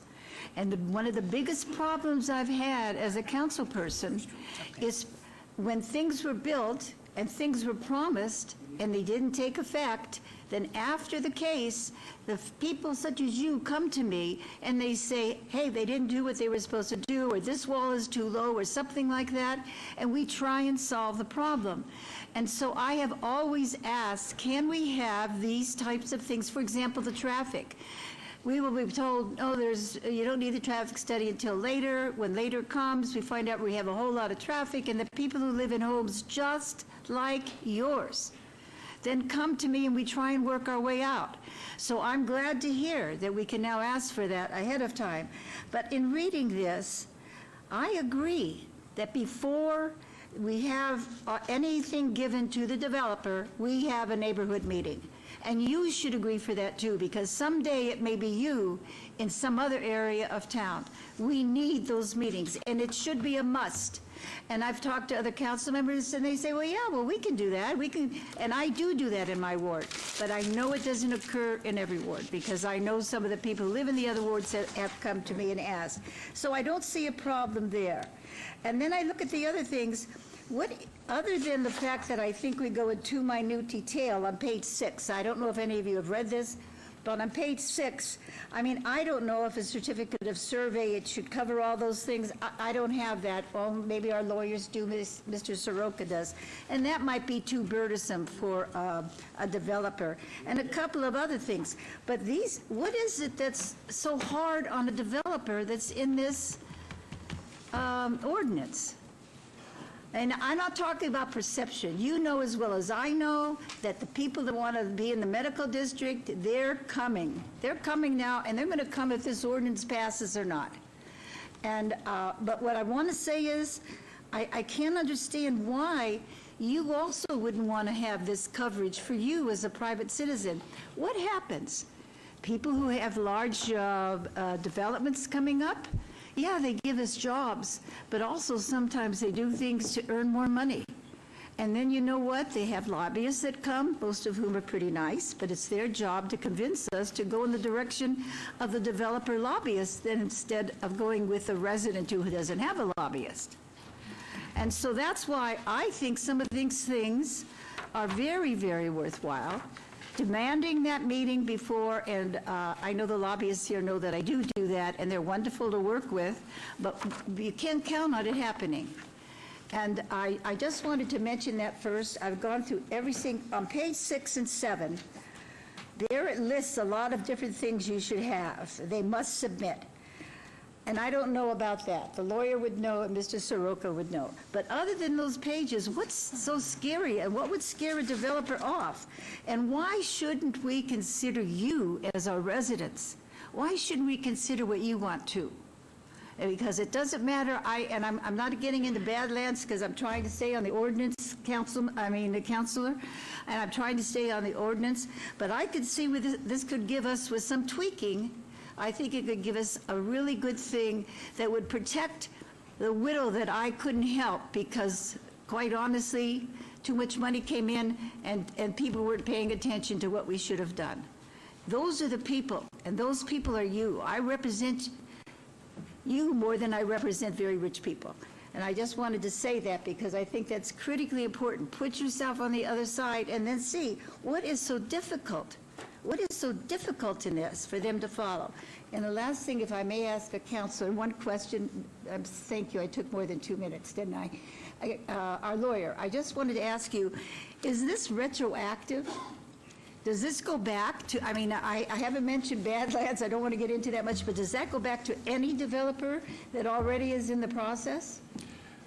The portions of the ordinance that talk about applying for repurposing apply going forward. They don't apply to things that are already in process. The one aspect of it that some people might call retroactive, because remember, the earth existed before any laws do, so yes. To that extent, all laws are retroactive.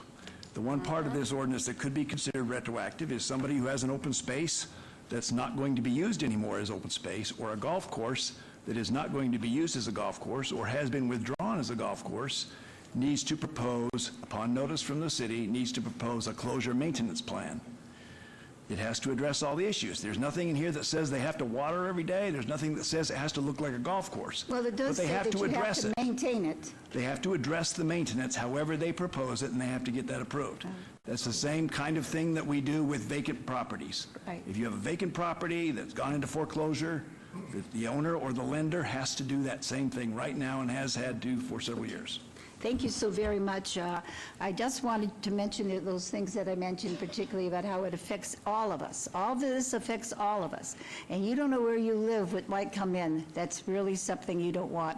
I think Ward 1 and maybe Ward 3 hear that all the time. And those are the people we represent, and those are the people we fight for all the time. Sorry, thank you. Well, thank you, Mayor. Wow. What a morning. It's great to have heard everybody's inputs, as that is what's important in this process. Who'd have known that people sitting down to help the community and looking at a process so that all the facts were on the table when somebody came before City Council would cause such an uproar? Who'd have known that when you say, talk to your neighbors and come forward with an agreement, which is part of this, that is step one, talk to your neighbors. Come forward with what you've said. All those things are still in place. Actually, what this document represents is leadership. Leadership in the valley, leadership in our state, actually leadership in the nation for a one-of-a-kind document that Henderson took our example from, made even more rigorous and passed it already, taking the best practices from around the country for this kind of a situation and applying it here in our city as a comprehensive way to deal with a problem we know is coming. Because what leaders do is they look at the environment and they survey it and they see a problem. We see a challenge coming in our community as we have grown to fill the valley. There are fewer and fewer parcels to develop on the perimeter of the valley, and developers, wisely, are looking to the interior for opportunities to develop inside the community. Leaders create a vision, such as a comprehensive way to look at that problem. But they don't just come up with a vision, they provide the tool to achieve the vision. This document, by taking the best practices, does that. And the ultimate result is something that is good for our community, When we are considering building in the backyard, in somebody's backyard, because that's what this is about. This is about building in land that was set aside by the city by requirement, promised to be open space, a planning term, not empty space. Much of what we've heard discussed today is empty space where something will be developed there. It's expected to be there in wards 1, 3, and 5. We expect that to be developed. This is designated open space, a planning term that when you develop a community, you designate it as open space. And when your development agreement is completed, that's when this could kick in. Not when you're in the process of developing, not while it's being developed. But once it's completed, it's moved on.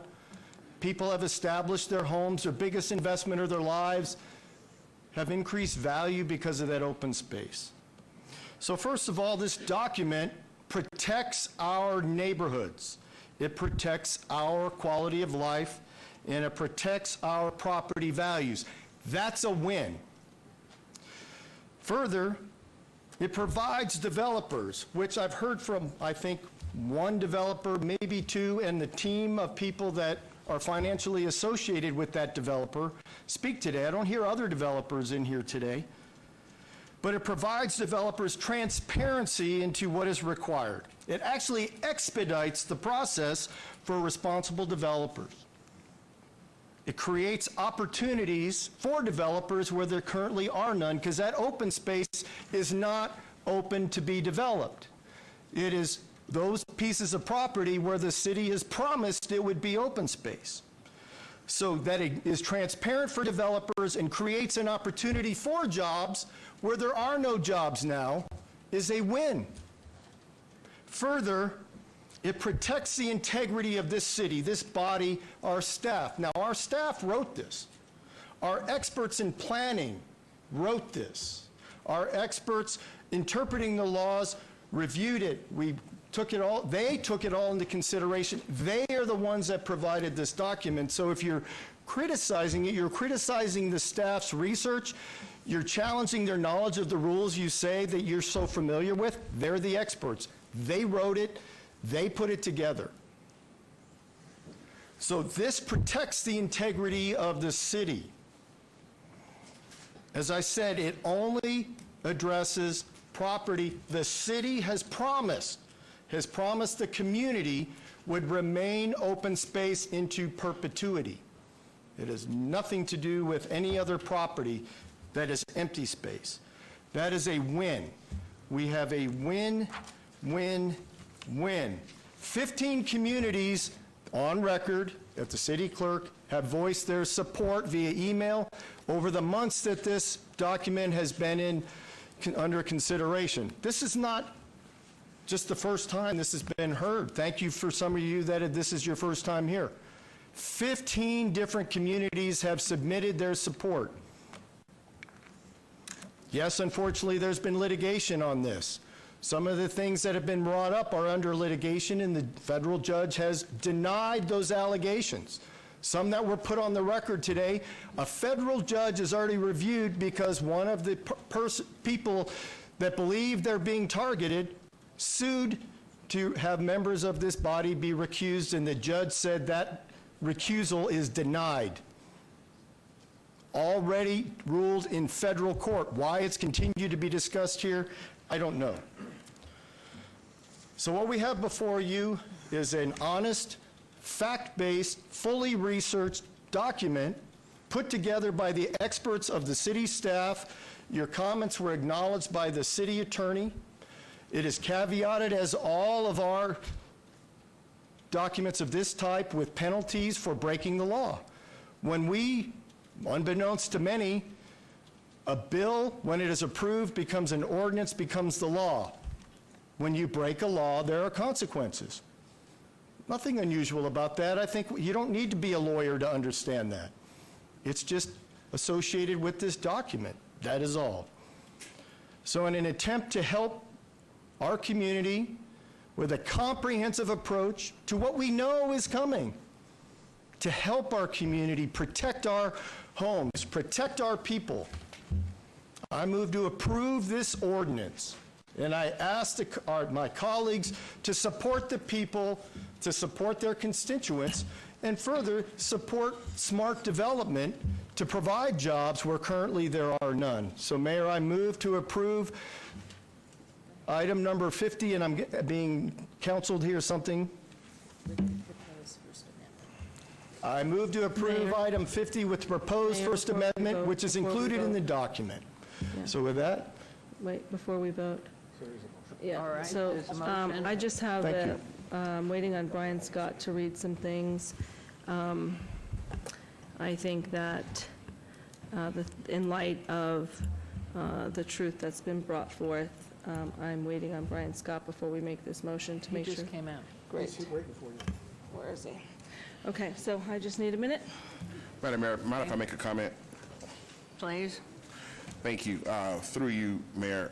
One, I want to set a couple of things straight. One, we've mentioned Ward 5 in this conversation a number of times.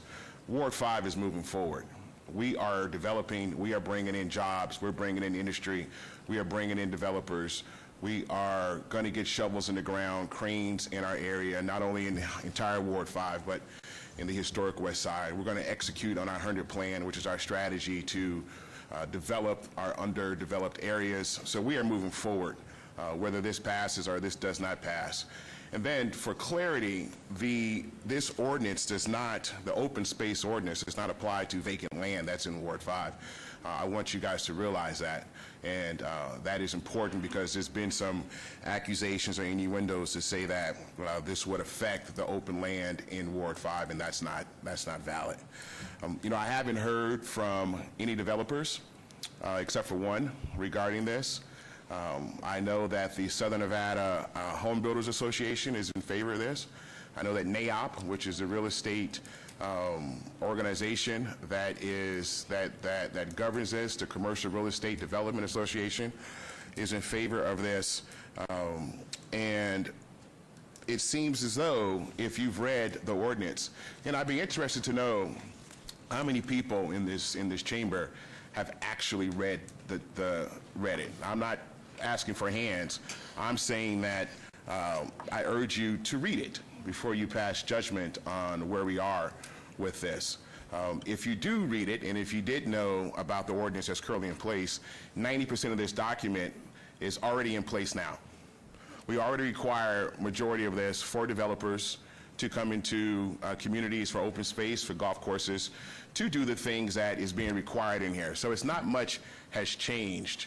And I think that's important for you to know, because it's not some drastic change that is going to make a huge monumental, earth-shaking difference in if a developer is going to come into an area to develop or not come into an area to develop. So that's another one.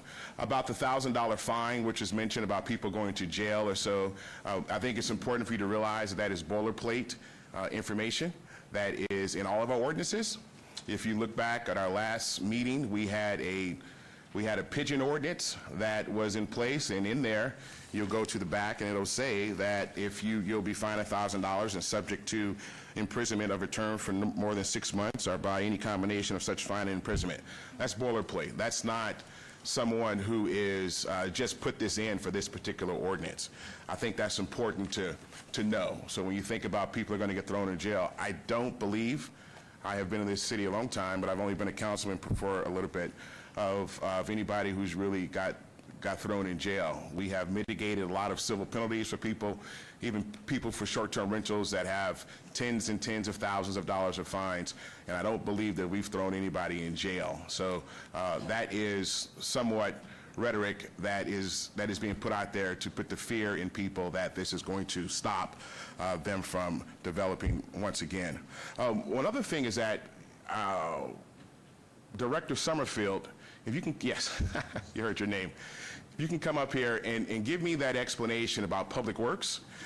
And one of the things that have changed is regarding moving forward with documentation for wildlife, for water drainage. And it's my understanding that if Public Works says that you do not have to bring that forward to council, you do not have to. So it's really Public Works is going to decide if this comes forward in that capacity, correct? Madam Mayor, if I may, through you, yes, Councilman Creer, so to be clear, those studies that are indicated in the ordinance that would be required at time of application for entitlement, Public Works will determine based on the intensity of the proposed project the extent that those studies are required, just like they do today. As a part of their review of any project, they determine if it meets the vehicle trips generated, so whether it needs a traffic study, whether a traffic light will be needed, those kinds of things. Same thing with sewer, same thing with drainage. So it really will be on a per-project basis to determine the intensity of the proposed project, which studies will actually be required for any given project. So again, it really will be at time of the applicant coming to us for the pre-application process for us to be able to clearly delineate, okay, you will need a traffic study, therefore you're repurposing an open space, that traffic study will be needed in order to submit your application. Great, and so we're clear, that's in place now, correct? No, sir, so that is a part of the Public Works making a determination on whether a study is required or not. Yes. That is standard practice. That's that what is I meant. in place. Right. That's what I meant. When That's it it. would be required, that would be new for this ordinance. Okay, right. It would be required when. And speaking of the when, you know, I was on the Planning Commission for 2 years, and we've had so many developments similar to what Mayor Pro Temp has stated that we have approved, and then come to find out there are issues. Sometimes you put a review on them, they have to come back. Hopefully they play nice in the sandbox and do what they say they're going to do, and then they move forward, everybody wins. But there have been times, and many a times, where they've come back and there have been issues of developers who said they weren't supposed to develop on this particular land, that they've done their soil samples, that they've done their water analysis, they've done these things, and they have not. And so to do it up front, I think seems to be a more streamlined process. And then by the time, if it comes to council, based off of Public Works decision, that's an if, because it might not come to council based off of what Public Works says, then we'll be able to make a better determination, because we do come back. If you spent any time at our Planning Commission meetings, our City Council meetings, you've heard us say, have you had a neighborhood meeting? Have you done your traffic studies? How is it going to affect the school system? The different things. And as Director Summerfield has said about the 3D modeling, that's something that the industry is moving towards, period.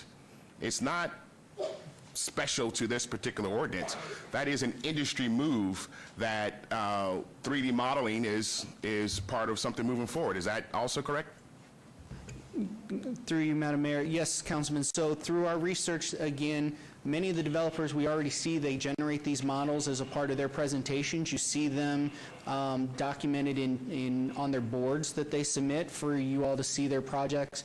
Occasionally, you've actually seen them in PowerPoint presentations. So many developers are doing those as a part of their construction process or their design process to begin with. Right. So once again, not specific to this particular ordinance.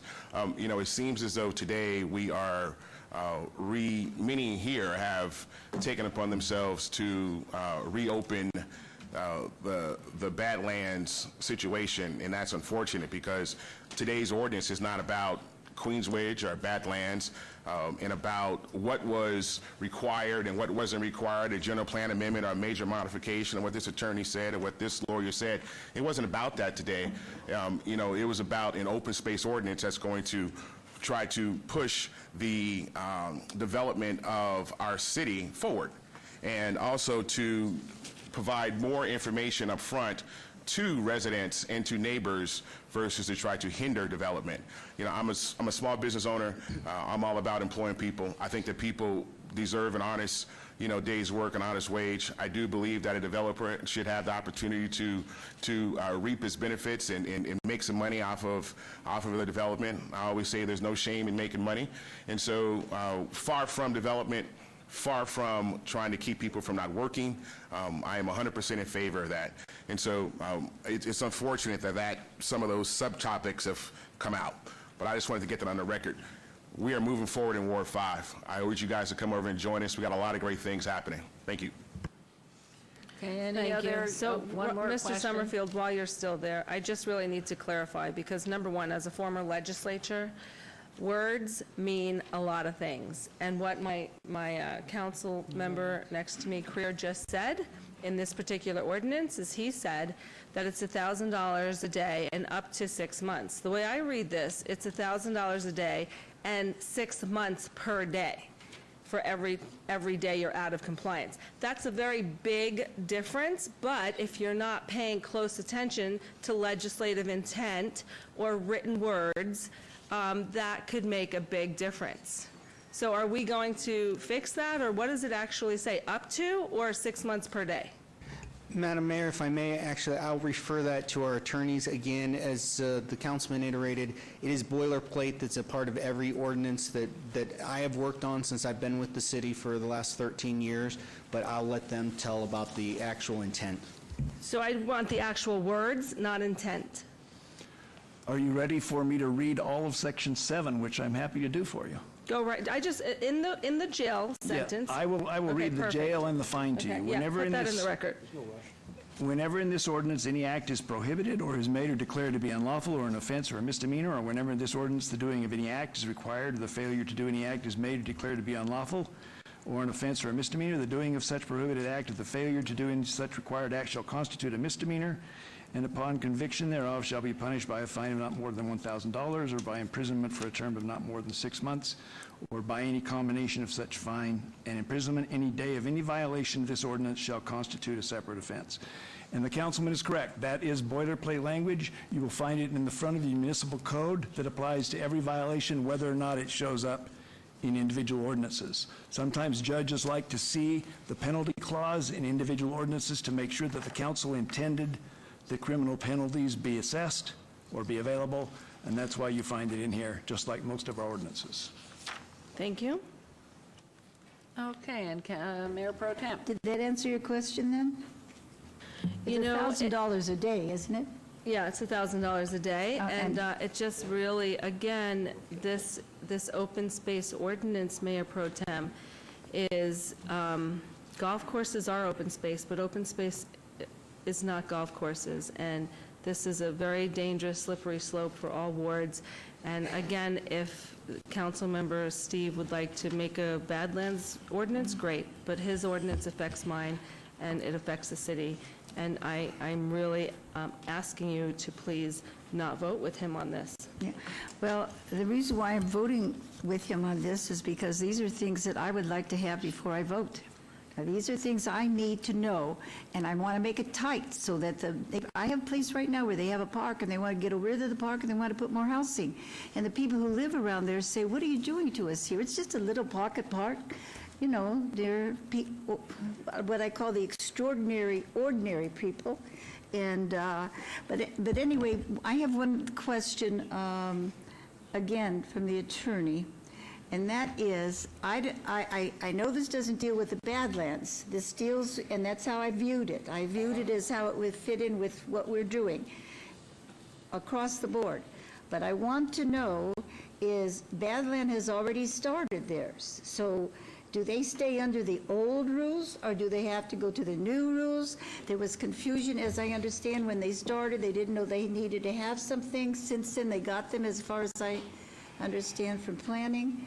But that's what I need to know. Okay, let me, the Badlands property, or the former Badlands property, is treated under this ordinance just like every other ordinance. If there's an application in process already before this ordinance is adopted, then the practice has been to treat those applications under the existing law. The city would have the same ability to do that. If you come forward with if you don't come forward with an application until after this is adopted, whether it's the former Badlands property or any other property, then you're subject to the ordinance. And I understand that. That's if it's after we vote on this. Mayor My Pro Tem, question is, if I could just finish. Yeah, but you just confused me. I confused you. Yeah, because he told you it's retroactive before. It's for what? Retroactive. We talked about this. He did tell me that. Yeah, but now he's telling us not. Let me go back to why that. Why is this retroactive in my short-term rental in order to protect those people who had committed a certain way is not, you know, we make sure that we let them go under the rules they started with. We do that lots of times. Let's remember what I said. I said some people like to call this retroactive legislation. And because it's been brought up, I felt it important to address it. Retroactive typically means that a rule is in place before you're subject to it. So when you change the speed limit, if you sped the day before it was changed, you're not subject to it. Land regulations are a little bit different because land was always there. But you typically say, when you own property and we adopt a new land-based development regulation, your future applications are going to be treated under the new law. Your existing approvals are treated under the old law. Oh, then So- okay. so, Or It's a label that people like to use for whatever they want to use it for. I can't fix that for you. Okay, so then in the language, when you said that we've got developers exempt, so in this new open space ordinance, as of today, it only applies to the Badlands. Is that correct? And not my ward? Is that what you're telling me? Applies to all wards. I don't know how to say that more plainly. Well, I just want to be clear because, it's really, it's not, Would it change your vote if I were to say it doesn't apply to your ward? this is a bad ordinance. You're going to vote against it, so just vote. Okay, so there, all right, so you're right out there. Thank you very much. You know what, Motion. Mr. Attorney? Everybody, please. That was really inappropriate. And I'm going to tell you right now, the attorneys work for the Please, council. everybody, please. And really and truly, I'm really not okay with you right now. Please. All right. There is a motion. There is a motion on the floor. There are no more comments. No, We are Your going to Honor, don't vote on deny this. them. Don't Nope, deny them. sorry. Please vote. Everybody, please vote. You brought it the way you wanted to, so I guess you might as well continue. Right. So please vote. It sounds like it's passing anyway. While we're So it's voting, I done. just want to say thank you for, if I could through the mayor, say thank you from all of us for your interest in these things. This is the way we make improvements. This is the way we protect our residents, and so thank you. So, thank you. Thank you all, and I appreciate all of you spending the morning with us. Yeah. And we appreciate Honor. your energy, just a minute, please. Well- Your energy, your coming down and spending the time and making yourselves heard. We appreciate it. That is the participation in your government. So thank you. That motion carries. I was going to offer I just wanted them to know that sometimes... Okay, and if you'll exit quietly so we can go on with the city council meeting, we're going on to agenda item 51, bill number 201845. Councilwoman Tarkanian, would you like the bill read? Yes, ma'am. Yes, the answer is yes. Please read the bill. Bill number Everyone, please exit quietly so we can continue on. Bill number 2018-45, an ordinance to extend the boundaries of the city to particularly describe the land to be annexed, to make its inhabitants subject to the laws, obligations, and benefits of the city, and to provide for other related matters, annexation 73915. And Mayor Pro Tem, do you want to make a motion on the bill? We have plenty. I move to approve. Thank you. There's a motion to approve on agenda item 51. Please vote, and please stop conversation. There's a motion on the floor on bill. It was just read, bill number 51. And please post. And that bill carries. Agenda item 52 has been obeyed to the 5th of December. Agenda item 53. Bill number 2018-48. Councilwoman, would you like the bill read, please? Yes, Mayor. Please read the bill. Bill number 2018-48, an ordinance to amend various chapters of the Unified Development Code, Las Vegas Municipal Code Title 19, to correct and update tables and figures relating to accessory structure setbacks and patio covers in certain residential zoning districts, and to provide for other related matters. Okay, is there a motion, Mayor Pro Tem? Move to approve. Thank you. There's a motion to approve agenda item 53. Please vote. And the motion carries. We'll move on to agenda item 54, bill number 21849. Councilwoman, would you like the bill read? Yes, Mayor. Please read the bill. Bill number 2018-49, an ordinance to amend the Town Center Development Standards Manual to update the treatment of and standards for the use of motor vehicle sales, use, and to provide for other related matters. Thank you. Is there a motion? Move to approve. This is That's agenda item Michelle. 54. Please vote and please post. Okay, now on agenda item 55, the scripting is wrong because we struck item number 57. This should read items 55, 56, 58, and 59.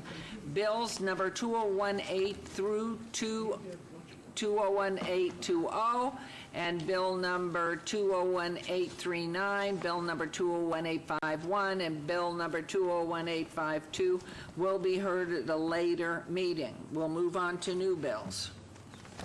Okay, agenda item 60, new bills.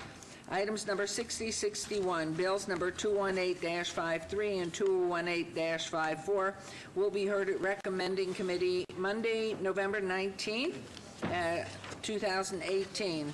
City Attorney, please read the bills. Thank you.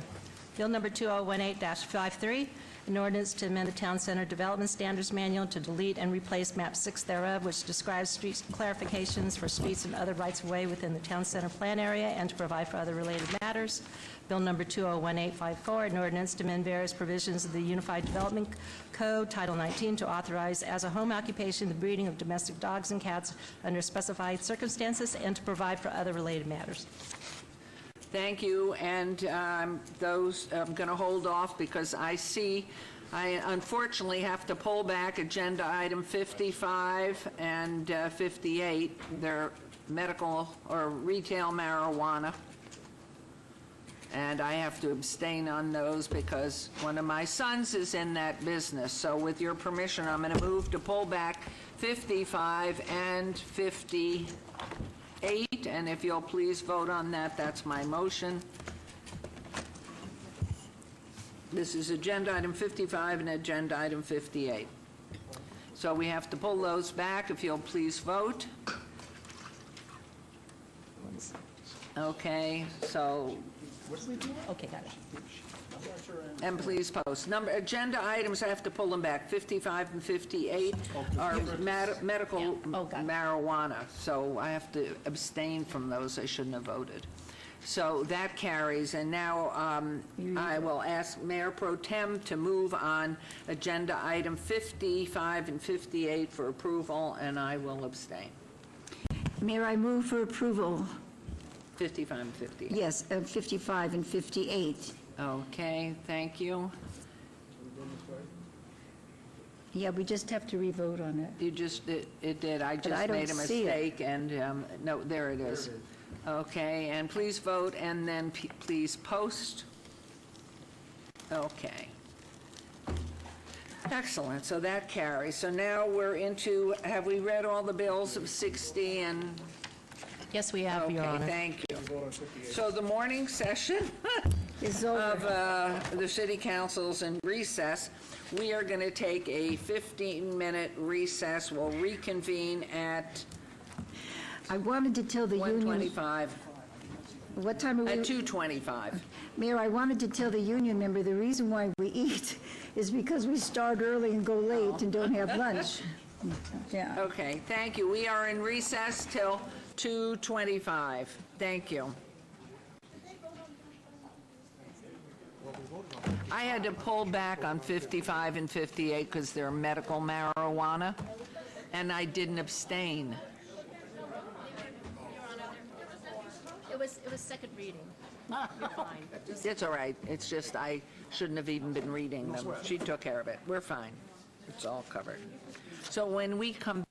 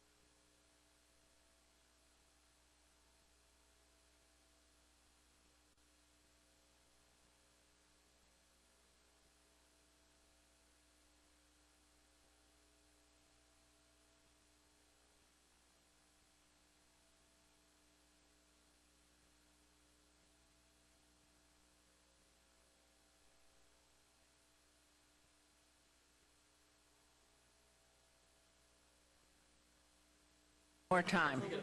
Okay. 1, 2, 3. Okay.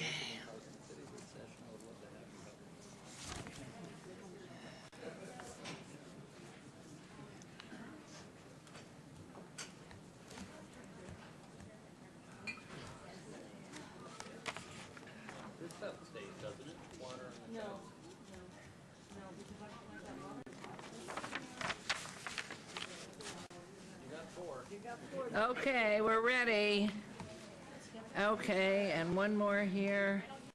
11, 21.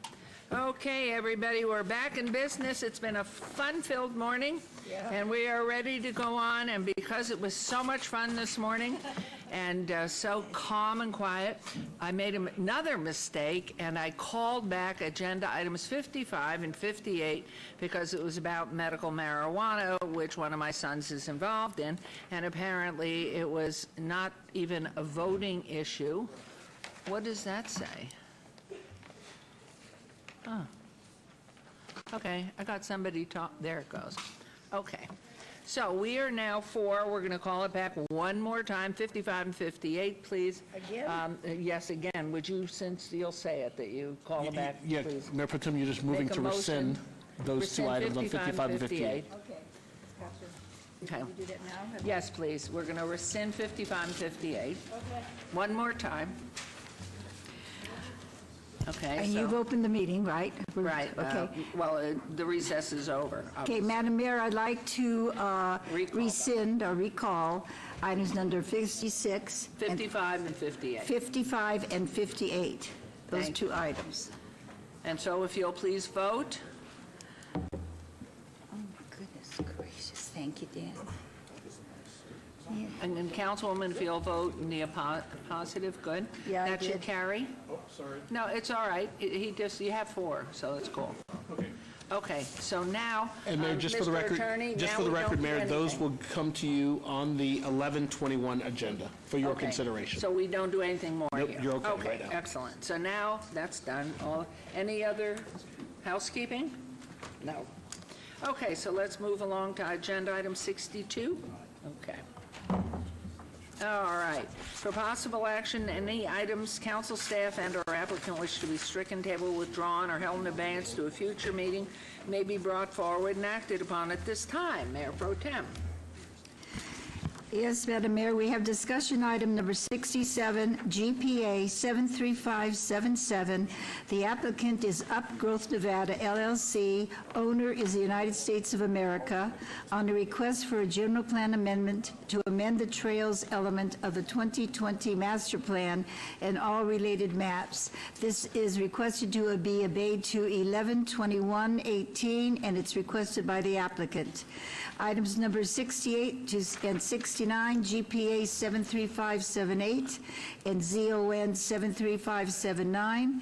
The applicant is Upgrowth Nevada LLC. Owner is United States of America on a portion of 146.07 acres on the southwest and northeast sides of the Clark County 215, generally bounded by Ann Road, Wallapai, Washburn, and Alpine Ridge Way.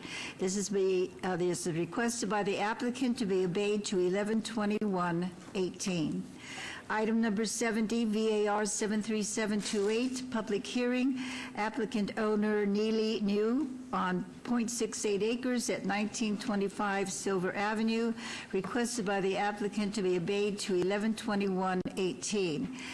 And those, Mayor, I just wanted to ask on one last one. We have one that just came in about 20 minutes ago. Should I do that now or at the time the item comes up?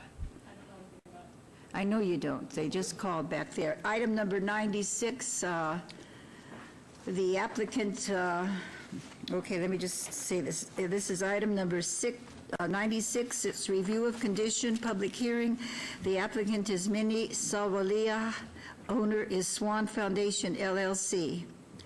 And they are asking to have this obeyed until 30 days. And I don't know what that is.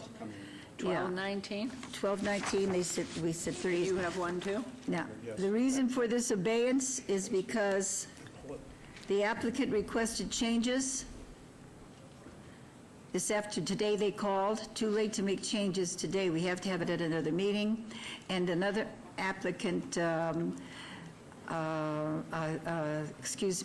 who lives near there requested a time to meet. So we're obeying it until 12:05, did you say? 12:05 to 12:05, they changed And it. that's agenda item 96. 96, ROC 7450, basically operated by Swan Foundation. Okay. And we have one more. We have a gentleman in front of us. Please state your name and then your item. Good afternoon, Mayor, members of the council. Matthew Seibert, Moran Brandon, Bed David Moran, 630 South 4th Street. Here on behalf of several applicants, actually, all from the Ogden Building. As you guys are well aware, the last time I was up here, we agreed that we would hold these items until the bill on the multifamily units was voted on. Obviously, this morning, that has been postponed. As such, we would still like the opportunity to move forward at some point once this bill is voted on. We would just ask to have that opportunity once you guys do decide to vote on that bill. And with that said, I would request an abeyance till... On what numbers are you requesting? I'm sorry, that is number 71, 72, 73, item number 74, 75, 76, and item number 97, Mayor. Okay, 71 through 76 and number 91. 97, I'm sorry. 97. So you want to have that openly, which I don't think we can do, can we? So, Just mid-December, I think, was it what you wanted? well, You they're could waiting abate them. till our report, and Robert Summerfield has gotten that. Mayor, you could table these. I mean, I don't know how far in advance he wants to obey it, but if he tabled them, he'd have to pay for a new notification if he tables them. That's correct, and we would,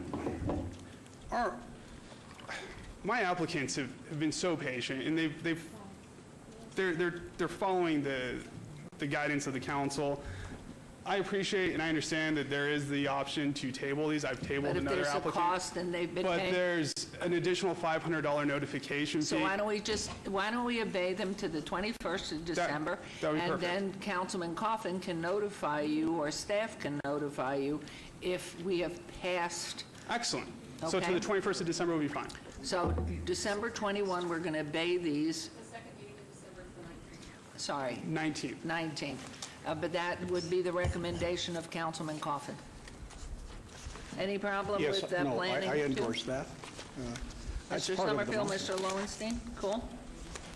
Madam Mayor, through you, I would just comment that that will require, if the impetus is waiting for the multifamily bill to be eligible for adoption, I just put on the record, then that means that that would be fast-tracked, because that bill is currently, based on conversations with the sponsor, going to be introduced on December 5th. So that means that it will have to be fast-tracked for eligible for adoption on the 19th if you are going to hold. Otherwise, I would recommend the meeting in January, as that would be the normal three-meeting schedule. But I just put that on the record for your consideration.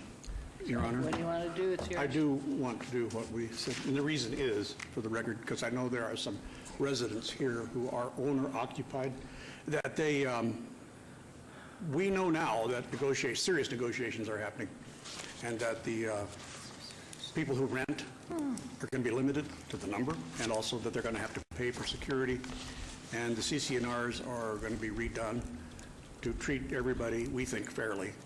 It's not going to be a zero-sum game. Not everybody's going to get what they want. That's kind of where I think we're at. So that's why we need time to get them to finish their negotiations.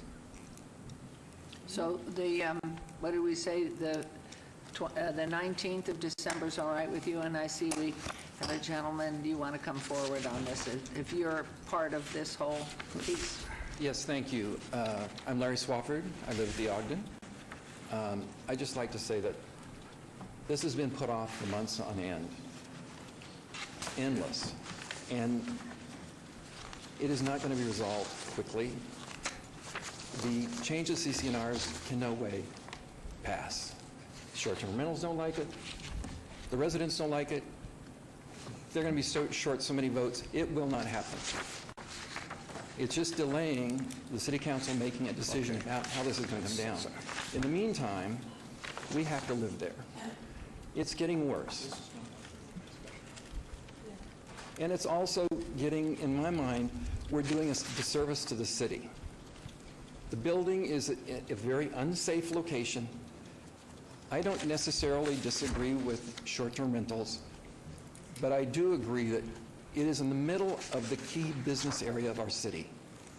If something goes wrong, and we've already proved it has, we have over 250 balconies and windows looking down on the biggest events of the city. Any negotiation having any short-term rentals in there does not have to do with short-term rentals. It has to do with the safety of the community. Now, people take off from work, from hospitals, and come to these meetings expecting something to be done month after month after month. Nothing's done. We don't feel like we're being heard. A decision's going to be made for us. And I'm disgusted with the whole thing. Well, I have to tell you, I don't blame you, and I think some of us up here feel equally as painful as you do, but it is a process that we have to go through to make sure that in our planning department that we have gone ahead and done the right thing comprehensively on a good timeline. And so the fact today, this morning, I don't know if you've been here all day like we have, but you heard this was the first time really we had a sense of where we are with the short-term rentals as a body. And actually, before that, there was concern that we didn't know what had happened at the Ogden. The Ogden is particularly germane to the whole thing. Right. Because at the last meeting that we addressed it, Councilman Coffin said he wants to obey it. It's in his ward, of course. But because he felt very confident you were moving towards a common agreement in the building. And so none of us, except for Councilman Coffin, were part of that. The developer is sponsoring the change to CC&Rs. It is not the people in the building. Okay? It's his lawyer reviewing it. There's going to be a vote. Yes, he can say he's moving forward. I doubt it's going to be passed. He's probably going to take us before a judge if he nears any particular mark in there. It's just going to get uglier. So these delays are driving us crazy. And I don't blame you. There's a lot of people concerned. We cannot show up here every month. No, you can't. So thank you for listening. Well, no, I mean, I just want you to know we're very, very sensitive. I wish we had done it at the first hearing, and I think there's an appetite for that. But in deference to the councilman whose ward it is, and his comment that he was near resolution, we said, okay, so sorry. And I would just stay in contact with us, certainly with Mr. Summerfield, to see where they are. Keep an eye on this to see if, in fact, we've had the whole project brought to us and that we're close. So I don't know what your timeline is, Mr. Lowenstein or Mr. Summerfield, on this. Again, Madam Mayor, sort of to reiterate from my earlier presentation, technically these items are in under the current code, and regardless of what happens over the next few weeks, these items have to have their hearing, and the body has to decide on whether to approve them or not. The councilman has been working very closely, as I understand it, with this constituent group, with the building, to try to come to resolution. And additionally, because of some of the things that have come to light in this particular building, is proposing to take a more comprehensive look at multifamily buildings and how those might be approved for short-term rentals in the future. So that's the bill that we're working on. So it's completely at this body's discretion and the ward representative on whether you move on these today or you move on them once you've got more clarity around what the policy might be in the future on multifamily short-term residential rentals. And to what Mr. Summerfield had reported on today, to bring us all up to speed, obviously we're dealing with the residential areas and we're also dealing with high-rises, two very separate and one more complex than the other one. So the question is, did the neighborhood single or two-story private residences get one treatment, which I would assume to be true, but that's going to come to us, and then the high-rise, and apparently, from what I understand, the only one that has the issue really is the Ogden. So the hope is always, as was with the Badland, we try to get the parties together and have them resolve it, and when that isn't happening, really for the council person to advise us where we are, or come to the point in this, we're moving this forward, let's do it, and that will depend on the research that's done in our planning. So we do commiserate, we pain for you, and I'm sorry. I wish we could say we did it. So, what did you decide? You're gonna be obeyed then to the 19th of December? December, that is correct, Mayor. Okay, so now is your motion, please. Mayor, can I ask one quick clarification question? With regard to the ordinance that planning is working on, is that going to be retroactive for these applications that are currently in process? I'm so sorry, I was just trying to do that one more time. Just asking a clarification question.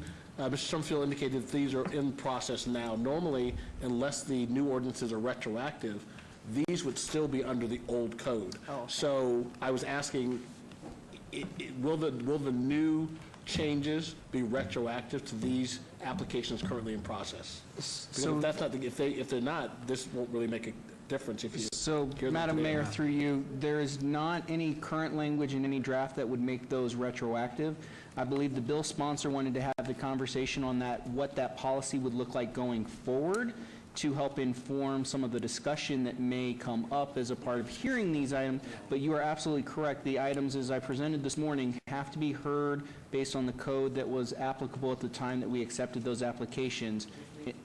Which means, Mayor, that any changes we make in a new code won't affect Correct. these applications currently So in process. that's a matter of record, So- that we know, item 71 through whatever we said, 76 and 97 are under the old code because the application was already in. Which has a distance separation and all the other All the things that other were under the stuff. old code, Thank you. correct? Okay. And then there's only one approved so far at the Ogden, right? Correct, right now. So your motion is then on all of those things we just did. All of the ones that I read already, It's not on Mayor Pro Tem. excuse me? Your mic. Your mic. All of the ones that were read already, and including items number 71 through 76 and 97, which should be heard again, did you say the 19th? December 19th. December 19th, and this is requested by the applicants. That is correct. Thank you. Okay, so there's a motion, but I'm going to hold off till you have something germane to this? I think so, because... Wait, come a little closer in your microphone. Hi. Your name, please. My name's Estrella Matlich, and I'm here for item 70, and I understand that it's part of the motion to be held in abeyance. No. It's there's an abeyance that, out of the list that was given to us, to obey it till the 21st of November. Is there, is that sort of automatic? My neighbors and I have come down to talk about it. We were here last month as well. Okay. And we would like, we don't want it to be held in abeyance, and we would like at least like to speak to the issue. Sure. Yep. Yes. So we have a motion, but we're going to hold on it so they can speak. This is in Ward 1 with Councilwoman Tarkanian, and I'm sorry, just for the clerk purposes, could you vote on those items that aren't going to be pulled and discussed first, and then maybe have this one heard after that? okay, what we're going to do, I'm going to take over here. Agenda items 67, 68, 69. The first one is GPA 73577, and then 68, 69, GPA 73578, and ZON 73579. And then agenda items number 71 through 76 and number 97. Those are the ones we will move to obey. To follow those. We also had 96 in there. And 96. Oh, right, and 96. So let's vote on those, and we'll pull out your 70. The reason why we're obeying it is the lady called in, she said she was sick, and she's going to come the next meeting. I'm also sick. You're sick too? I'm sick. Mrs. Wells The is sick. mayor's Did you- holding off on your item, Yeah. so. I'm just going to allow you, we're going to obey those other items, so that can be done. Yes. Your motion, and so there's a motion to obey the items I've All just those read. items, yeah. Please vote and please post. Those items are obeyed. Now, we have not yet obeyed item number 70, and so if you'll come up, state your name, and you are in this item number 70. You heard from somebody that wished it to be obeyed, number 70, in your ward. So now we're just listening to your comments. If you'll state your name for us, and then we'll go from there. Okay, my name's Estrella Matlich. Okay, now, excuse me, but you know that that was what we just voted on, 70. No, we voted everything except for 70. 70 hasn't been obeyed yet. Okay. My name's Estrella Matlich, and I'm a neighbor. And the applicant has several times done things without permission and then come and ask the Planning Commission or the City Council for forgiveness and blessing. She changed the walls, she made them so they were opaque, she didn't get permits, you know, the material that's on the walls, we're not even sure if it's right, and the City Council and code enforcement have had a lot of dealings with her, and I'm hopeful that you will deny her request. Thank you. Right now, she owes $72,000 to the city, and she's also paying taxes on the rental, and hasn't paid them. We had already heard this before. You want to come forward and state your name for the record? Kirby Wells, 2001 Silver. I'm next to the applicant's house. Where they have the parties and things. Where they have the parties. What this gentleman said before about coming back again and taking time off from work, I don't have that problem, but it's very annoying to have to come down here over and over and have these matters continued, obeyed. All I'll say is that she has showed no respect for your rulings, for the law, the code enforcement. She's erected these horribly ugly panels so that people can't see what's going on in her front yard. And, I hope that we get to a resolution of this. We don't have to keep coming back down here. As much as I enjoy listening to the repartee, it does get a little bit tiresome. And my other personal request is if this is going to be continued to the 21st of, is that what I heard, 21st? Is that what the request is? My wife and I are going to be out of town. Until the 21st, yes. I'd request that we bump it. Can I ask Sure. our office people, when did she call this in? See, that didn't come through me. During the morning session, she called our office. Yeah, we could. That's really unfair to everybody. That is rude, unfair, and that really is not good. We should deal with this. I mean, we have no way of knowing that, obviously. We came down here in good faith. Doug has taken... There's a great concern. She put up some wood plaques through that, the gate, the wall that is wrought iron or something like that, yeah. There's iron fencing that she's erected these tin metal panels to block a view into her front yard and her driveway because she's still doing the short-term rentals, which you're right, Commissioner. I mean, So she's we been can't see fined inside, I think. and taxed, and as far as I know, she hasn't paid anything. And one of the requests I would like to make is when is the attorney's office for the city going to do something about this? Because the only way they're going to stop this is by foreclosing on the lien that you now have. We should do that. That's the only thing that's going to stop her, because she's a law unto herself. So I would object to this being continued again, obeyed again. It should be denied, and the code enforcement and the city Well, attorney... if she just called in this morning, then we can go ahead. I did not know she just called in this morning. I just get a list of, and they could have called in. What I'd like to do, if I could, Mayor Pro Tem, first of all, if you'd like to speak, I do have to disclose, I live in the Scotch 80s, a block over. But I couldn't agree with you more, and I'd love, after you make your comments, if you wouldn't mind to hear from, from Mary McElhone about the code enforcement and where we are. If you wouldn't mind coming up and addressing that. So, sir, your name, please. Sure, thank you. I can understand that the situation and it happening just this morning. I thought that she had called in earlier. Sure. My name is Doug Laidlaw. I also live in the neighborhood. And I'd just like to add to Kirby's comments by saying that at the Planning Commission meeting, she totally misrepresented the facts. She told the commissioners that she wasn't involved in short-term renting. That was immediately caught by the commission. And she also said that there were other homes, a half a dozen or so, other homes in the neighborhood with similar fencing in the front yards. And we know that that's not true. She's been dishonest throughout the entire process. And to that point, we went out, my wife and I went out and took photographs of pretty much every front yard in the neighborhood. Can you show it to us on, Just put them on the panel there. Madam Mayor, if I might, I would just suggest that maybe we hold until we actually have the public hearing on this so that we can do the staff report and because right now you're just hearing whether or not you're going to obey the item. we could do that.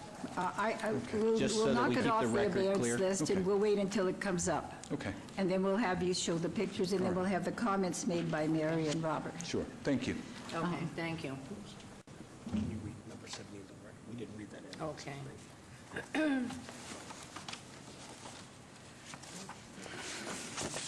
Okay, and that item to, well, it's not being obeyed, so I can do it at the right time Yeah, then. well, Yes. right now, we're acting under number 62. You can just indicate that those comments will be incorporated into item number 70, which you're going to Okay. read into the record.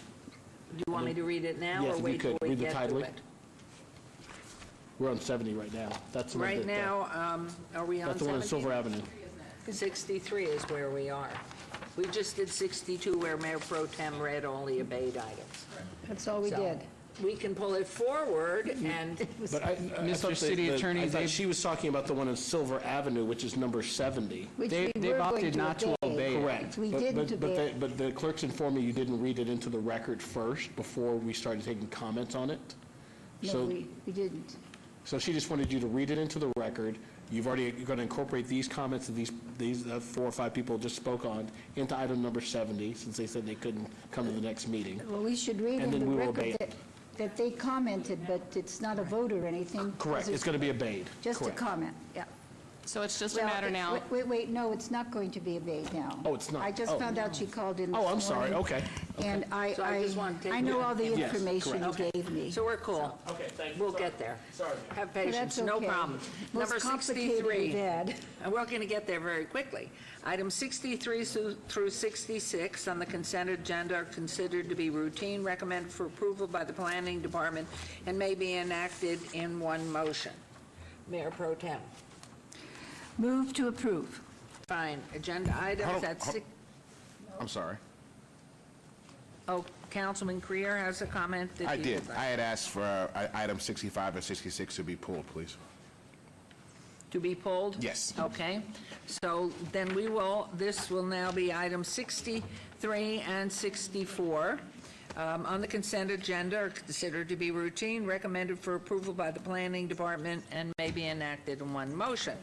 Therefore, Mayor Pro Tem, you will, 63 and 64, move for approval, please, with your button on.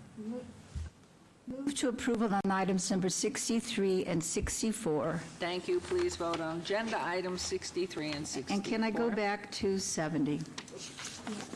I'm sorry. Well, no, right now, we've had Okay, I Councilman just- Creer. Please, well, let me read number 65 okay. and 66. We can't obey it. Didn't she push? Can you push? And post.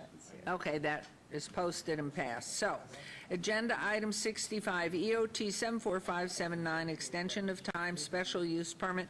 Applicant owner, West Care Foundation, Inc., for possible action, a request for an extension of time of an approved special use permit, SUP 65429, for a 87-unit convalescent care facility nursing home occupied by no more than 87 adult patients, and an average of 87 related minor children of not more than 9 years of age in the southwest corner of Duncan Drive, Bradley Road, APM 13512 110-056, RE Residence Estates, Zone and that's in Ward 5 with Councilman Creer, and the staff recommends approval. How about I read the second one into, and you can do them both at once, Councilman?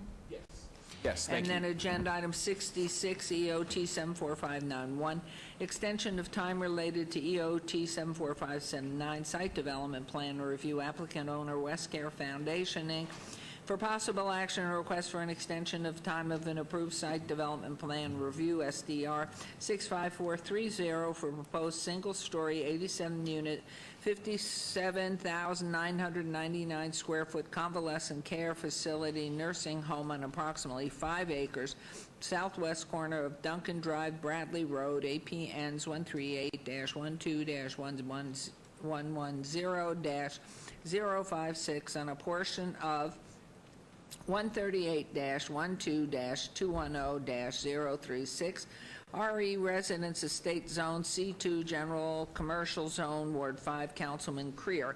Staff recommends approval on this one as well. Councilman Creer. Thank you. I'm not sure if staff wants to give us an update, or if we're going to talk to the applicant and then take public comment. Through you, Madam Mayor, so this is a non-public hearing item, so there's no requirement for public comment. I can just, again, give the real quick staff report.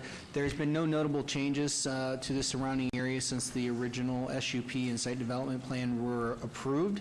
Additionally, the applicant is in the process of building permit review for construction of the project, which will exercise the land use entitlement. So for those reasons, staff has recommended approval of this request with a standard 2-year time limit. Building permits were submitted on this project as of August 22nd, 2018. So can we hear from the applicant? I want to understand what's been going on in the last 2 years that you need an extension of time. Thank you, Councilman. Matthew Seibert, Moran Brandon, Ben David Moran, 630 South 4th Street. Here today on behalf of the applicant, West Care. I know that Mr. Moran is on his way since you've decided to pull this item, but I could kind of give you a synopsis of what's been going on at this property. The property, they're ready to move forward. They're trying to select the best, people for the job. We have no doubt that we'll complete construction and this will be a great facility for the community. It's just unfortunate that we ran into some delays that were kind of through no fault of our own. We were brought into some litigation with the city, actually, which we were successful in. And, because of that, we weren't able to move forward. So now that we've prevailed in our case, we're ready to move forward. I think that this will be a great addition to the community. I think it's something that we desperately need in this town. I think it's a great project, and I think that if we have the additional time to move forward, we're going to move forward and create something that the city can be very proud of. Okay. I remember when I was in the Planning Commission, I was not in favor of this project. I didn't think it was harmonious to the area, but it did come out of planning, and I believe that it obviously passed in City Council. I do not believe that my predecessor was in support, but I'm not going to be in support of it today just for the fact that it'd be hypocritical for me to all of a sudden be in support of it. But I will take information from my peers. So Mr. Moran has just come in. He's covered it pretty darn well.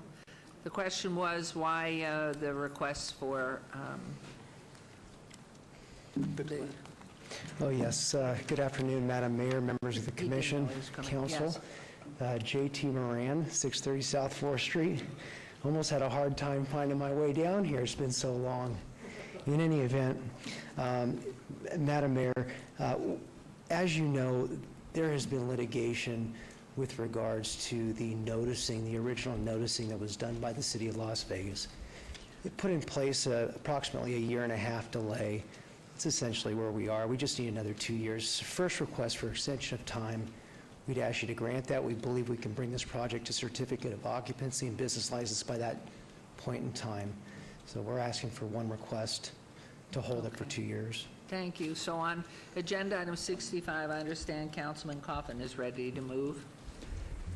Well, I think I will, or at least when it's time for you to call for a vote, if this is it. This is now. On behalf of my motion to approve one at a time. These, I'm sorry, Councilman Creer, I got to go against you, but this is good Ward 5 development, which needs it, and we've had a lot of demonstrations about that today. Litigation, they won, we lost. So now I move for approval of item number 65. Thank you. There's a motion to approve on agenda item 65. Please vote and please post.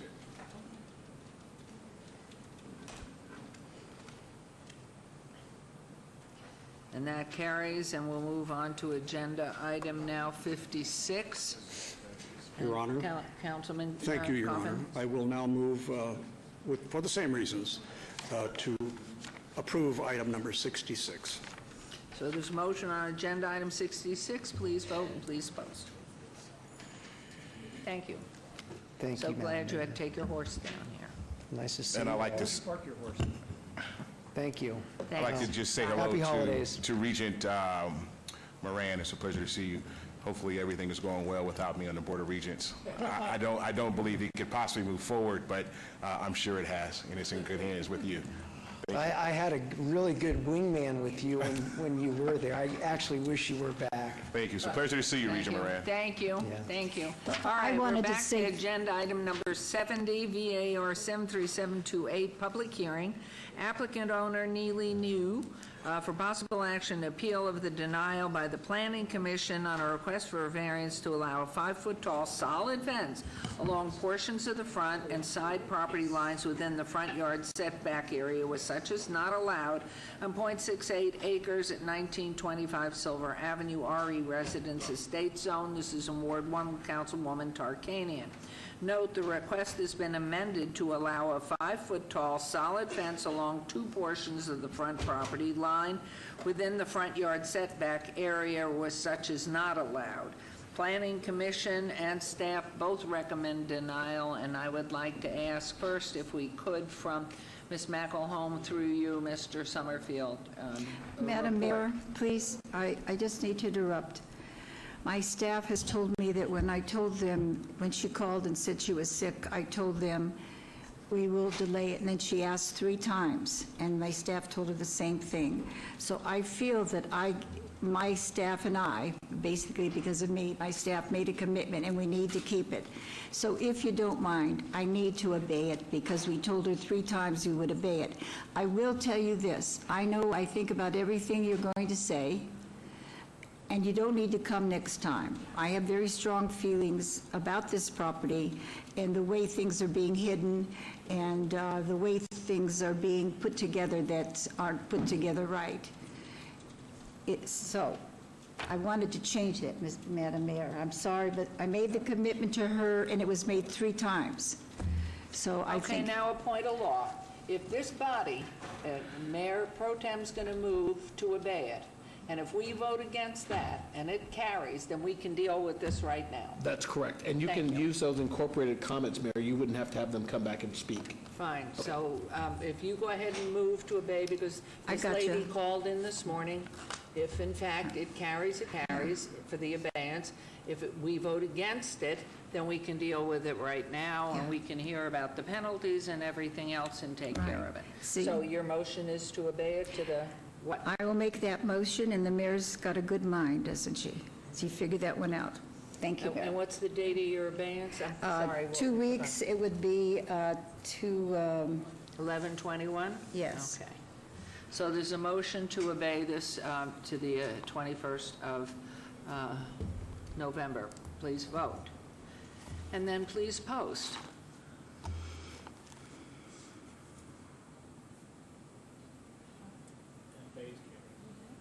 So it's obeyed. Did people make the wrong vote? Don't you want to deal with it now? We need to recall that. No, wait, Councilman, she wanted to obey it. I said I was committed to obey it because of this when my late staff asked me the request. first time, I said, certainly we do this. If a person's sick, we delay it. But I did not realize at the time that she called in this morning, and Kim, my secretary, realized it and told me, and I just felt if we had told her 3 times, we should keep that commitment. And vote against it.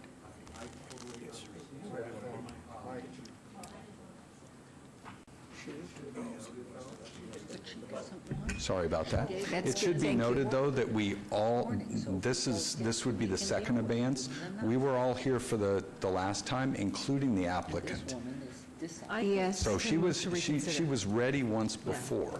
She's, Okay. On this, because she had other But- things too? I Okay, and understand. sir, one more time your name, but then there's a I'm sorry, Doug motion. Laidlaw, 1540 Pine Don't Street. go away.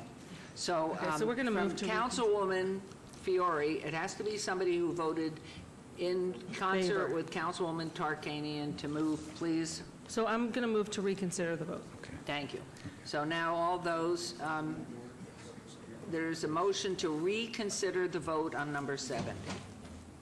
So all those who want to obey it, which is what Councilwoman committed to doing, then you vote yay. If you want to bring it and have it heard now, you vote nay. And I keep with my commitment. And you keep with your commitment. So there's a motion, please vote. Did you all get that? Okay, we brought it back, we're re-voting now on Councilwoman's abeyance to the 21st, and she's keeping her commitment. Okay, so please post, let's try this one again. Then somebody else has to make the motion because I won't make it. No, okay, that motion does not carry. So now moving forward, did I read this? We're having such fun. Did I already ma'am. read it? You've already read it. I don't You've already have to had read it comments. again. You don't have to accept any additional comments. Fine. Those are incorporated into the record. We denied the abeyance, so now do we need to move further to hear it now? We just go through procedure. Mayor, excuse me, Stacy from the City Clerk's Office. The reconsideration motion failed. You had We 4 did it votes. wrong. We did it wrong voted- again. Oh, right. Right. Okay, let's I do was it so again. excited I was Yeah. on her motion. Okay, All right. I'm back. Hey, I'm sorry, Mayor. Can we do this? Can we do this one more time, okay? Talking down there. Okay. We did the motion to reconsider, correct, clerk? And it failed. No, No, that's that's because we the were in a motion, because we statement. thought we Okay. were, Okay, so Mayor, if we could do a motion to reconsider the previous approval. okay. So now we're going to To vote obey. yay. We So- would then Reconsider. vote, yes, we want to reconsider. Yes, you want to reconsider. That was my And mistake. that's the Yay. instruction. And All right, that's the let's approval try of the it motion to obey, correct? Okay. So now we're going to reconsider. Can we have the little voting box again? Yes. Yeah. Who is So now making we- the motion to reconsider? I'm making the motion to Councilwoman reconsider. Fiore. And Thank you. therefore, we Okay. vote, it was my mistaken It's okay. comments. So now everybody votes yea to reconsider that wants to reconsider the motion. Okay, yes, we're Okay. reconsidering. Now, because you're in the affirmative, you can move. Okay, so, yeah. Okay, so we're reconsidering. So now you're in a fresh motion. The item has now been called, Mayor, item number 70. Now, if Councilwoman wants to make another motion. Can we call Stavros in Mexico? Okay, so I'm going to make a motion to deny the abeyance. Correct, she is voting. There was a motion by Councilwoman Tarkanian to obey. Yes. To the 21st. Put your mic on, so you think. So now You just reconsidered the approval of the abeyance. so now we can hear it. So now you can hear the item. You want to And then we'll That's vote. correct. So you've already called, you've already So we're announced set. the Now we item. can You've already come up. heard comment.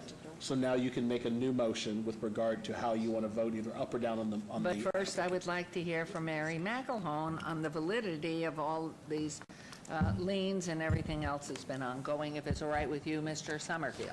Madam Mayor, if it's okay with you, I will give the staff report, and then I will hand it over to Ms. McElhone so she can give the update on where the fines and fees and liens and all that good stuff are, and then turn it back to you all for discussion. Excellent. Okay. So, real quick, the application that is before you is a result of a code enforcement action. The applicant has fastened metal panels to an existing wrought iron fence along the driveway portions of the front fence, and... I'm sorry. Where am I stopping? Because it was amended, so they only did the front fence. Okay, so they've made some adjustments, so it's only the front fence that they've done this to. Prior to the installation of the solid metal panels, the existing wrought iron fence was in conformance with Title 19. The hardship in this case is self-imposed, as the request is preferential in nature and not related to any physical characteristics of the site. Therefore, staff is recommending denial of this appeal of their denial that they received at Planning Commission. And now Ms. McElhone has some additional details on this property. And then I'm going to come back to you and ask some important questions. Okay, please, Ms. McElhone, if you'll say. Okay, Mayor Goodman, on the fines that were imposed by City Council by the code enforcement action, she has not paid any of that. So the $72,500 is still outstanding, and it is now liened against the property. She still owes an additional $14,657, and that's the room tax that was associated with the short-term rental. She has been paying $150 a month towards that since March, so she's paid $1,200. I would also like to mention that we've not received any complaints from the hotline, and we've also been monitoring this property on UHost, and we've not identified any activity. What I'd like to do is to give the residents some of these hotline cards so that they can call us if they do suspect that there is a party going on or renters going on at the property. Okay, back to you with our attorney. Specific performance. She should pay her penalty by a certain time or close the house down. What can we do? What are our legal options? With regard to her paying, I'm assuming that we can lower it later. Liens are lifted if I'm assuming the liens would be lifted if she paid the fines. She hasn't paid. The liens are still remaining on the property. And I don't know if she was licensed to have a legal short-term rental at that location. Mary's shaking her head no, she was not. Mayor Goodman, she was never actually licensed to have a short-term rental, and that was one of the issues. So usually what happens with the liens, with the room tax, and also with the civil fines that are liened against the property, she cannot sell the house without those liens being resolved. So sometimes it takes us a while for the city to actually collect, but eventually the city will get its money. And then, Madam Mayor, if I might add, related to this specific application, so if the action is to deny this appeal, meaning that she's got to get those off, I would also ask that the motion maker set a time frame, and we will include that in our action minutes, and then additional code enforcement activity will occur, including fines if she does not remove the panels within the specified time that the council gives her following this action today. Okay, going a step further. Mayor? If in fact she does not comply on the timeline that's set by this council perhaps, what is the next step? So the next step after that, so we will notice and order her. We will follow the procedure, and if she doesn't comply, we will abate the property. We will remove the panels and lien the property just as we do with any code enforcement case where the property owner fails to meet our basic code requirements. And can she continue, if she is living in it, to continue to live in it at that point? Correct. At a certain point, if there's continuing ongoing compliance issues related to any other issues, there are steps that can be taken, including we can move into a criminal situation, but we're still a ways from that threshold being achieved. So our first step right now is? Our first step right now is for this body to take action on this variance appeal. If they do not uphold the appeal, then we will let her know that her appeal has been denied and that she has whatever time frame the motion maker gives her, and then we will monitor the property, and if she has not complied by that time, we'll begin the fine process and fine her until she gets them down, or begin an abatement process. Okay, so back to you. I just want to say that the reason why she has been fined and the reason why there's a strong surveillance over all this is because over a year and a half, she continued to rent it without a license when she was informed, and she continued really to thumb her nose at the rules and regulations of the city at a time where there was detriment to the people who lived in the neighborhood, a lot of noise and things like that. So at this point then, because it's in your ward, you will move. Wait, one more thing? Councilman, I think, wanted to obey, so I think the Councilman Fiore, I think, wanted to make the motion in the alternative. So I want to make a motion not to obey it, to hear it. But your motion... Yeah, you're hearing it now, so this, so you can just make the motion to deny the appeal. Yeah, so I'm going to make the motion to deny it. Okay. And Madam Mayor, if I may, Madam Councilwoman, if you wouldn't mind establishing a timeframe in which you want the panels to be removed from the fence? 30 days is more than sufficient, given the fact that it's not a structural issue. Really, code enforcement already is out there on that, so I think 30 days is enough time. What Mayor Pro Tem said. So that's your motion? That's my motion. Are we in agreement? I think it's too long, but I'll vote for it. And a yes is for the denial. Right, I mean, if they went up so fast, they should come down right now. So can we make them come down immediately? I don't know. Immediate's kind of amorphous, so we need kind of a deadline, like a 30 days, 15 days, 20 days, something If you like want to do something less, I would say at least 10 days. That's our standard noticing timeframe. So 10 days from mailing of final action letter. All right, so let's make the motion to do the 10 days upon the mailing of the final action letter. Okay, so there's a motion, 10 days. Okay, all in favor, please signify by aye. No, signify by voting. I've been too many oral places. Please post. It was this morning. Okay, so, yeah, we overdid this morning.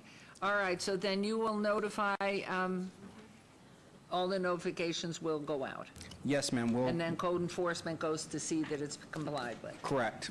We'll And then take care what of it. about the compliance with the lien payment? So staff is monitoring the meeting, and I received a text message that indicates that if the fines are not paid by next June, it will be sent to tax roll. And just to clarify, if we were forced to abate it, then it will go to potential issue a criminal citation. So if she doesn't take down the panels and we have to do it, then that will escalate it to a criminal citation. Okay.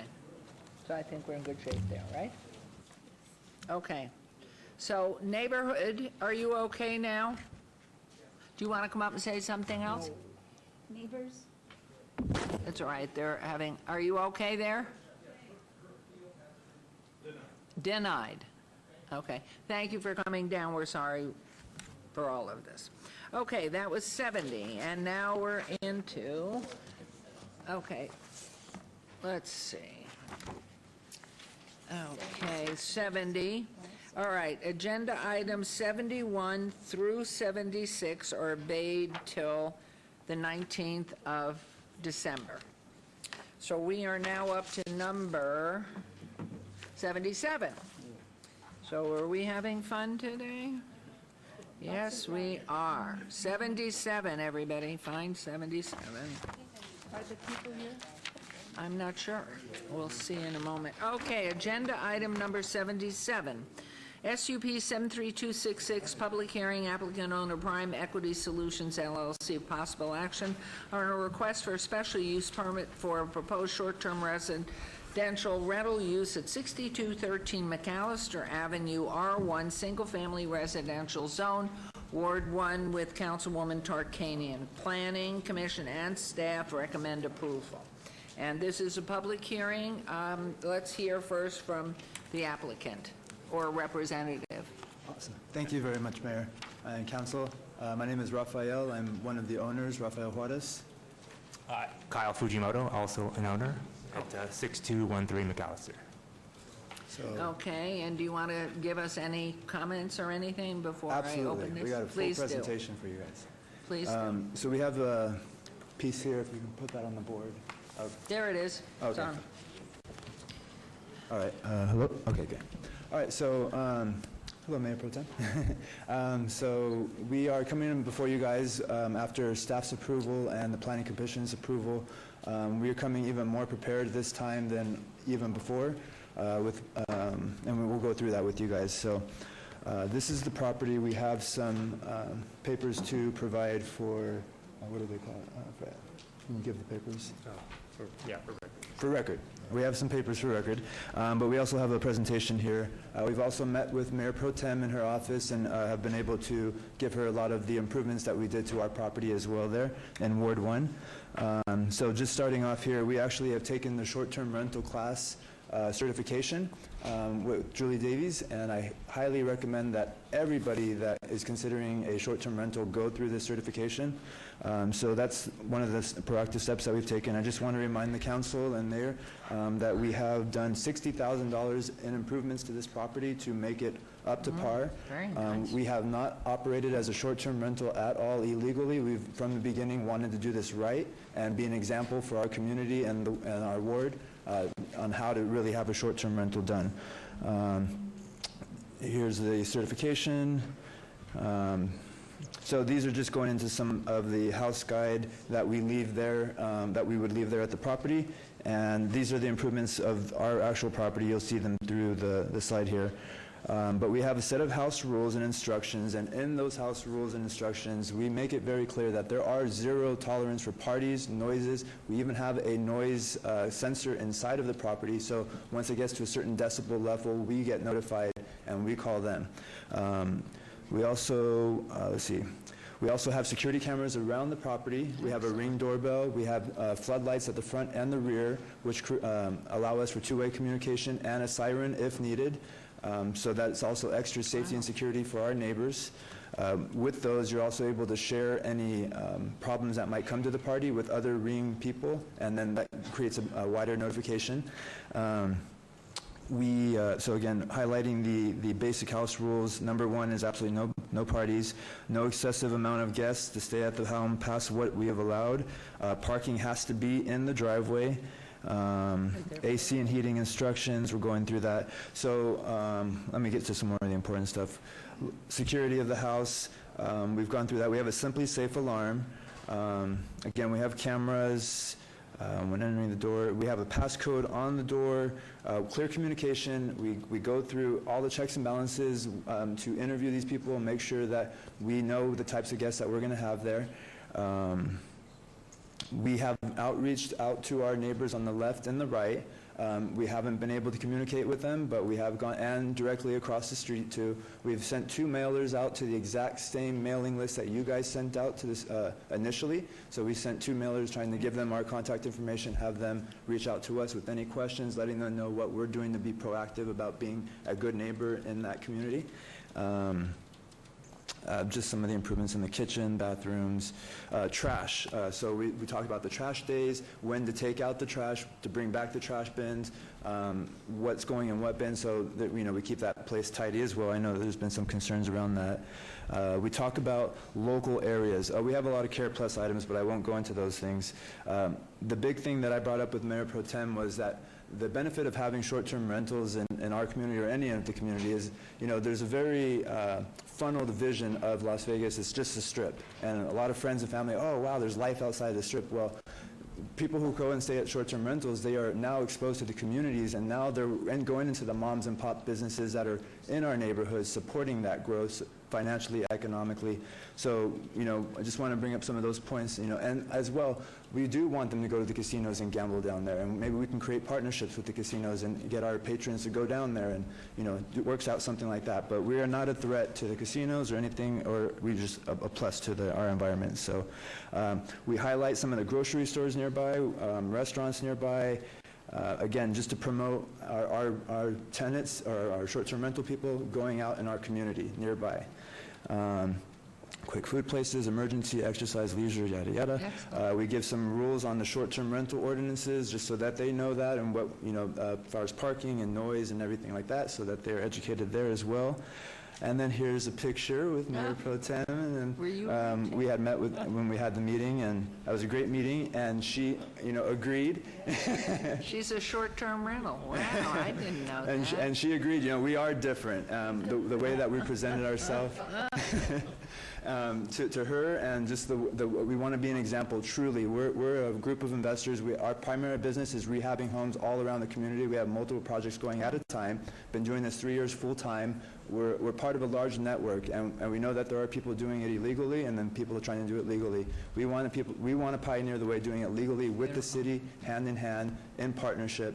I know Mayor Pro Tem has been so kind to approve so many short-term rentals that she wants to put the brakes because it's too much now. But please, what we're requesting is to the council to bring us in as one of the pioneers and one of the people to help say, we will be loud with the people that are doing it illegal and the people who are looking to pursue it legally and show them the way to do it right. And yes, so more benefits to the city, the ward, the council, the neighbors are talking to that. We really want to be a benefit in creating fundraisers to supporting our community in the city. Again, just transparency and communication together and creating good rules around this. We are family men. Just throw that out there so you guys know we're not just investors. We both have full families, sons and daughters who go to kids, so we very much care about our neighborhood. And what are your major cross streets? The major cross streets, would you say Washington? Washington, yeah, and Jones. Washington and Jones, okay, Yeah. thank you. So we're very attuned to family and the concerns of security and safety in the neighborhoods about family and kids. Absolutely, 100%, and we are working with any schools that are nearby. We've been outreach to the principal as well so that we have clear communication with her. If there's any concerns, to call us directly, and then we can also help in other ways. Career Day, we like to volunteer for, community service for them, we like to be there for. So we're really looking to make a difference and be a staple in short-term rentals in general. Wonderful. No, it looks like you've done the right thing. And you're within the 660 compliance or beyond it, I should say. Yes. Okay, so let's, before I turn it over to Mr. Summerfield, is there anyone in the public that would like to speak on this agenda item 77? I'm going to close that then, and we'll turn it over to Mr. Lowenstein. Thank you, Madam Mayor. Peter Lowenstein, Deputy Planning Director. The applicant is proposing to operate a non-owner occupied 4-bedroom short-term residential rental unit that meets all the minimum special use permit requirements of Title 1912. Staff is recommending approval with the condition number 2 requiring expungement if the property is to be sold. And at this time, I'm going to turn this over to Deputy Planning Director Mary Macklin for any additional information pertaining to this item. Thank you. At this time, there has been no code enforcement action, and there has been no listings identified on UHost. Thank you. Wonderful. Clean bill of health, too. It looks wonderful. Councilwoman, it's yours. Yes, it might be our model. We might just have everybody come through and see what you do. So you've done very well, and I do move to approve. Thank you. There's a motion to approve agenda item 77. Please vote and please post. I do some. I try. And that motion carries. Congratulations. Yay. Good job. We're proud of you. Thank you, Great. guys. Thank you all. Thank you, Mayor. You'll hold classes. It's beautiful. All right, agenda item 78, SUP 73364, public hearing. Applicant owner Ocean Properties LLC for possible action or request for special use permit for proposed short-term rental, residential rental use at 6209 Bourbon Way, R1 single-family residential zone, also in Ward 1 with Councilwoman Tarkanian. Both Planning Commission and staff recommend approval. This is a public hearing. I declare it open. Is the applicant or representative present? Mayor, council members, Nathan Taylor, 8414 West Farm Road, representing the applicant. I'll be brief. I want to thank Mayor Pro Tem for meeting with me yesterday to discuss this application. We obviously asked that you follow staff's recommendation for approval and Planning Commission's recommendation for approval. And I did forget to mention to Mayor Pro Tem yesterday, this applicant actually owns several other properties in Las Vegas Valley that are short-term rentals, and he hasn't had any problems. And this property doesn't have any code enforcement issues at all, and he will be a model operator. And so I'm here to answer any questions. Cross streets, major cross streets on this one. I don't have a map in front of me, sorry. Do we know where? Bourbon, Brittany. Where's Bourbon? Well, what are the big ones? Evergreen, what is it? It's on Bourbon, where the red rectangle Yeah, I see that, but I don't see major. I know Jones is in the area, I believe. Do you know where it is, Mr. Lowenstein? Evergreen Avenue, where that goes? Does anybody know where this residential It's is? south of Alta? South of Alta? I should have brought my map, sorry. It's just west of McNeil. Madam Mayor, if you look at the screen, so it's south of Alta off of Salem. Close And to, that is west of Jones, there's the biggie. Yep. Okay, Alton Jones, great, we'll help you. Okay, so anyone from the public wishing to hear or make comment on this item? Closing public hearing, and over to Mr. Lowenstein. Thank you, Madam Mayor. The applicant is proposing to operate a non-owner occupied 3-bedroom short-term residential rental unit that meets all the minimum special use permit requirements. Staff is recommending approval with condition number 1 requiring the expungement if the property is to be sold, as well as I will turn this over to Deputy Director Mary McElhone for additional information. Thank you. This location does not have any code enforcement action taken against it, and additionally, there's not been any short-term rental activity identified on Youth Host. Thank you. Wonderful. All right, Mayor Pro Tem, go for 78. But I'm not going to make you happy. I'm not going to make you happy because I don't feel that this is harmonious with the neighborhood, and because we had almost 40 people who wrote in against it, and I didn't have a single one that was for it. One reason why I don't think it's harmonious, I don't feel these are good to have where different people come in at different times for a short period of time. If it's near a school and it's near Rose Warren, a lot of kids walk by there. It's near Dexter Park, and it's near an LDS building where they at 11 o'clock every morning have sessions with children. So because of the fact that I have concerns relating to children, and because of the fact so many neighbors, 40, were against it, and in addition, at one time there was squatting there, so we just feel in that neighborhood it's not harmonious to have short-term rental. So that's my motion to deny. Okay. There's a motion to deny by Councilwoman on this particular applicant, so please vote. And please post.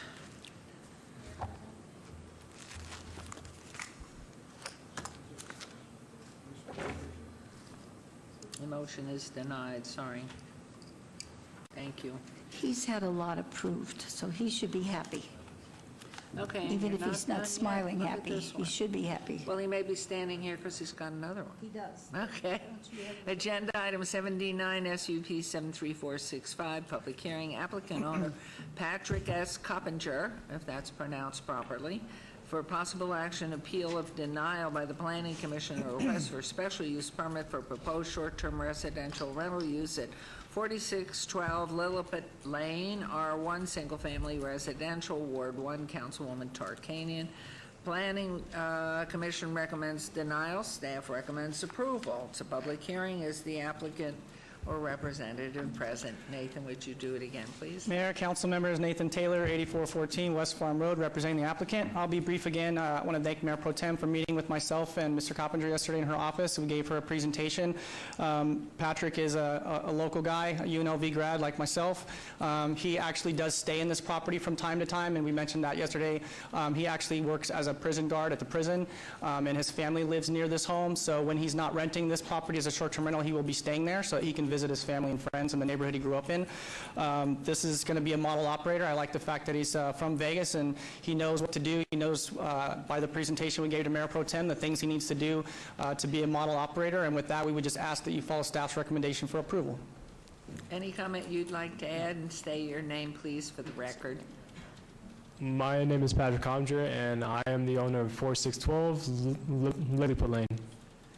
Okay, this is a public hearing. Anyone wish to speak on this property or this agenda item? Your name, please. Can you? I hate to make you come all the way up to the front, but to state your name for the record. And then as you're coming forward, I'm sorry to make you come. And then we need your name for the record. And then, do you live within that, the circle?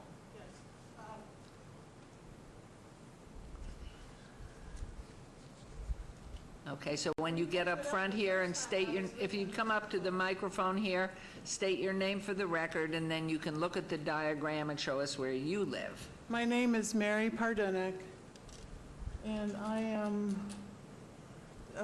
the circle goes to Cinderella. I'm on the opposite side of that. Your You're first on the circle is- outside of the Cinderella? Yeah, I'm on Heidi Circle, which Okay. is right next to Cinderella. So you're north of Cinderella? Correct. So, Madam Mayor, she's within the notification radius, just not within the 660. What you see on the map in front of you is the 660. From the description, it sounds like she's within the notification radius, which is the 1,000 feet. Thank you. Okay. Thank you. Sorry, I think, but appreciate it. I've been learning a lot. I'm kind of old. But it seems like this is the way the younger generation is going. It's, Well, as long as they make the properties look so nice as that last one, it's wonderful. and I did. I saw his property. It looks very nice. So I thought it was a good plus for the neighborhood. So do you want a short-term rental it? Do I want, I wouldn't mind looking into it for myself maybe, but I think it's a wonderful thing to Great. do. Thank you. Okay, thank you. Okay, anyone else? Yes, please. I just have a question because we're working so hard up here Yes. to create ordinances to help you guys out. And with this, and I know it's in Mayor Pro Tem's ward, but do you guys have a security camera so you can see who's coming in and out? Do you have the noise monitoring? Do you have 24-hour security? Like, why are you better than everyone else? Because the last presentation, I fell in love with those two. Right. So show me what you got. All right.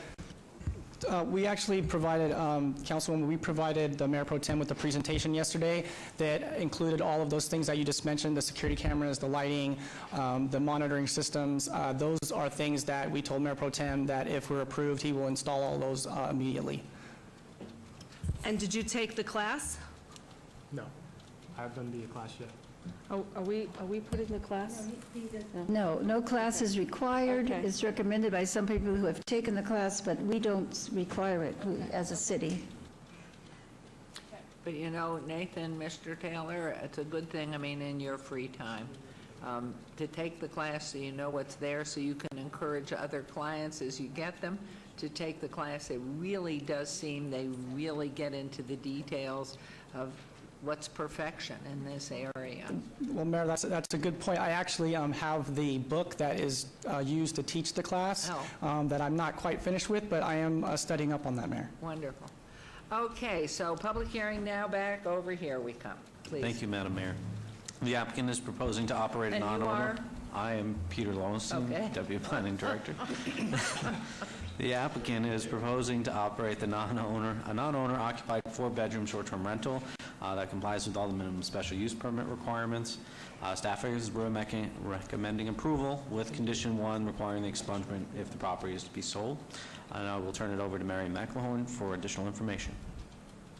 On this property, there has been no code enforcement action, and there's been no activity or listings identified on UHOS. Thank you. Thank you very much. And Mayor, if I could real quick, we would offer up as a condition of approval that Mr. Coppinger take the short-term rental class at CCSN.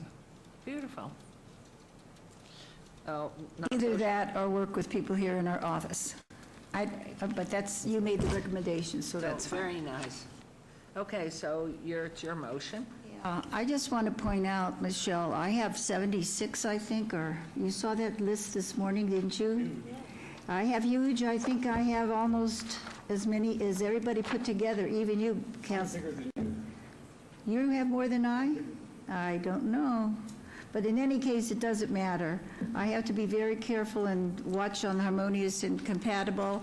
I'll move for approval of this, but I'm trying very hard not to have too many all together, and we will dwindle this down. So I move for approval. Thank you. There's a motion to approve. Please vote and please post. Motion carries. Thank you. Thank you very much. Thank you. Thank you. Okay, agenda items 80 through 92 are requests for special use permit for both short-term residential rental use with a waiver to allow a 0-foot distance separation from a similar use where 60 feet is required. All applications are for various units located at 1015 South 3rd Street as followed. Number 80, SUP 73781, Unit 111. And number 81, SUP 73783, Unit 210. Number 82, SUP 73784, Unit 211. Number 83, SUP 73785, Unit 212. Number 84, SUP 73786, Unit 213. Number 85, SUP 73787, Unit 214. Number 86, SUP 73788, Unit 215. Number 87, SUP 73789, Unit 310. Number 88, SUP 73790, Unit 311. Number 89, SUP 73791, Unit 312. Number 90, SUP 73792, Unit 313. Number 91, SUP 73793, Unit 314. And number 92, SUP 73795, Unit 315.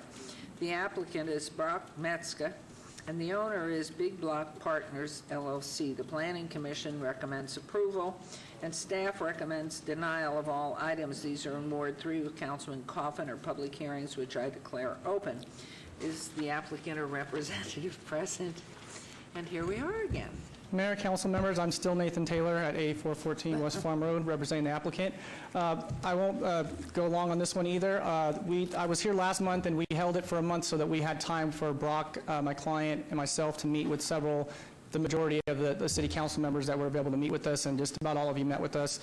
Some of you obviously agreed with our position of getting these approved, some didn't. But the fact is, I was asked one question consistently amongst all of you that we met with, and it was why, and I believe Councilman Creer was the first one to bring this up, but he asked about, why don't you make this a hotel or a motel, and what I explained to many of you is that these are apartments, okay? So they're not like a motel room, which doesn't have a full kitchen, doesn't have a refrigerator, doesn't have, a microwave. And so the question that has come up over the last year and a half or so since this ordinance has been in place is, do we need short-term rentals, and why do people stay in them? Well, it's the amenities, and I wanted to mention that if you travel out of town, we like to have amenities. And with this project, this was the one, if you remember, I put on the screen, I didn't bring it today, but it's 3 buildings. It's the new building on Charleston and 3rd.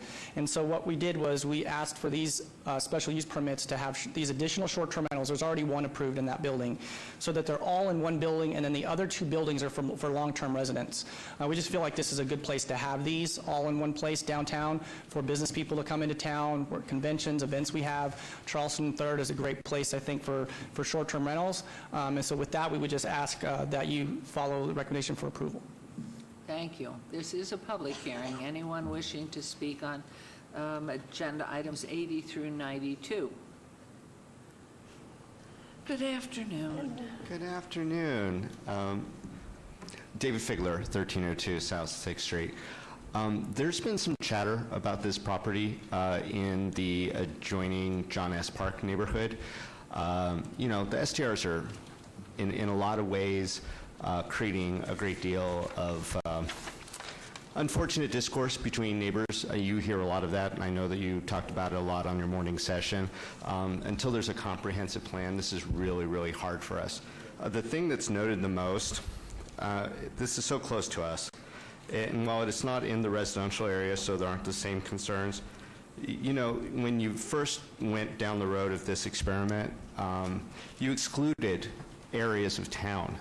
You excluded Summerlin, Sun City, you excluded Town Center, you excluded Sky Canyon, you excluded Cliff's Edge, you excluded Symphony Park nearby there, you excluded Grand Canyon Village, you excluded the Las Vegas Medical District, and you excluded Providence Square in the ordinance itself. I don't know that there was much consideration given to excluding those areas where, we really didn't want it in the first place, especially in 1-3. And parts of 5. And it doesn't really seem fair that from the onset there were areas of our city that were excluded from the consideration and the debates that are going on. So we were not required to have meetings or neighborhood meetings with this particular property, though we were very interested. All of the neighborhoods around there. John S. Park is probably the closest neighborhood association to it, but also obviously Southridge and Huntridge and all the other ridges and Southes.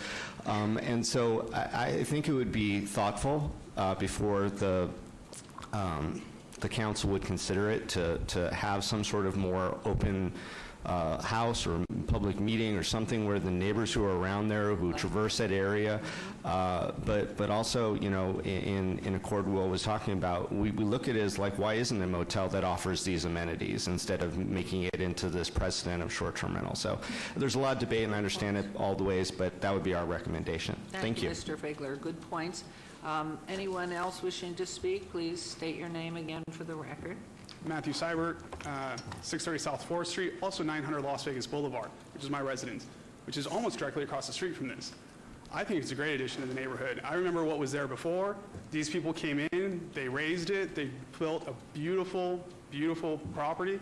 I understand that there's concerns about whether or not they can get all those things leased immediately. I think this is a great opportunity for this developer, and I support it in the neighborhood. Thank you very much. Anyone else wishing to speak to this?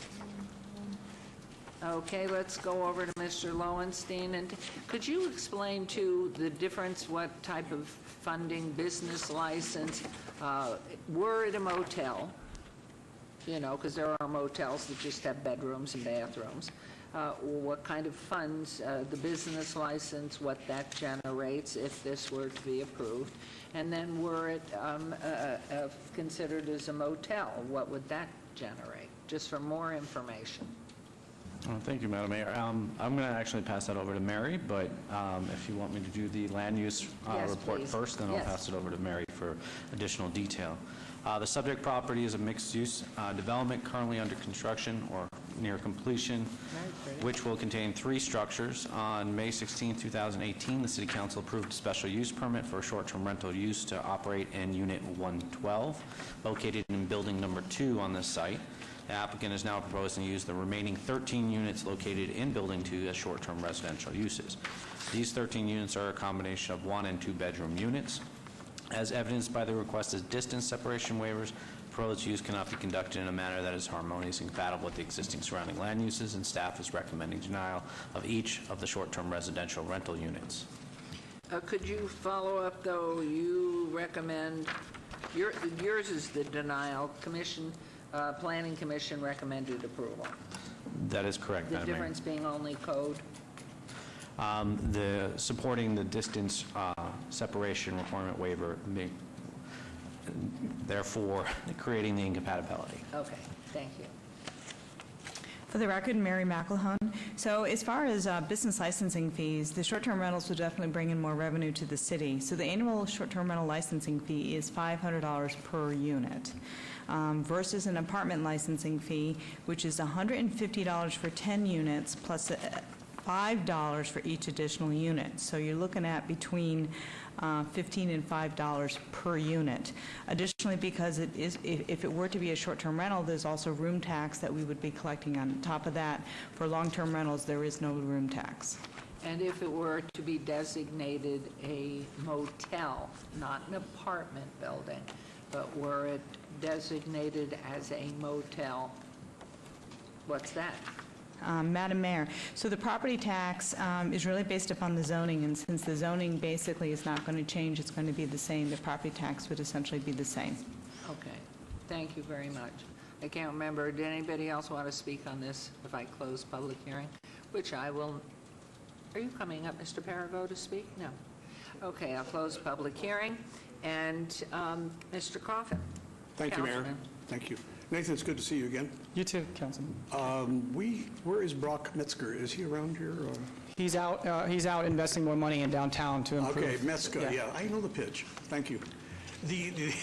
Well, we know Brock and his partners have invested millions downtown. Yes. They have, as you know, under construction, the Treehouse Australian seafood restaurant on Main and Charleston, near Main and Charleston. They have an office building a block away from these proposed short-term rentals. So they're putting a lot of skin in the game. And I remember meeting them probably 8 or 9 months ago as they were beginning to construct. And I said, I think it'd be okay for some short-term rental there. But we never got really specific. And then Brock came in with this really large request. Now, one was already granted. And that's why all of these say there needs to be a waiver.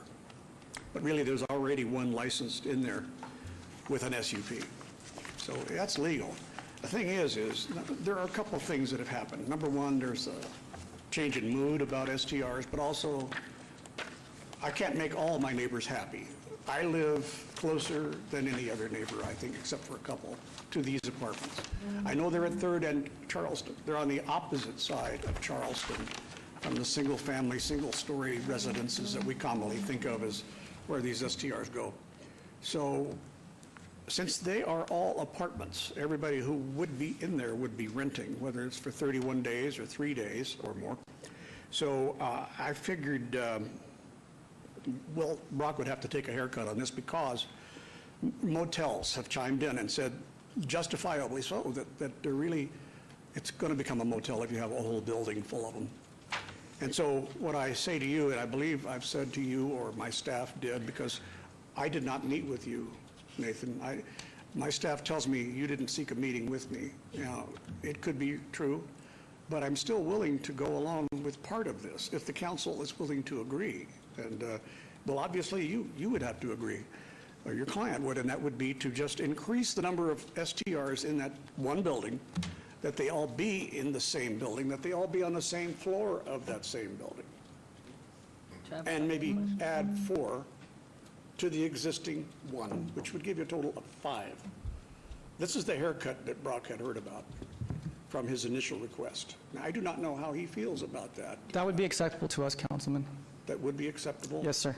Okay, it's a little complicated just because the permits are all issued to numbered units.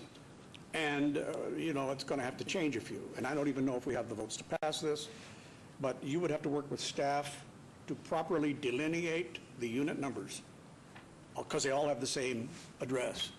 Staff, Mayor, through you to staff, can they do that? Is that workable if the council approves Mayor, through you, ideally, he would identify the 5 units today. You would approve 4 of these that match those units.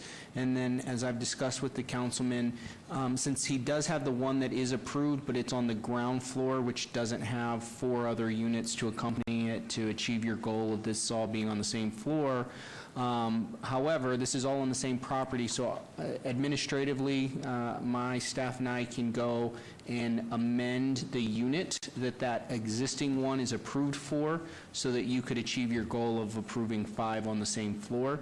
But ideally, I would need to know on what floor he wants to do that on and identify 4 of these units that he would like to approve today, or that you would like to approve today. I would like to ask Councilman a couple of things. Number one, these the questions to put in your mind. What does this do, or your overriding suggestion of the 5% on vertical buildings, multi-apartment buildings? That's one. What does it do to that? Because if you bend that, this is going to be almost 50% of the units, so you've now created another issue. That's one. Second thing is, where's the parking going to be? And also involved is this entire unit then have to agree that this special use only goes as long as this person owns the building. Will they have to forego and give up ownership on the building that allow, or give up the SUPs if they sell the building to something else? Your Honor, the proposed bill, which we hope to be able to vote on in December, is for structures which have owner occupied as well as rental, whether they be short-term or long-term. That is why we're putting in, or trying to put in protections for that kind of use. Here, every unit is a rental. It's a totally different thing. No one has purchased a thing.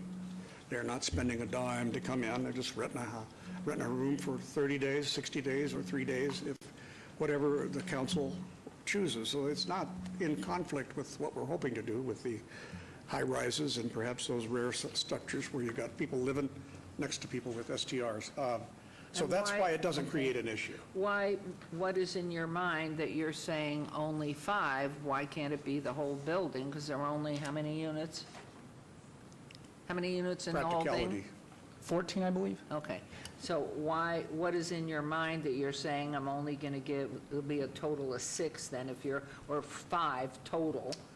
What's in your mind that you're, rather than taking the whole unit since it's separate and doing the whole thing, I don't understand why you've Well, chosen the reason an I'm doing- additional floor. The reason I'm doing it is because motel objections, but they have not said a small number would be objectionable. They would object strenuously, as would the hotels, to a large wholesale addition of short-term rentals so close to downtown. Remember, this is on Charleston, on the busy street, opposite the other residences, for example, which Mr. Figler testified to, as I do live in the area, and Mr. Figler is the president of my association. So, well, I'm well aware of this. So I think that is a compromise that I'm going to suggest to the council anymore, and I can't support it. Okay, so Councilman or Mayor, through you. Yes, so we, just for clarification, so the councilman could approve items 80 through 83 and then deny the remaining applications that we have before you today? Your Honor, it's not quite that simple. It has to be administratively done. There have to be numbers of apartments. Can that be a worked out. condition of approval? Yes, Okay. if staff says this is okay, Nathan, and I think they did say, if we approve essentially 4 more on top of the one that's there. Correct. So, Madam Mayor, through you, so based on what I'm hearing, that the second floor is the preferred floor for the applicant, so my recommendation for the motion maker, given the discussion, would be to approve items 81, 82, 83, and 84, and then administratively, once this period is concluded, for them to submit a minor amendment to their currently approved SUP to change that unit from, I believe it's 112, to change it to 214 or one of the other units on the second floor. That achieves the motion maker's objective of only allowing 5 and only allowing them on 1 floor. And could you explain the other buildings, the other 2 buildings on that piece of property are what? They're apartments. They're just like these. Subject to the 31 days. Correct. They're long-term, at least month-to-month leases for 31 days.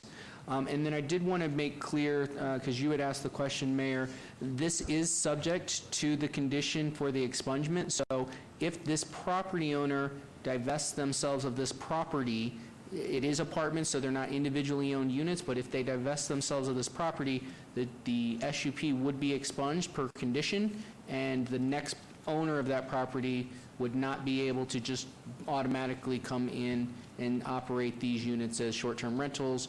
Depending on what laws are on the books at that time, they'd have to come back through and get those approvals. Now, is there any way that through the council member, because I see and hearing David Figler, for whom I have a great deal of respect, and knowing neighborhoods, this is sort of a first of its kind. There may come out of this a lot of complaints for people above or people below, because you said second floor. So you've got people on the first floor that aren't going to be in short-term rentals. And that's up to councilman, could he put also like a review, a definitive review of how it's going, what we're hearing from the neighborhood, everything else, and that's his choice entirely. But obviously that would be subject to any complaints that come in at any time and are there restrictions of noise and running up and down, all this other stuff? So Madam Mayor, so these units would be held to the exact same standards of all of our other short-term rentals. If they violate any of the licensing provisions, if they have 2 substantiated compliance issues, they're eligible to have their license revoked. Just like this council has done with multiple other short-term rentals, we can add a condition to each of these that requires an administrative review, 6, 12 months from issuance of business license, so that we can review the history and supply a report back to the council during briefings, and if there is any problems, bring it back before the council for their review. Well, I would defer to Council Coffin on that, Councilman Coffin. Thank you, Your Honor. Well, I think I've seen Nathan nod in an agreement to all of the above that was mentioned by Mr. Summerfield. Essentially, we could take the first 4, take any 4 out of this whole group and move for approval on those, and then work it out between them as to which they are, and subject to the conditions we've already outlined on same floor. And by the way, these are not connected to the other 2 buildings, too, Your Honor. So that's important, the way they designed it. So that's essentially as framed. subject to the... And I'd like to add too, I mean, just having done a lot of traveling and just recently come back from New York where people were running a whole team of middle, like 14-year-old soccer players running up and down over our heads, that maybe it wouldn't be a bad idea that it be on the first floor. That second, I mean, you may have methods to this, which that's not my business, but where they're relegated to the first floor, so at least people taking the second and third floor can have peace and quiet. So, Madam Mayor, I don't believe there's enough units on the first floor. Also, Councilman, because I want to save the applicant money, because there is a fee associated with us to do that minor amendment, I would rather pick the 4 units that they feel comfortable with, and then we only administratively update one of these at a subsequent action on our part. So again, if you want them all on the same floor, my advice would be if there's the second floor, which I think the applicant has indicated, then I would take the 81, 82, 83, and 84 as your ones that you would make a motion to approve, and then that you would deny the others. Okay, thank you. Thank you, Mayor. Madam Mayor? Thank you, Robert. Question? I do. Madam Mayor? Oh, yes, please. Thank you. Through you, I just want to, out of respect for Councilman Coffin, as you're making your decision on how you want to move forward with this, I just wanted you to know that I wouldn't be in support of putting this much density inside one building for a short-term rental usage. I'm not in favor of taking the entire facility, nor am I'm not in favor of taking 4 or 5 or 6 and putting them in one unit. We do have this 660-foot ordinance that says that there should be a separation from them. We've enforced it in the past. We've enforced it at the Ogden. We've enforced it other different places. So I'm not sure how we justify this in relevance to what we have not approved in the past and probably what we won't approve moving forward. So I will not be in support of it. I just wanted you to know that as you move forward and as you're probably counting votes. Thanks. And, Your Honor, if I could respond, Please. it is certainly within your right to not approve of this. Again, I only bring this forward, I only agreed to this because it is all rentals. It's not like Ogden, it's not like anybody else. It's a structure built strictly for rental units, of which they need 5 or so to conduct their business. This company, again, as I repeat, has done a lot of investing downtown, and they're building structures, a number of them. They have people coming in for short time. So I think it would work, it would be compatible, because there are no owner occupants, for one thing. So, I mean, you know, administratively, yes, I could say the one floor of 4 plus one else to be designated later. It's like a baseball trade. Okay, I'm going to have to interrupt you too, because I learned, and that's why we never, for the general public, we are not allowed to meet 4 of us together. It's a majority, so that when we're in dialogue up here, it's the first time we can all hear each other's thoughts. And in hearing these thoughts, I absolutely agree with Councilman Creer on this. It is something brand new. We're trying to get our arms around a proposal of short-term rentals that maybe later on they'll come back once we have what's in, well, and I think Mr. Figler, wherever he went, made the recommendation. I'd like to see us put in place our short-term rental policies, get them through here, and then he can come back, because if they're just all these apartments, you can do it at any time. So I am going to defer and do exactly what Councilman Creer said. Your Honor, I will of course, vote against Mr. Figler's opposition was to all 12 or 13. Okay. Not No, for the I'm going to small. be, on this building, I'm going to vote with Councilman Creer against it at this time. All right. Madam Mayor, if I might, it was just pointed out to me, because if the SUP is denied, that actually puts a clock on them that doesn't allow us to take action. So what I would ask is the ones that are not subject to the motion for approval, that those be allowed to be withdrawn without prejudice, because that will allow me to administratively move the one that has already been approved, if that ends up being the direction of the council.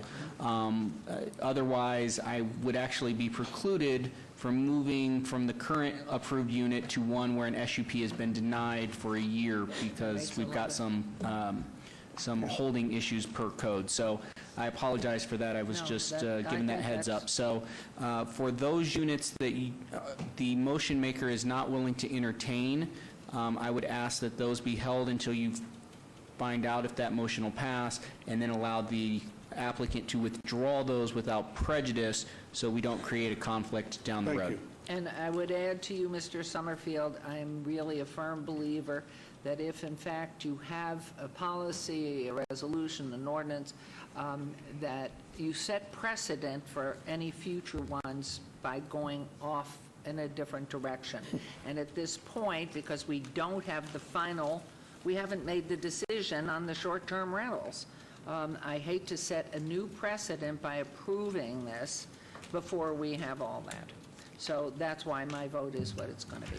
Mayor, just a quick question for clarification. So would I, just like with any application process, would I request to have each one of those withdrawn without prejudice based on what the planning department just said? Thank you, Mr. Taylor. That's up to Mr. Summerfield here, because I wouldn't venture that. Madam Mayor, through you, so yes, so again, with the assumption that the motion maker is going to identify 4 of these units that he is willing to move for approval on, I would ask that the applicant be allowed to withdraw without prejudice those other applications so that those are not denied, and that precludes me from amending the currently approved one onto the floor with the ones that are being proposed for approval, if that makes sense. That makes sense.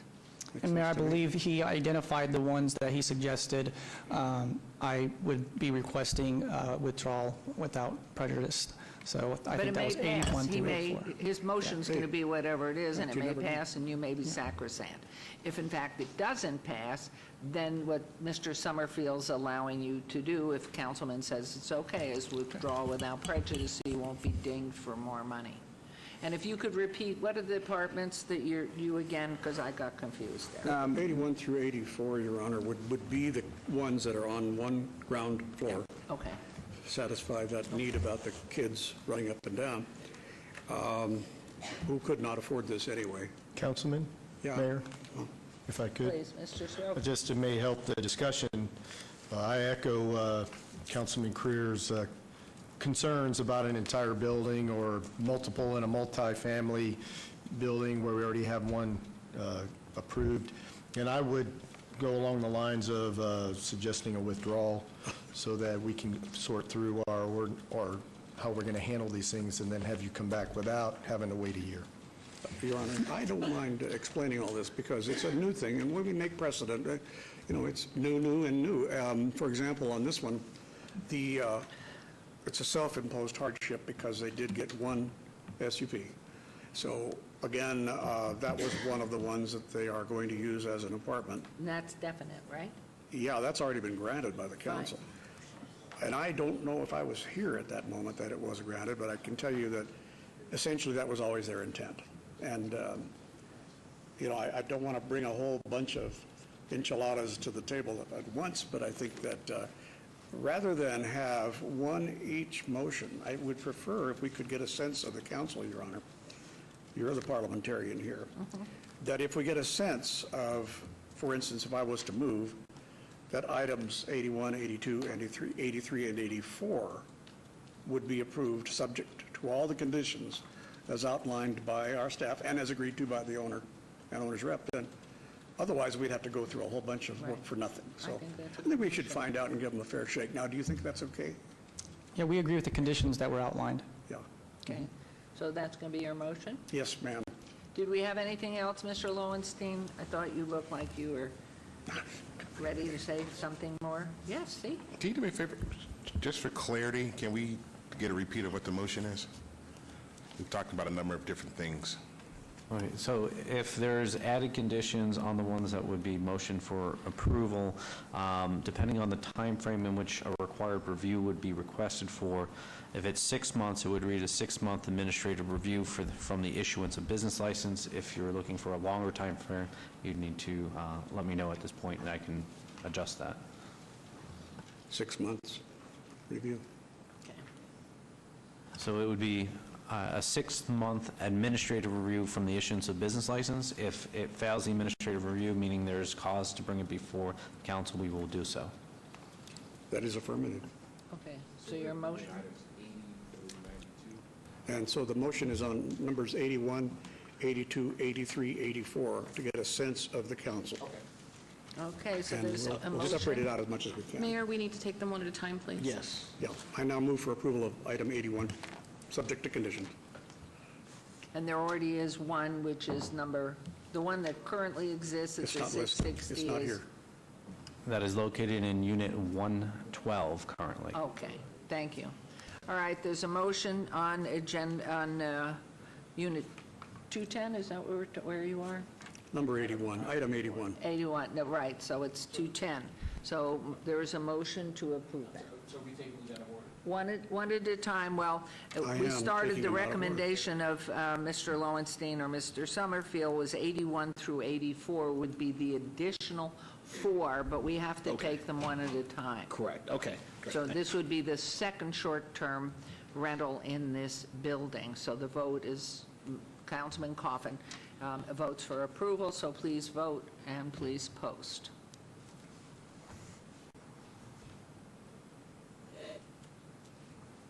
Okay. Okay, so now you have a feeling, so That is- one of us I now has have a to do it. feeling. Okay. So somebody that voted in the fail can now make the next motion. Councilman Creer, why don't you do it? since- Mayor, real quick, based on the vote that just happened, I think I can make this real easy. I would like to, on behalf of my client, withdraw applications, and City Attorney, hopefully I'm doing this right, items number 80 through 92 without prejudice, please. Thank you. That is my motion. Would you want to, I guess you'd have to reconsider item number 81? Or do you want to keep that as a denial? It was denied. Okay, it was denied. So, okay, Right. so but you're withdrawing the other items. Should I say that again then? I'd like, 81 was denied, so Mayor, I would like to request to withdraw these applications, number 80, number 82, number 83, number 84, number 85, number 86, number 87, number 88, number 89, number 90, number 91, and 92 without prejudice. Thank you. Fine, and does that save him money? And Madam Mayor, just to muddy the water, that one was not denied, the motion to approve failed, so a motion to alternative. withdraw all of them is perfectly Right. acceptable. Motion to withdraw without prejudice so that no clock attaches would be, I believe, what is appropriate.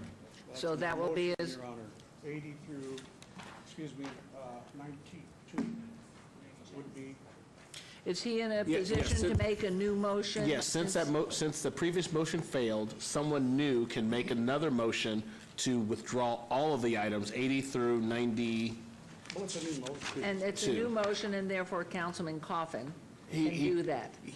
Well, I think he made the original motion Yes. to approve, so someone in the other, Okay, because it's come an back, alternative. Councilman Creer.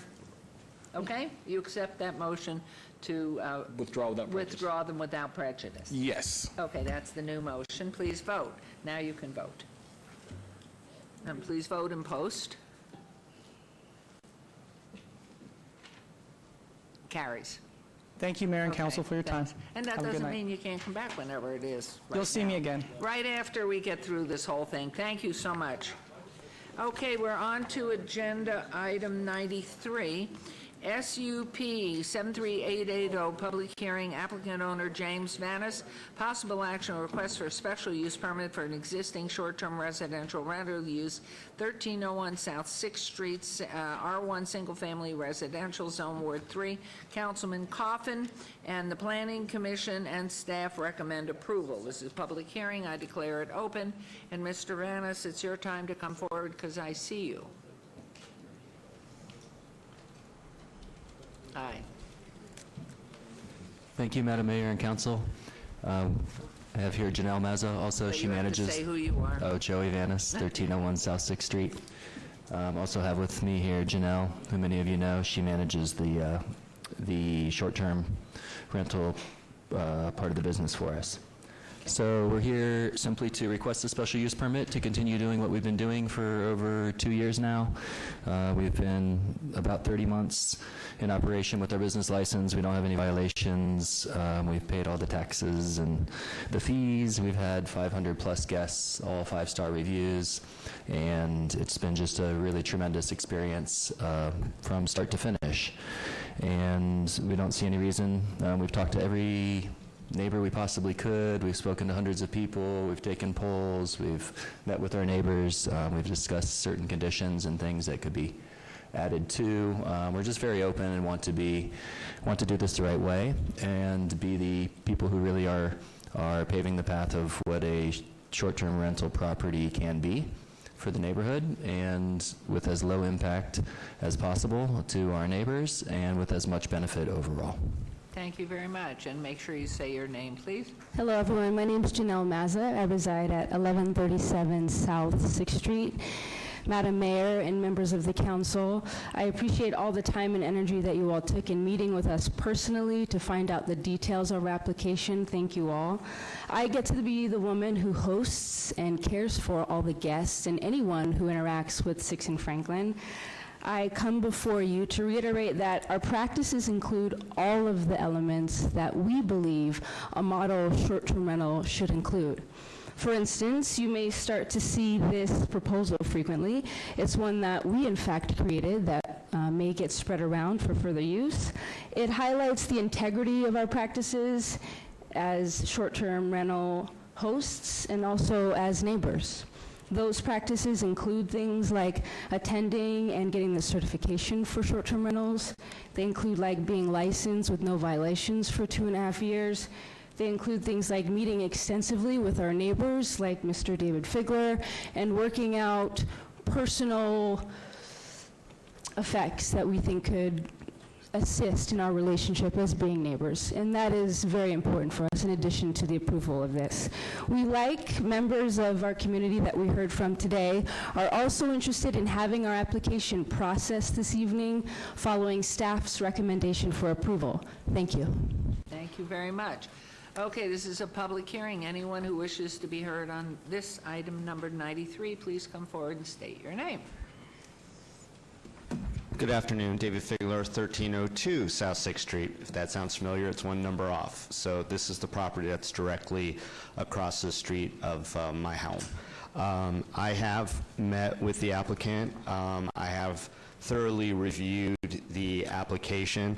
I expressed some concerns at the Planning Commission, and if I could just give you a very brief synopsis of what happened at Planning, which is the impetus for my comments here today.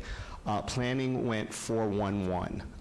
The representative from our ward recused himself, Mr. Schlottman, because he had prior dealings with Mr. Vanis. So the commissioner who was assigned to our area from the Planning Commission was unable to participate in that. The one against was Mr. Cherry. Mr. Cherry lives in the area as well, and Mr. Cherry had great concerns about the nature of this enterprise, and that's what brings us here today. There was a suggestion, and it was a good one, from Councilman Coffin that we meet together, because you'll note in the application there were quite a few objections from the neighbors, quite a few. There were also a number of approvals. Now, if you review the approvals, I would say that the vast majority of the people who submitted support for approval of this commented on how it's just a great facility, that they love going to parties at, that they love the music that's there, and they go to see all the shows and the performers, and they go to yoga there and other events that occur on the property. It's a very big property. It's the old Stupak House. Oh. So the concern was, and it was raised at Planning, it's my belief, reading the statute, reading the municipal code, that the desire to have an STR triggers scrutinies that running a normal house would not, and that those are in effect 24/7. So while it may very well be true that they've had no code violations, certainly there have been many calls to the hotline. When we brought this up at the Planning Commission, what we were told is the municipal code has a gray area. Well, I don't think that a code should have a gray area. The question comes down to when Mr. Vanis or Joel are there, can they just do all these other things that wouldn't typically be allowed to an STR? And so they said that's gray area. So when I see, 50 cars in front of my house, I wonder, is this STR time or is this Joey time? And I don't believe that the code requires me to either make that distinction, nor should this be on code enforcement as gray area, because they're not going to act on it if they even have the resource to do that at some time. So understandably, Councilman Coffin said, go meet, see what you can figure out, what would be more compatible, because ultimately a property this big, and I mean at times it's been listed as having 5 bedrooms, I think they're down to 3 now. They were using the casita and a mobile on there. City told them to stop doing that, so they indicated that they're not going to do that anymore. It certainly wasn't a unobtrusive, you don't even know it's there STR. They're a statement operation. It's an enterprise, and everything is entwined. And I think Mr. Scott had piped in at the Planning Commission meeting and said, well, we're only concerned about the STR, but it's my understanding of the code that everything's entwined. And so if it says that you can't use your facility for party things like product launches, which they do, and things like that, then you can't. So Mr. Vanis and I met with Janelle, and we sat down, and I had proposed what I thought were some reasonable conditions that, if they were placed into the approval, would be a good idea. Mr. Vanis agreed to most of them, not all of them. Councilman Coffin suggested that maybe we just take a little time out to work with planning to see if they could work through it so that could be presented to you as a package, and if there's anything additional, you could work it out. Understandably, Mr. Vanis has already obeyed it once, and he didn't want to do that again, and so that's where that leaves us right now. So as is, without articulated conditions in the STR, I am going to join with the neighbors who submitted to the council to oppose. If those conditions are in, then I begrudgingly stand aside and say, well, at least this will have less of an impact on my home, where I don't have to be the enforcer anymore, because I don't want to be. I feel like if you take on the scrutiny of an STR, you have to follow all the rules, right? Everyone agrees to that. But I'm the one who would have to call up and determine whether or not this is gray area or not gray area, and that's just not fair. That's just not fair to a resident, that we're sort of deputized in that way to have to do that all the time. I just want to go to sleep at night and not worry about it, and also not be concerned that my neighbor is not following the rules on something that, philosophically I don't really like. So, however, and I think that probably Councilman Coffin wants to pipe in on it, how we should proceed.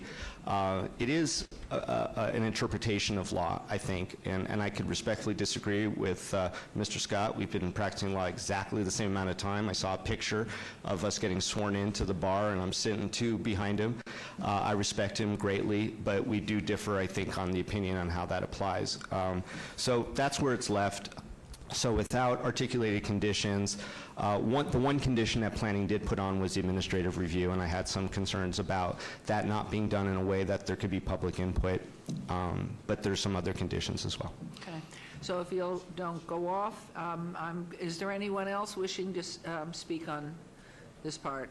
I'm going to leave the public comment open so you can come back in I appreciate on the that, Mayor. discussion, and turn this over to Mr. Summerfield and team. Madam Mayor, the applicant is currently operating a non-owner occupied 4-bedroom short-term residential rental unit that meets all minimum special use requirements from Title 1912. The applicant is applying for the special use permit in conformance with Ordinance 6585, and staff is recommending approval with condition number 2 requiring expungement if the property is sold.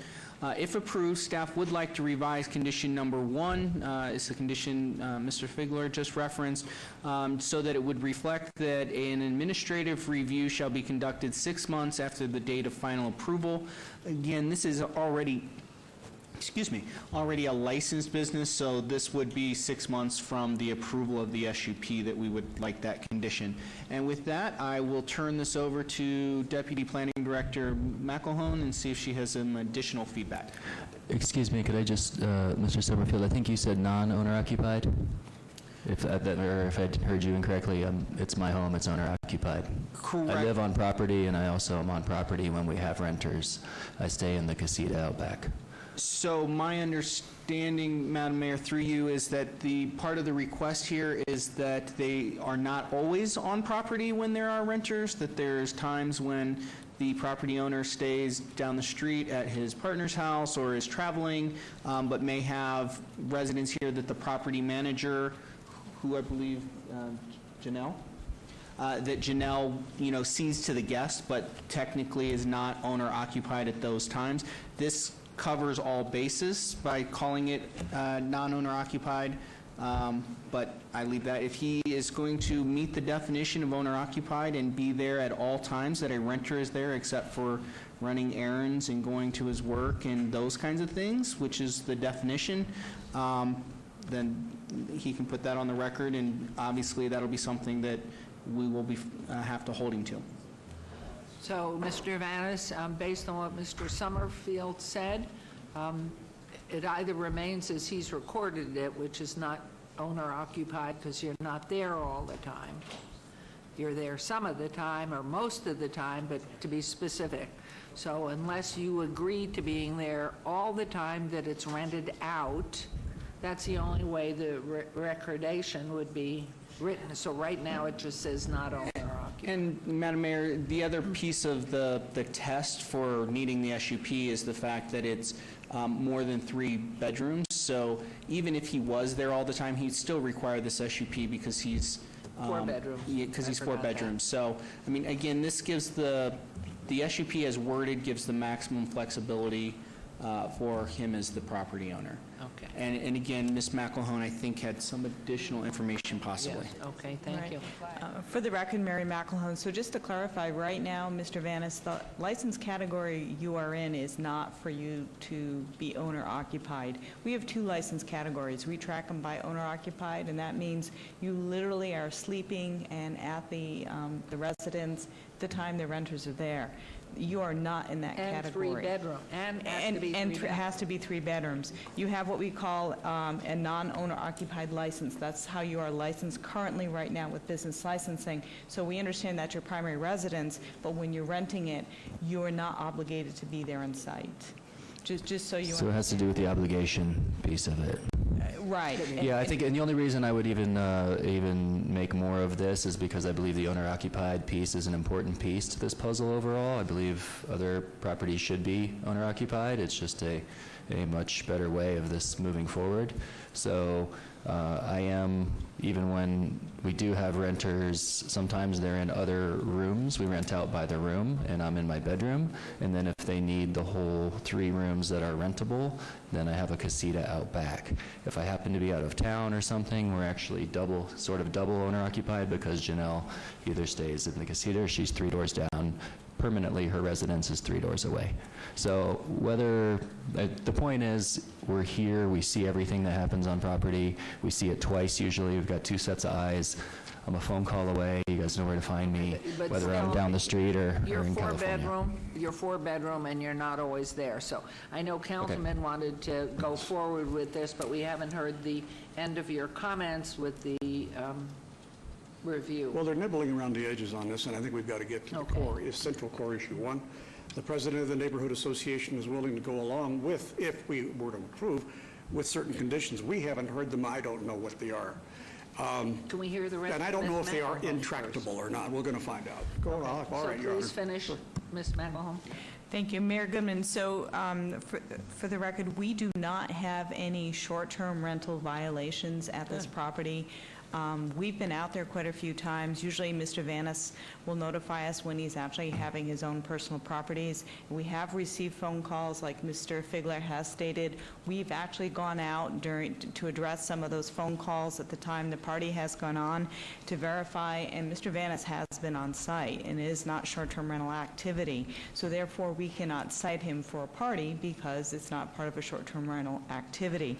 Last time we went out on a call was actually, I believe, on August 13th. It may have been actually August 12th, but we actually went out on site, and Mr. Vanis was actually there, and yes, he was having a party. So we have done some verification. Okay, Thank you. thank you very much. I'm going to keep Mr. Figler there because it's his suggestions, if it's all right with you, Mr. Coffin, so you can ask what the suggestions are and try and help this along. Well, yes, but we do have suggestions. Apparently, some they've agreed to, some they have not. And so I don't know whether something's totally intractable or not in what the association president wants. Your Honor. And Bob, I'm sorry, Councilman, I'm here for myself. I mean, obviously, there are concerns in the neighborhood, and that's all been documented with you, but I'm here as the person across the street. Thank you, Joey. You're just the guy across the street. Okay. However, what I want to do is, first of all, get a listing of these things from both of you, because I'd like to defer this for 2 weeks. And that's all it's going to take, I think, unless there's some administrative problem. The reason is because, Joey, on this, I want you or Janelle to be in town at the same time that any STR is rented. And Janelle would be living in the casita or right there, right close by on the front lawn if necessary. Well, you're out of town, Joey, and vice versa, so that there's always coverage by ownership. And this is a really unusual place. It's also a very nice place. It's an attraction in town. It's odd, it's Las Vegas, but it's a salon for art, for literature, for music. It's an interesting thing. I'd like to see it go. But we do have problems down there because we have on 6th Street a prohibition already on parking for the Hart Mansion, which was permitted by this council 25 years ago. And they have adhered to it because it's a permanent condition on that there be no parking on 6th. But yet, if you've got a party and you've got 15 or 20 cars, and I hope I'm not exaggerating, but the point is, it defeats the whole point of the prohibition on the Hart Mansion. So we have been enforcing that, and they've been very good at doing that, although the ownership's changed. So let me ask you preliminarily, Joey, are any of his conditions as a neighbor with influence here, but also with a real interest, because he's a neighbor and I live right behind Mr. Figler. I do, right? 100 feet away. So are any of his requests intractable? Absolutely deal killers?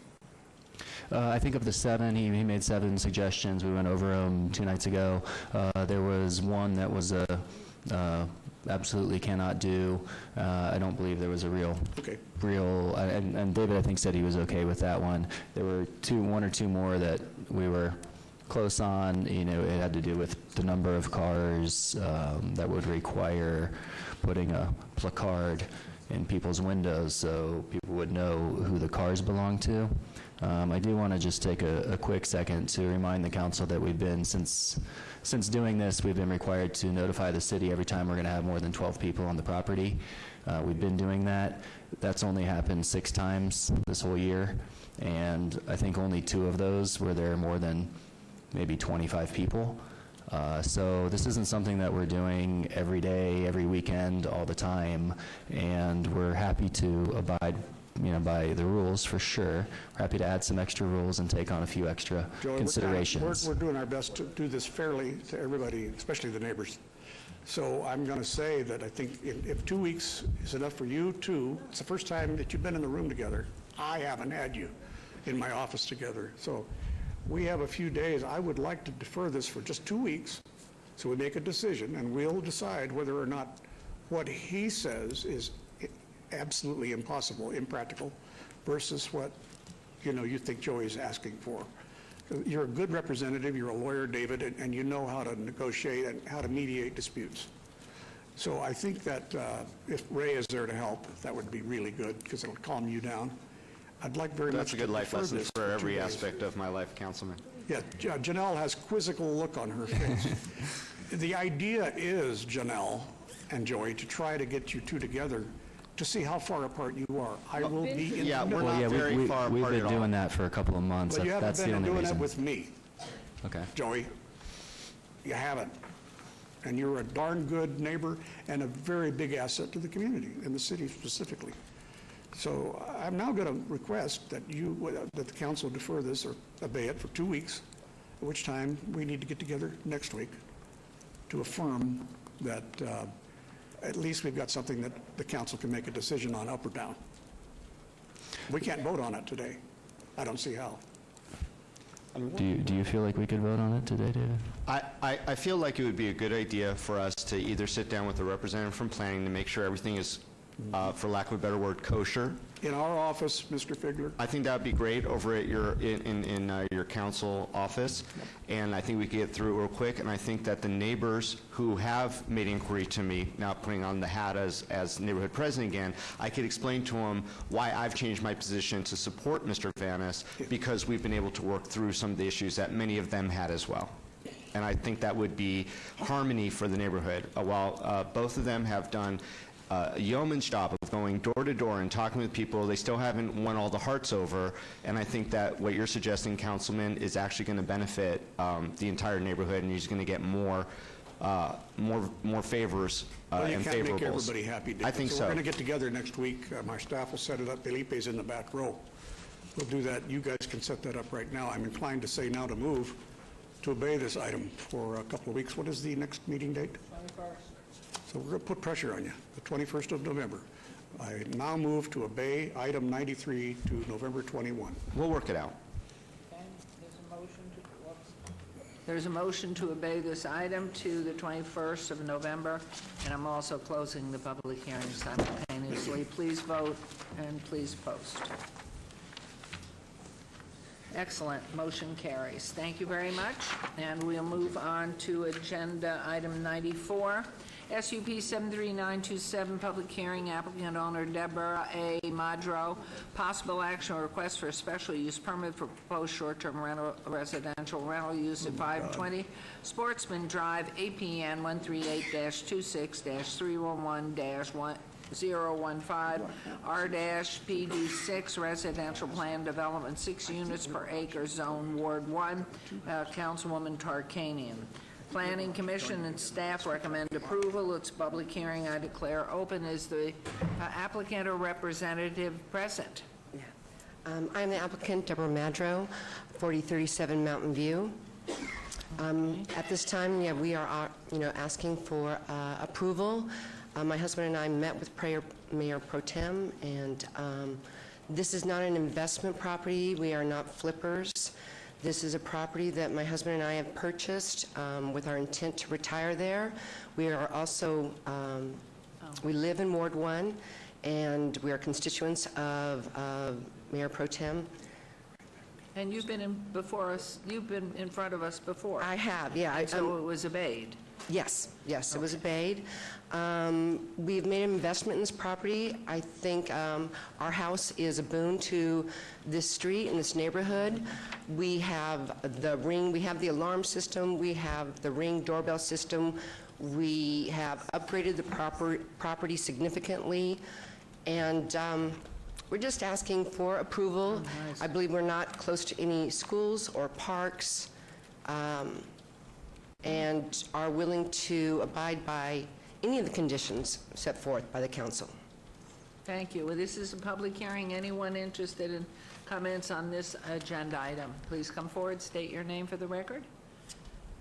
I'm going to close public hearing, turn it over to planning, please. Madam Mayor, the applicant is proposing to operate a non-owner occupied 4-bedroom short-term residential rental that meets all of our minimum special use permit requirements under Title 1912. Staff is recommending approval with condition number 2 requiring expungement if the property is sold. At this time, as always, I would like to turn it over to Deputy Director. But before then, this is a 4-bedroom. No, it's not. It's 3-bedroom. I thought I heard Mr. Summerfield say 4. He did, but it's not. You did hear me say that, and let me just double check to make sure that I'm not We just missing shrank anything. it to 3. Floor plan shows 3. There's only 3. The Clark County Assessor's Department still indicates a 4-bedroom. So if there's been modification to the home at some point, that's a possibility of a discrepancy between the assessors and the actual living situation. And the Clark County is not the city of Las Vegas. So can we amend our records to reflect that it's 3-bedroom? Unfortunately, No. Unfortunately, they're the record keeper in So this instance. what does the owner do to amend that to get it in compliance? They would go to the assessor's office, and they'd get the assessor to come out, inspect the property, and verify that that their record is wrong, and update their record accordingly. Would you agree to do that as part of this? It might even lower your taxes, who knows? What? Might even lower your taxes if you have one less, but I don't know where they would have had the 4th bedroom unless they had it in the living room. Yeah, it's a very small house. Okay, so let's turn down now to Ms. McElhone. Thank you. There's been no code enforcement activity at this property, and there's been no listings or activity identified on UHOS. Thank you. Thank you very much. So I've closed public hearing, and Councilwoman, I think this is yours. Yes, I've met with this lady already. We've talked, and we have a booklet up here that we can pass along in case you're interested. One shows you what the neighborhood looks like. The other one shows you what she's done with the home. And you can see the improvement she's made as far as that neighborhood is concerned. And I trust that she will do a good job, and you'll follow through with all the security detections and the noise, yes, and the noise technology. You told me you would follow through with everything that is required. Absolutely. Okay. I move to approve. Okay, there's a motion to approve agenda item 94, subject to the conditions, and that if you sell the house, everything's expunged, and you're going to also, the condition added that you'll go get this fixed with the assessor. So all, please vote on the motion. And then please post. That's pretty. Motion did carry briefly. It carried. Thank you. Thank you very much. Thank you. All right, we're on to Agenda 95, SDR 73908, public hearing, applicant owner Josh Einhorn. Possible action or request for a site plan, development plan review, proposed 5-story mixed-use development consisting of 1,389 square feet of commercial floor area, 27 multifamily residential units with waivers of downtown Las Vegas overlay architectural standards on .16 acres at 808 South 6th Street, C1 Limited Commercial Zone, Ward 3, Councilman Coffin. Both planning and staff recommend approval, and it is a public hearing which I declare open. And your name, please. And are you the owner or applicant? Sheldon Colin, representing the applicant, 2580 St. Rose Parkway, Henderson, Nevada. Wonderful. Good afternoon, Madam Mayor and Council.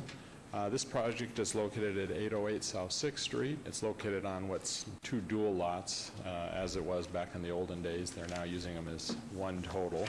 It's a 4-story apartment project.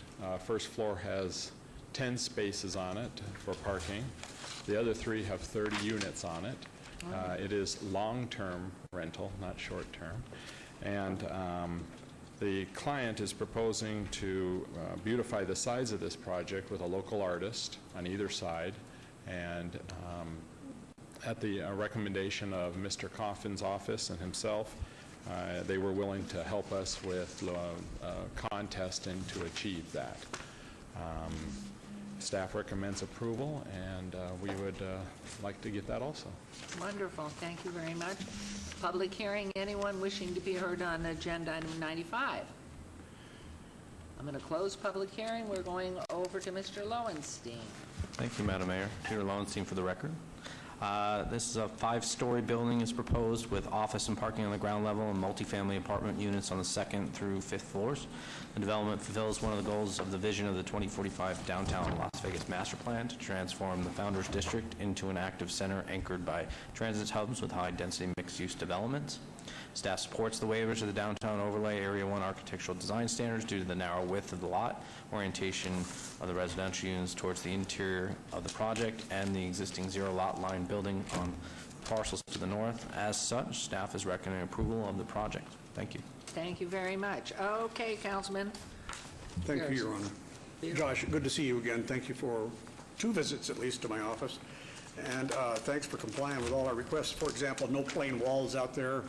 We're looking at some art in keeping with the downtown look and, you know, the vibrancy of it. There are no short-term rentals in this, my colleagues would be pleased to hear. It is okay as it stands, and so mixed use, 27 units, we need them badly. I'm going to move for approval. Thank you. There's a motion on agenda item 95 to approve. Please vote and please post. Looks great. Thank you.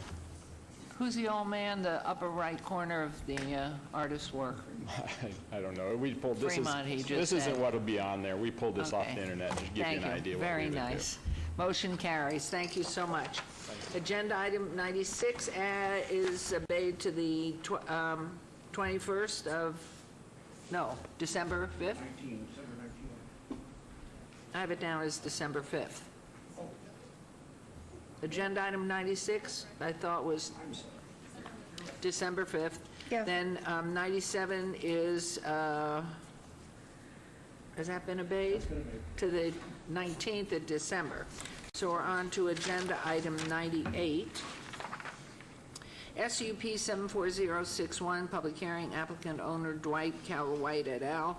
For possible action, appeal of denial by the Planning Commission on a request for a special use permit for proposed short-term residential rental use with a waiver to allow 290-foot distance separation from a similar use where 660 feet is required. 1304 East Oakey, R1, single-family residential zone, Ward 3, with Councilman Coffin. Both planning and staff recommend denial. This is a public hearing. I got 3. Are you all representing or somebody the owner? I'm representing, these are the applicants. Okay, and your name again, please, for the record. Madam Mayor, thank you. Matthew Seibert of Moran, Brandon, Ben David Moran, 630 South 4th Street. With me is the applicant, Dwight Calwhite, and his partner, Jim Arlo. This has actually been a great project to work on, I have to say. I've had the opportunity to get to know these guys very well. They picked up a property that it's a good property, but it needed a little bit of work, and they've really invested a lot of time and money into this property to make it right. They're both great guys. Dwight owns a business here in town. He employs people. He's going to live in the home. Well, he does live in the home, but he's going to maintain his residence in the home. He's promised his neighbors as such. He's reached out. We've had neighborhood meetings. We've got letters of support from both neighbors on each side of him, one of which we just secured yesterday, so we were very, very pleased with that. The other thing that I would like to mention is the other STR that's identified within the 660-foot radius, the one on St. Jude Circle. We've been watching that property for some time. There's no placard in the front of the property any longer. There's the same car in the driveway, and I actually just this week reached out to the property management company to ask them what was going on with that short-term rental. They notified me that they no longer have that property, and therefore the short-term rental use is no longer, they're not using it, and it will expire in July according to them. But they have no intention of using that. It shouldn't be used because the license holder no longer owns the property, from what I understand. At least that's what was told to me by the property management company. And with that, I'd like to hand it over to Dwight, because I know he prepared a very nice presentation for you, and he's been very anxious to. Thank you, and if you'll repeat your name and then explain what we have here, please. Okay, thank you. Yes, I'm Dwight Calwhite, and I reside at the property, 1304 East Oakey Boulevard. I do have a little presentation here. I want to tell you a little bit about the home. James and I purchased the home last year, and since then we've invested $67,000 into the property. We are situated with the back of the home to the defunct Bishop Gorman School, and so there's nothing back there. There's no activity for many years. It's just a giant parking lot behind the property. There are only 2 houses adjacent, one on the left and one on the right, and I have approval from both of those neighbors. I've been doing my very best to meet every neighbor in the neighborhood. I had an open house. I welcomed them with open arms and had neighbors in the house. I sent out letters explaining what I intended to do to all the neighbors, and I continue to go to the neighbors on either side of me about every other day, just to talk to them and chat in their front yard, and they seem to like my presence. And I like theirs, and I plan on living in the house for a long time. One of the cool things is both of the neighbors on either side of us, they've lived there for over 40 years. And so they know a lot about the history of the house that I just purchased, and I plan on living there for a long time, so it really means a lot that I have their approval. So a little bit more about me. I did take the class at CSN, and I passed that class with a 100% grade. I'm very, very proud of that. There you go. So I put a little seal right here. I do run a web business, so I make websites, websites for car dealerships and other businesses, and I've been doing that for 15 years. I graduated from the University of Oregon. That's where I grew up, in computer science, and was my major. I just really love welcoming people to Las Vegas. I love this city. I've been here for 4 years now, and I love hosting people, welcoming them, telling them which restaurants to try or which shows on the strip they should try, or where to go downtown to find the best local dive. I really love this city, and I like welcoming people and sharing that love of the city with others. Let's see. I'm an Eagle Scout. Let's see. I love cooking. I actually love cooking breakfast. So this is a traditional bed and breakfast, and I love cooking for friends and family that stay over. I just think you're adorable. I just have to tell you that. I'm Thank you, glad you Michelle. love cooking. I'm glad you're a Boy Scout. Thank you, Michelle. I just adore you. You're so sweet. I adore you as well, Michelle. Did you just invite us all over breakfast? I would that love what you to, did? yes. Welcome. You're welcome over anytime. I would love to cook you breakfast. I make some mean eggs.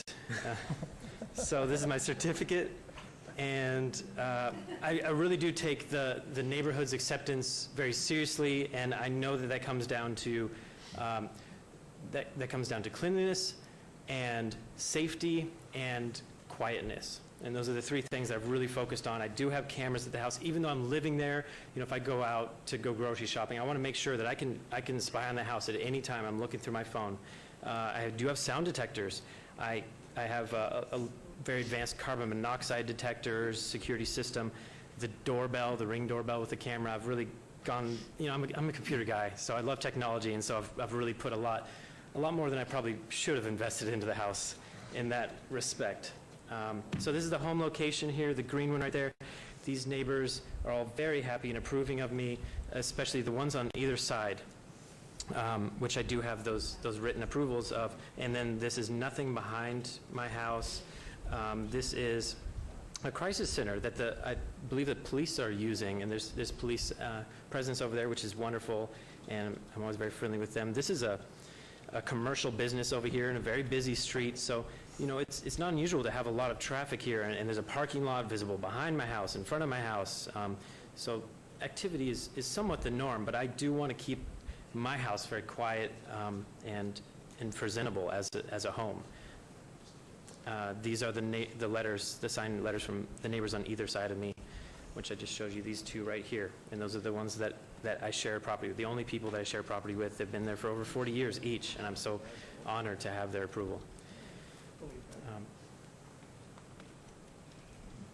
I think this house is really good for short-term rental because previous to our ownership, it was in blight in a lot of ways. It was run down. You can see this is an actual photo of the house up here. The window was broken. They just put duct tape over it.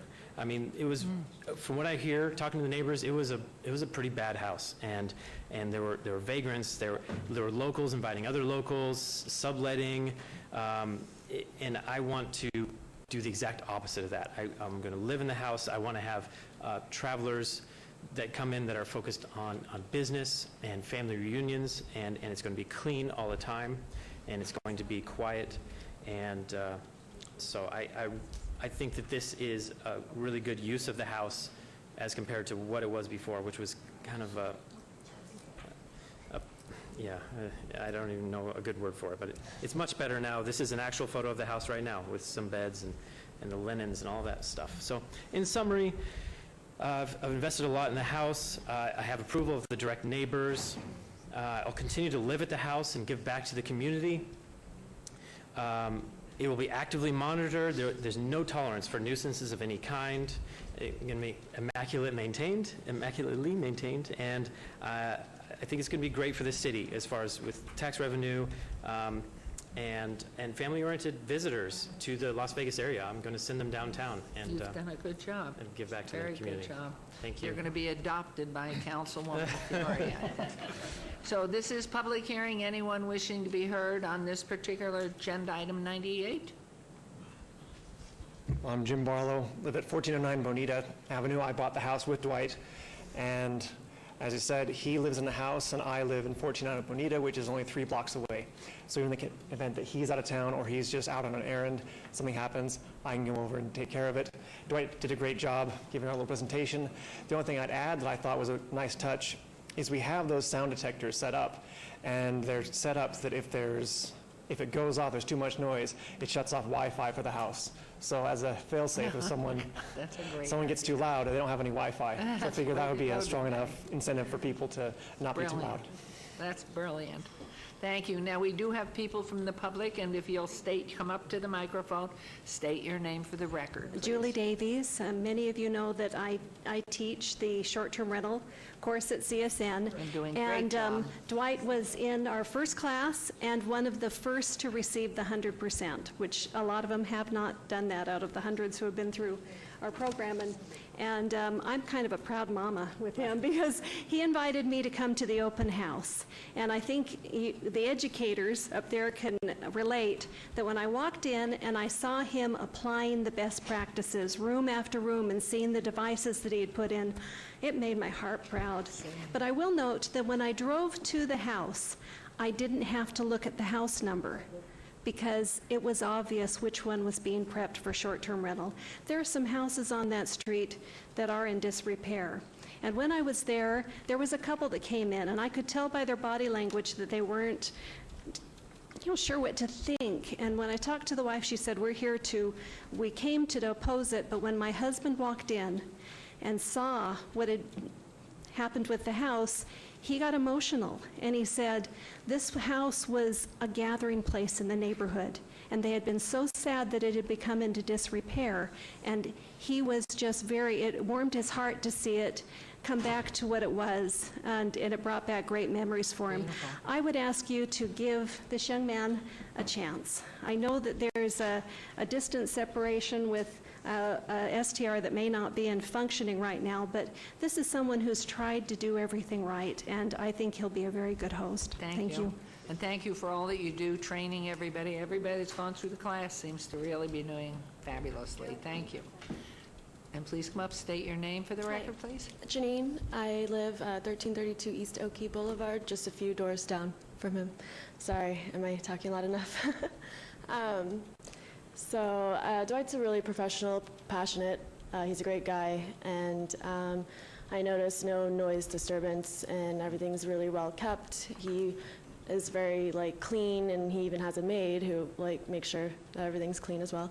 So yeah, there's no car obstruction either. I noticed it's all well done. So thank you for coming down on his behalf. And sir, your name please too. Hi, Devin Paget, 3061 Westwood. Known Dwight for a while, and I'm actually a frequent participant in these breakfasts, and I can personally vouch for their nutrition and for just the neighborhood vibe that he's trying to do. He's just somebody that his daily digitals are something that if you haven't seen them on Facebook, I would highly recommend them. He's a huge asset to the community and ambassador for Las Vegas, and as a friend of his, it would be heartbreaking to see this not go his way, because he's done everything right, and I just can't say enough good things about him. Thank you. You make friends everywhere you go. Wonderful.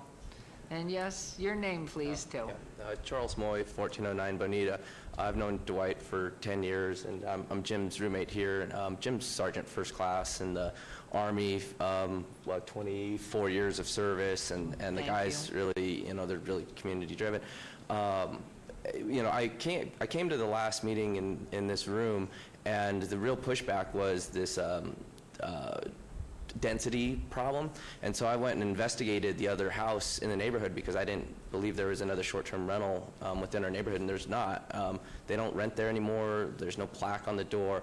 And it seems like through further investigation that short-term rental license is not even being used because there's a new owner there. So to not allow a density requirement, or to basically for that to be the excuse and then it not to being used, it's like those owners, and it'll probably change in the future, but for now, I'm very comfortable in the neighborhood with what these guys have done, and I'd like to see their stuff get passed. Thank you. And you can tell Jim's part of our wonderful military. Look how he stands. No? No, it's perfect. Perfect. Okay. Anyone else on this item number 98? I'm going to close public hearing. I'm going to turn it over and find out what we've done to close down the other short-term rental that doesn't exist, which I'm sure you'll address. So we do need to do some cleanup on this item. So we have verified that as of 6 p.m. yesterday, the existing license that was within the 660 of this location has been closed, so that is closed in our system. As a result, that will negate the waiver requests, and as a result of that, staff would be they otherwise would meet our qualifications. Now, I do need to get a point of clarification from the applicant. Per their justification letter, they indicated they were non-owner occupied, but per their presentation today, they are indicating they're owner occupied. So if they are owner occupied, I know that the councilman whose ward this is in has encouraged to have that condition about home occupancy be a part of those owner-occupied units, and so I would change staff's recommendation to approval. If owner-occupied, I would like to add a condition that the proposed condition would be that the home shall be owner-occupied during all rental periods. Agreed? Yes. We'll accept that condition, Mayor. Yeah, thank you. And how about the release of all SUPs once the house is sold, if they sell it, or he sells it? So, Madam Mayor, the first condition is already established that at such time the property is put up for sale, the property owner shall voluntarily expunge the special use permit. So that's already a standing condition now per the direction of this council, and then we would just add that owner occupancy condition based on their presentation today. And anything else from? And I will turn it over to Ms. McElhone for any additional information. Thank you. So we did have a notice and order that was issued way back in May of 2018 as a result of some confirmed short-term rental activity in April. However, after that notice and order was issued, the short-term rental activity did cease. The website was taken down, and there has been no recent short-term rental activity that we can identify. Okay, thank you very much. And so let's go over to Councilman Coffin. Thank you, Your Honor. Mary, when I looked at the floor plan of the house, do we have that here, the staff? Did you have it, or did the applicant bring it up here? Because it showed 7 bedrooms. Madam Mayor, through you, yes, Councilman, that is one of our slides. There's 2 individual sheets that compose the floor plan, so yes, there's 2 slides that depict it. So you have your ground floor, which is on your overhead right now on your screen, and then the second floor indicates there are additional bedrooms. So there is 7 bedrooms. Okay, our ordinance right now, it doesn't allow, even on the overall occupied, doesn't allow a house with that many bedrooms to be licensed. It does. Am I correct? No, it does allow a house of that size to be licensed. It just cannot be done through the previous conditional use allowances. But you can have a house of this size. You cannot, there are limitations on the number of occupants that can be in the house, but not the number of rooms that you can be licensed for. So there are caps on the number of people that can be there during the day and caps on the number of people that can be there overnight. You know, I swear I'm under the impression the ordinance we passed had a limit of 3 bedrooms. That was to determine conditional use. Occupied, what? I'm sorry, Madam Mayor. So for Councilman, that's to allow for conditional use. If you're a relatively small home and owner-occupied, you could get approved conditionally, meaning administratively, we could review that you're in compliance and approve you prior to the most recent ordinance. But that's just for conditional approval. There's no limitation on the number of bedrooms when it comes to an SUP. Under the licensing, there are caps on the number of people who can be at the residence during the daytime and at the in the overnight hours, but there's no limitation on the number of bedrooms. Today is the first day I found out we had two kinds of short-term licenses in effect right now, not counting what we might choose to amend based on a couple of bills we have moving. So then all those bedrooms under the existing law can be rented out now or occupied by a short-term visitor? Correct. That's how I'm hearing you. Correct. If you were to approve this as a non-owner occupied, then all 7 bedrooms could be rented out for purposes of short-term residential rentals.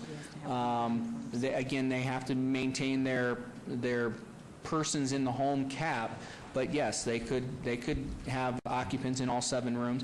If it's owner occupied, obviously we would assume that only 6 bedrooms would be available for rental, or at max 6 bedrooms would be available for rental. Under the present code? Under the present code, correct. Would they need an SUP under the present code to?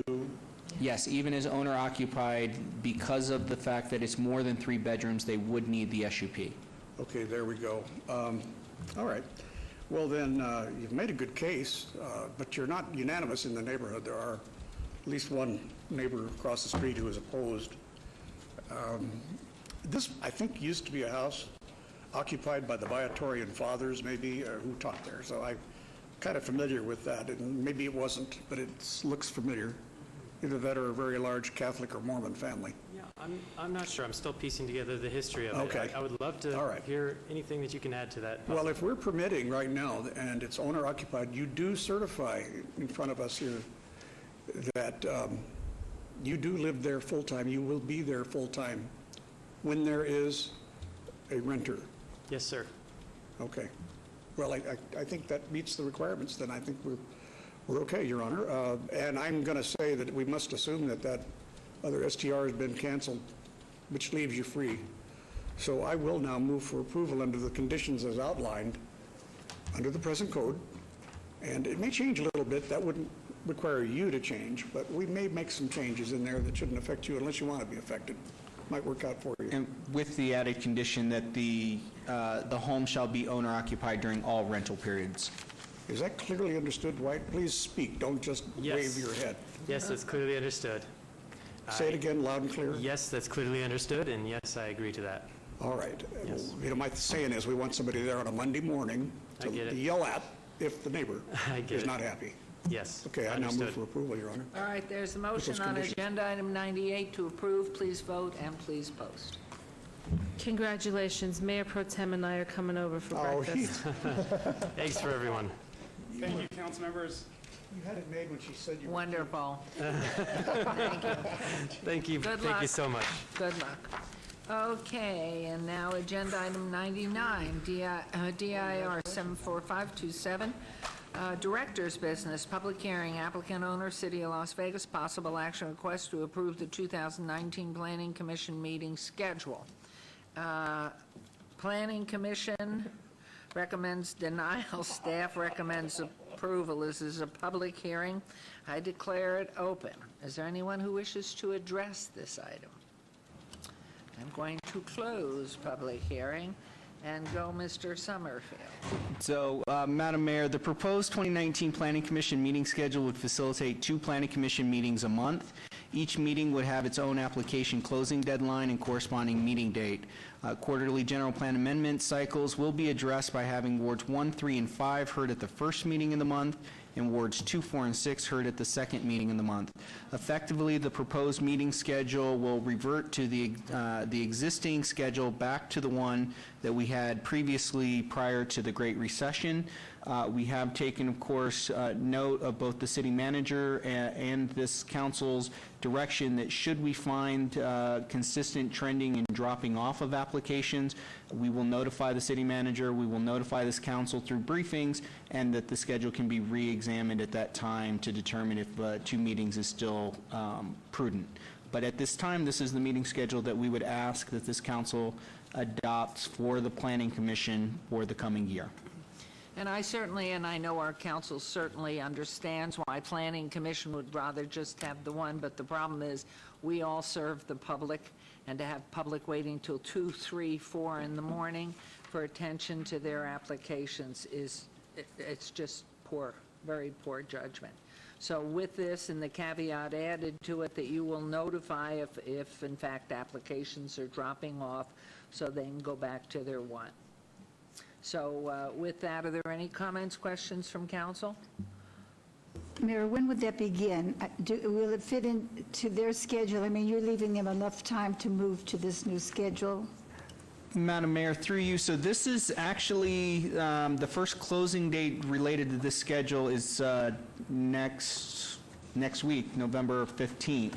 So this is why they had opportunity to act on this previously. They are aware that this is coming to council, that the expectation would be that you would be adopting this, and it's consistent with the amended schedule that this council adopted for them for this latter part of 2018.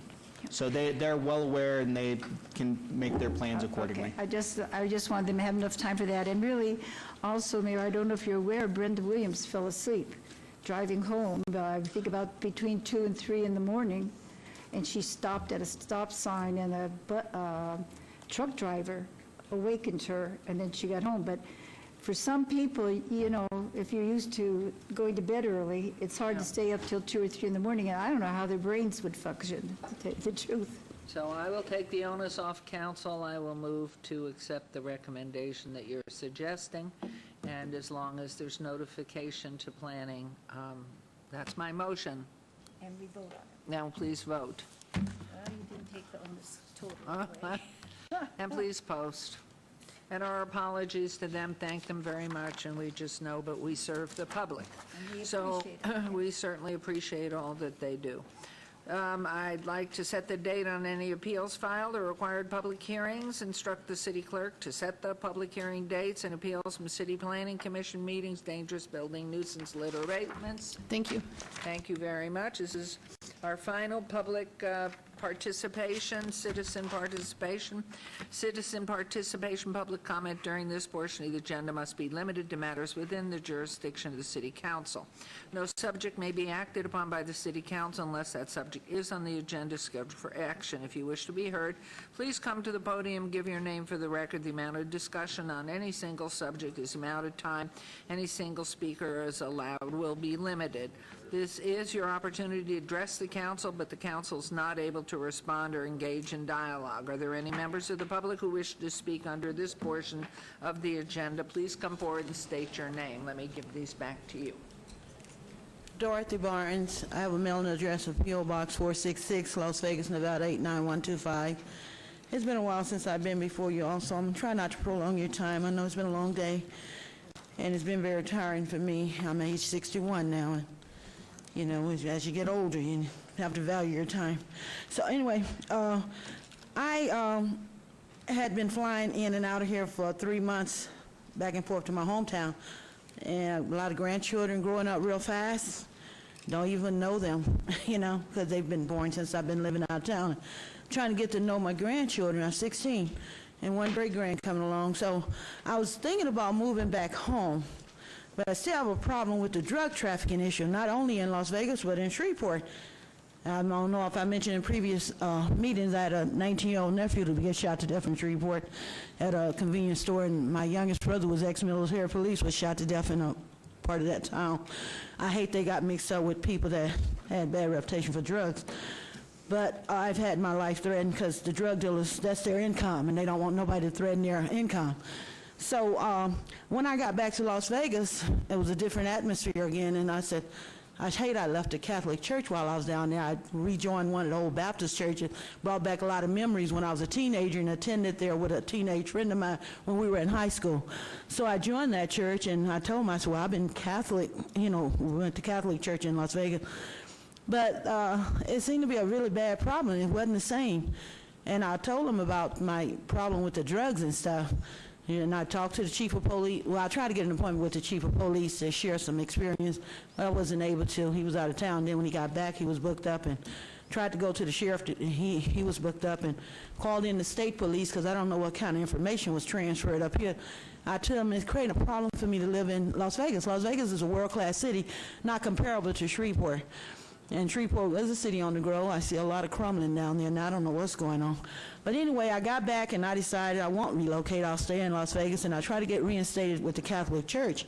And I told them I had fellowshiped and went under watch care of a Baptist denomination.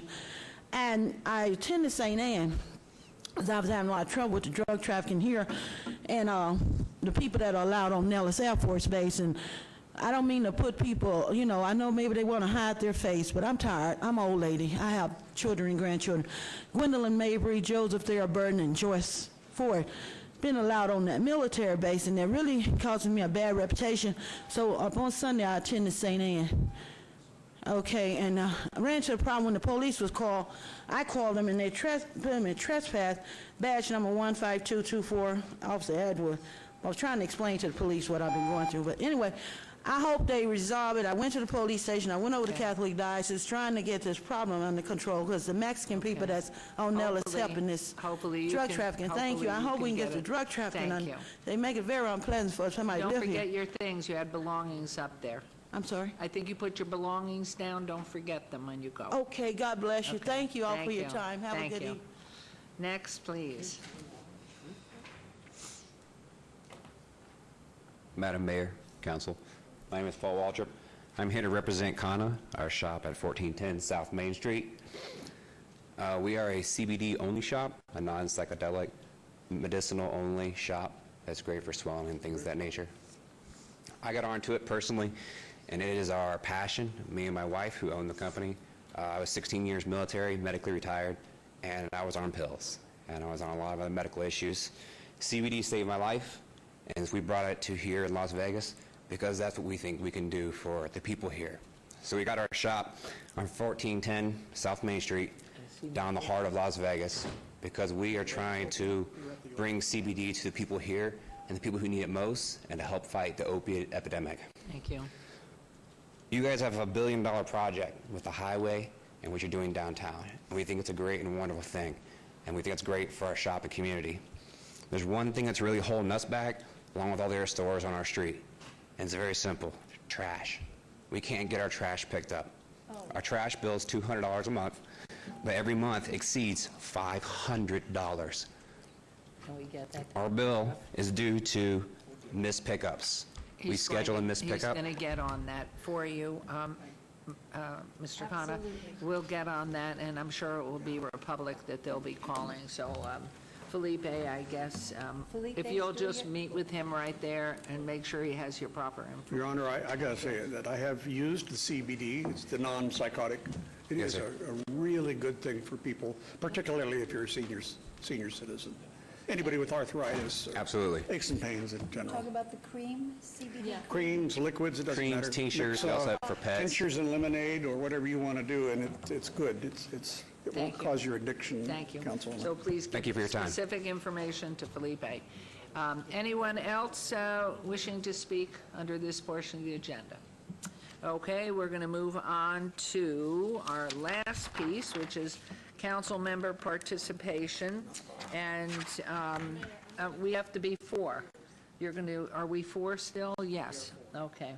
So if you will, council member recognition comments made by individual city council members during this portion of the agenda will not be acted upon by the city council unless the subjects on the agenda scheduled for action. We'll start with Councilman Creer, who gave his report to, okay. No, I think that Councilwoman has it. Thank you, Mayor. So, thank you. Okay. Hello? Okay, let's go. Are we ready for Creer? Yes, we are. We've Let's got move it. Creer's Community Conversations, which is It's going to be canceled for November and December due to the holidays. January 24th, they will resume meetings at the Tenaya Creek Brewery located at 831 West Bonanza Road. If you have any questions, please contact Councilman Creer's office at 702-229-5443. The Smith Center, the Lion King, is celebrating their 20th anniversary and performing at the Smith Center from November 7th to the 25th. More than 90 million people around the world have experienced the inspiring visual artist, the Lion King. Tony Award-winning director Julie Taymor brings to life a story filled with hope and adventure set against amazing backdrops of stunning visuals. Tickets are available at www.thesmithcenter.com. We're going to do Durfelt Christmas with Izzy and Herman. Durfelt Senior, located at 3343 West Washington Avenue, will present a Christmas story in partnership with J.T. McWilliams Elementary School on Saturday, December 8th at 9:30. Residents Izzy and Herman are promoting the opportunity to adopt a student to help make their holiday more joyous. If you would like to get involved, a student list is available. Gifts are requested by November 29th. For more information, please call 702-229-6601. Then we have the West Las Vegas Youth Basketball League. Doolittle's annual basketball league for the 4th and 5th grades is underway. Volunteer coaches are really needed. League plays begins January 23rd. Games are played at the Doolittle Community Center on Wednesdays and Thursdays from 4 to 5 p.m. For more information, please call 702-229-6374 or 702-229-1736. Ward 5 social media. As always, you can also stay informed about the events in Ward 5, matters and events by following Councilman Creer at Twitter at Cedric Creer, or Instagram Councilman Creer, or Facebook Councilman Cedric Creer. Okay, and now we will talk about our ward, Ward 6. There will be, for the Mondays with Michelle, there will be no meetings in November due to holidays, so there will be no meetings in November for Mondays with Michelle. But what's really exciting that's happening this Saturday, November 10th, is we are going to have a document shredding event from 10 a.m. to noon, and we always pack the parking lot with our shredding folks. So bring all of your things that you need shredded this Saturday, November 10th, 10 to noon at the Centennial Hills Community Center, 6601 North Buffalo Drive. Are we changing the photo, guys, so they can see it? There we go. Document shredding event, Saturday, November 10th from 10 to noon. Then we're going to change the photo again and talk about our Christmas Fantasy Forest. So our Christmas Fantasy Forest is going to be the whole month of December. Instead of our Santa in the Park last year, we had one day of celebration. We're going to celebrate the whole month of December. So we're going to decorate Christmas trees. Santa Claus is going to be there every weekend from Friday, Saturday, and Sundays, from 5 to 7 on Fridays, 2 to 7, and 2 to 6 on Sundays. December 1st, we're going to have our Cowboy Christmas from 2 to 6 p.m. And December 15th, Santa's Helping Hand. Now, you have to understand, we're going to be having lots of Christmas trees all decorated by different churches, religions, businesses all throughout Ward 6. So it's going to be the Christmas Fantasy Forest, and it's going to be just amazing. Then we're going to talk about adopting some animals. We have Blueberry, which is a domestic short hair, age 7, female. Fee is $25. We can adopt her at the campus on 655 North Mojave Road. Blueberry is a very sweet older girl. She has a soft little meow and doesn't mind being picked up and petted. She also likes it when you talk to her. And then we have a beautiful bunny rabbit, and we are working so hard in Ward 6 with the bunny rabbits in Tule Springs. We have a bunny rabbit named Peach, and it's a year and 2 months. It's a female. You can go to our adoption campus at 655 North Mojave Road, and Peach is a young rabbit who would make the perfect pet for a calm household. She's a gentle and loving once you spend some time with her. And our last month's cat, Jules, was adopted. So thank you guys and have a great day. Thank you very much. Councilman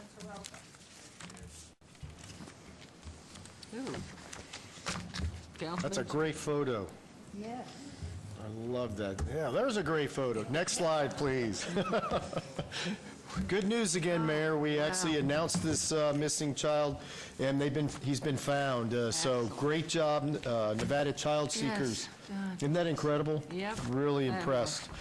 But unfortunately, we have another one on the next slide that we'd like to get the community aware of. It's Brianne Ryan. She's 15, 5'4", 130 pounds, with blue eyes and blonde hair. She's Caucasian and was last seen in October. She was last seen in the area of Pecos and Bonanza. She was wearing a gray sweater and blue jeans, and they wanted to point out she has a nose piercing on her left nostril.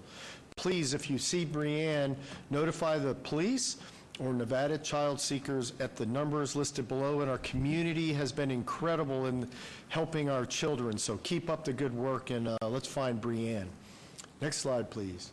Just one announcement to carry forward. We have a coffee with a councilman at the end of this month, the week after Thanksgiving, at the Coffee Bean and Tea Leaf at 9091 West Sahara Avenue from 8 to 9:30 in the morning. I'd love to come hear from you, and let's talk about issues that we care about in our ward and Ward 2. Next slide.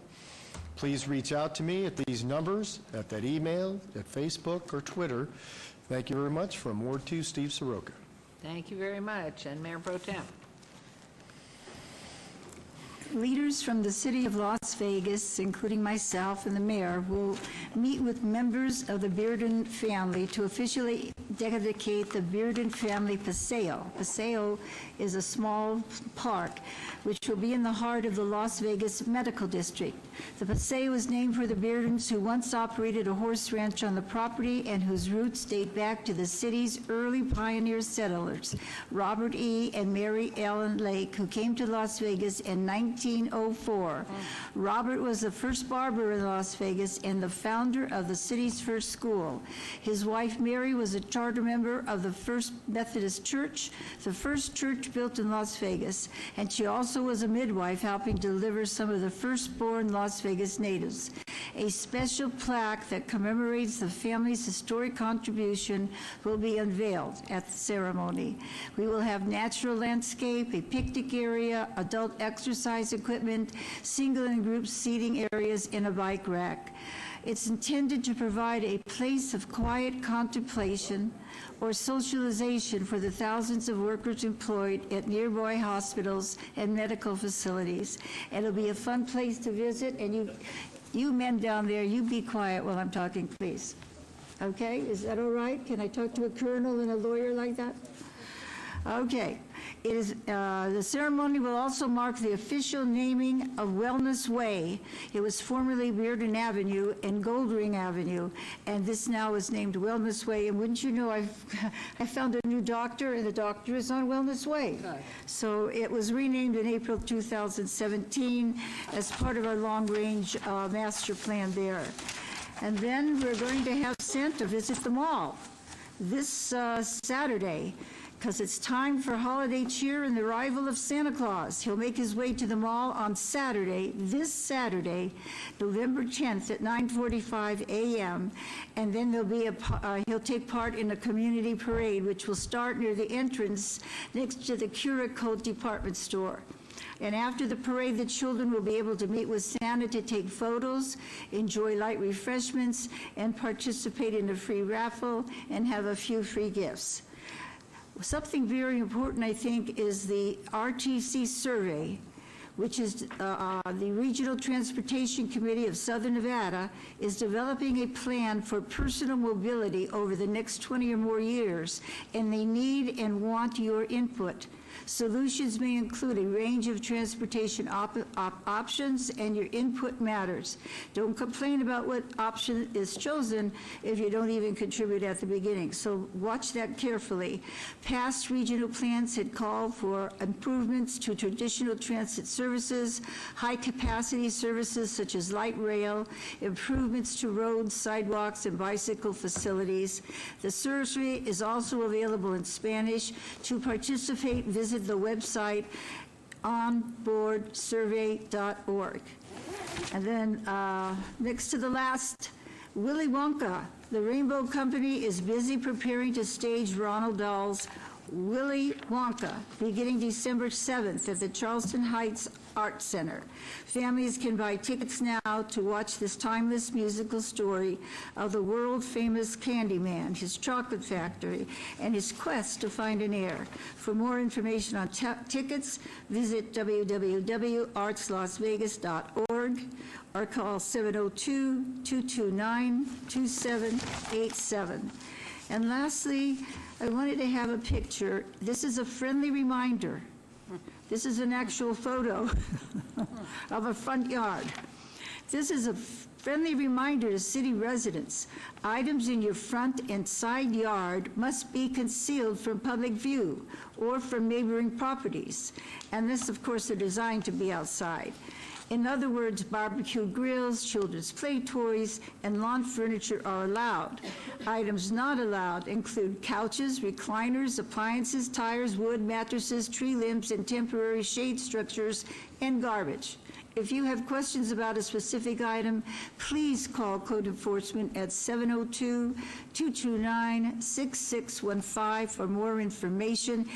Nothing starts to damage a neighborhood more than having trash not picked up and having junk all around the place. So please, for your own sake, for your financial